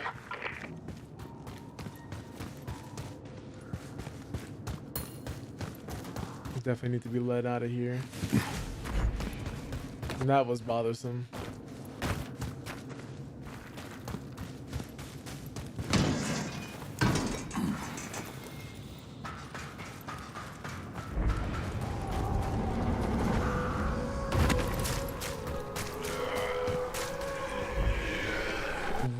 Wow, that's crazy. I'm not fighting all y'all. I'm going home.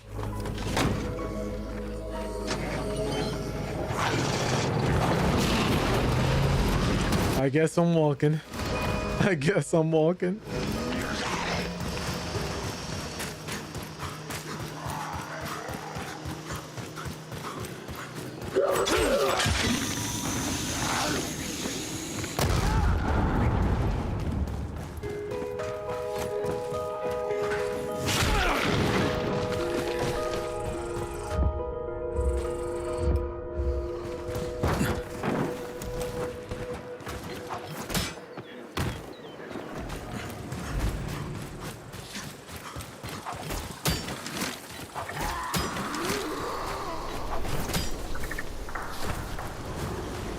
A bad habit of mine.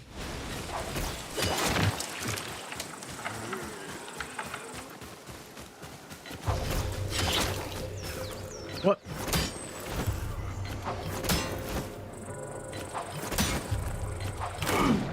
I wanted to see if that would work.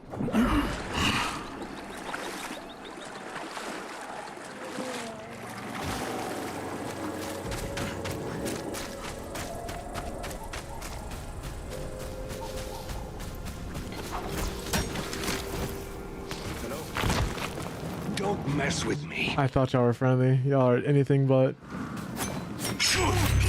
Hey, ugly! Stop that! Back off!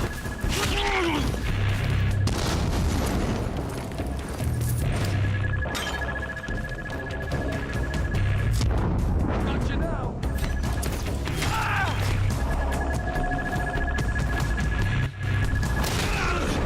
I tried to drop kick him in there.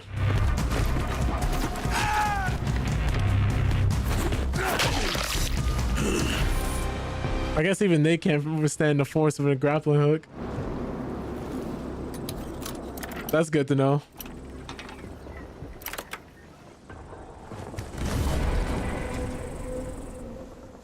Mercenary SMG. How good is that?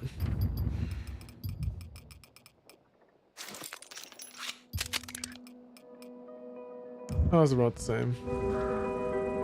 Is it actually? Is this one better than the last one? Oh yeah, way better. Oh, I didn't want that.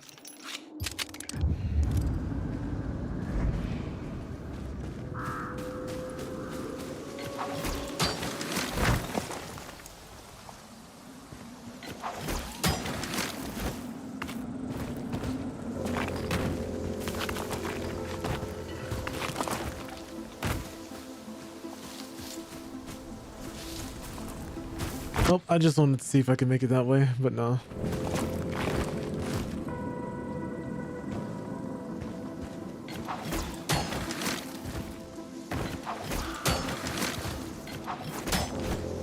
Oh, the grappling hook just doesn't do what I need it to do.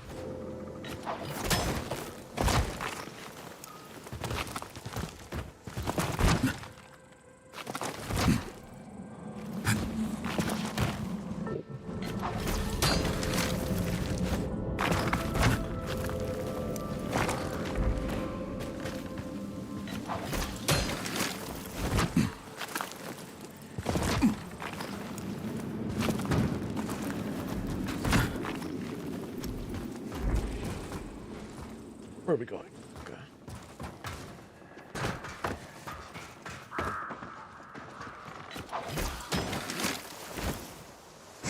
I missed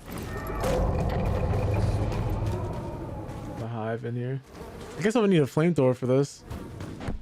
Or a grenade. I should actually check out one of these when I get a chance to. There's a zombie behind me.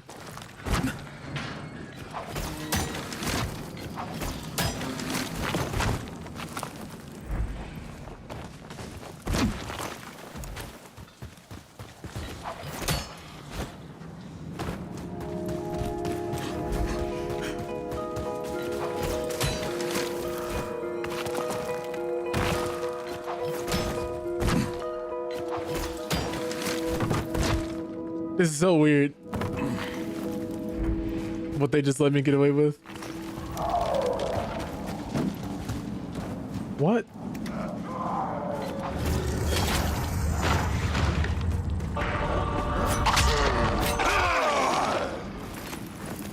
Oh, was he up there?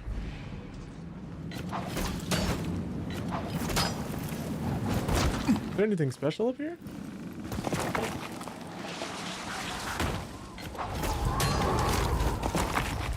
Whoa.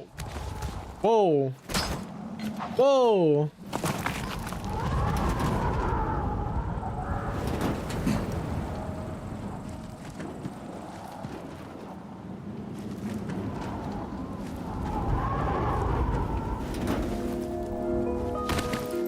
What is happening?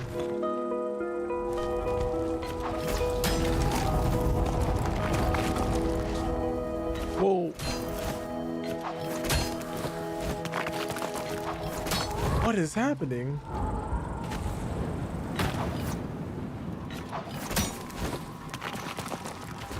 So the grapple hook just likes breaking things, I see.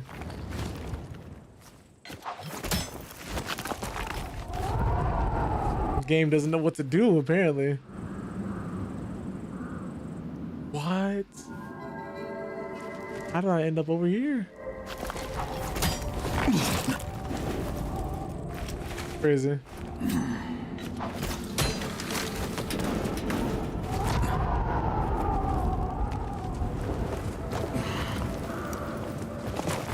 That was a crazy exchange.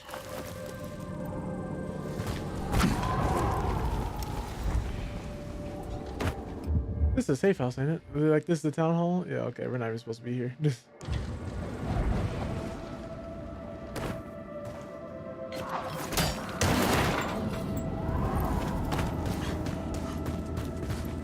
It's crazy to see that an infected was climbing that.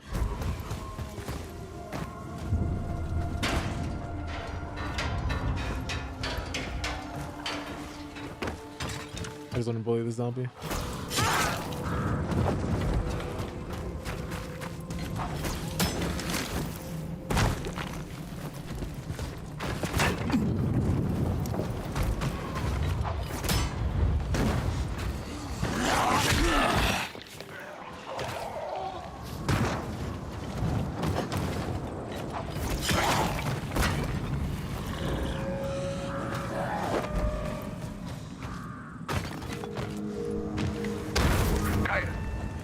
attacked us again. In the military convoy near the town hall. You gotta haul ass and get ahead of these guys. I've got a lead. They likely belong to a group we try to do business with. Business? Not now. I'll explain everything later. Oh my goodness.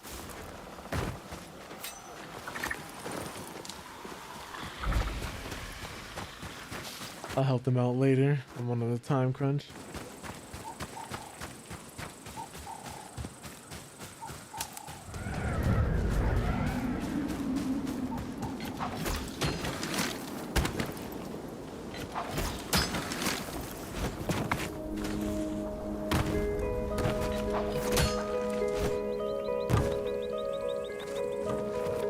For some reason, if you're trying to grapple hook in a certain places, the grapple hook will not take you in a straight line.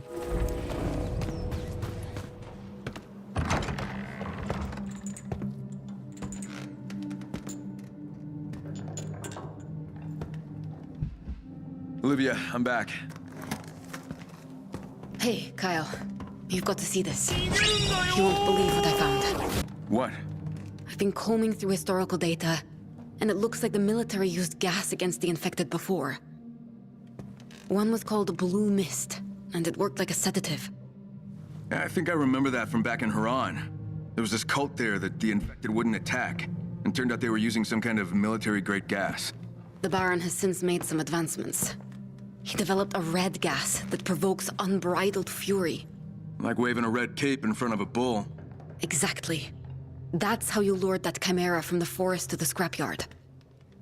Well, if the Baron can trigger that kind of blind rage and point him at whoever's pissing him off, that could make for a pretty effective weapon. There's something else. What? What's wrong?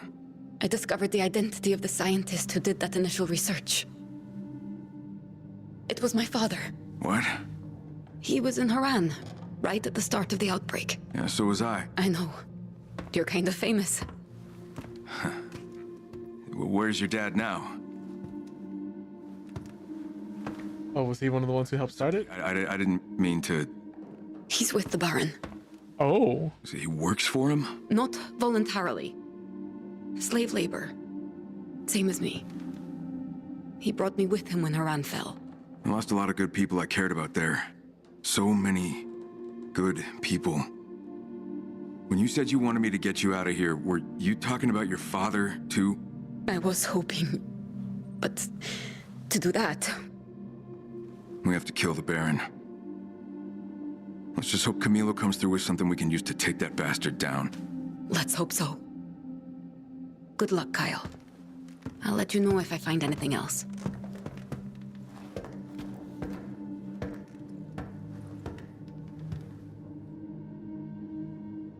Nice. We'll sleep here and then we'll end things there.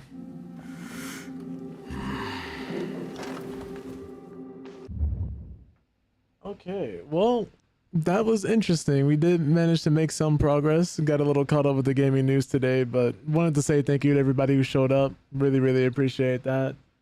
You know, Ricky for being here, Nia, Jay, Dre, Trinetta, Tony, Wolf, Topher, Blade, I believe, oh, Emerson as well. And anybody else who may be lurking in the background, I do appreciate you guys all the same. Thank you so much for your time. We'll be back Friday. We'll be playing King of Meat. So if anybody happens to have picked that up or would like to play that day, let a brother know. I'd be down. That all being said, I hope you guys are taking care of yourselves and taking it easy on a day-by-day basis, especially with how hard things have been lately. But let me see who we're going to be rating, who we're going to be showing some love to before we end here. Stream went on a little longer than I intended. Oh, speaking of Jay, he's working with some wood, so we can definitely show him some love. Pop by. But yeah, we have the first raid oops, let me actually type it in correctly. We have the first raid notification for everybody sub to the channel, and the second one for everybody that isn't. But with that all being said, hope you guys have a wonderful day and or night. You're all wonderful people. Chimera.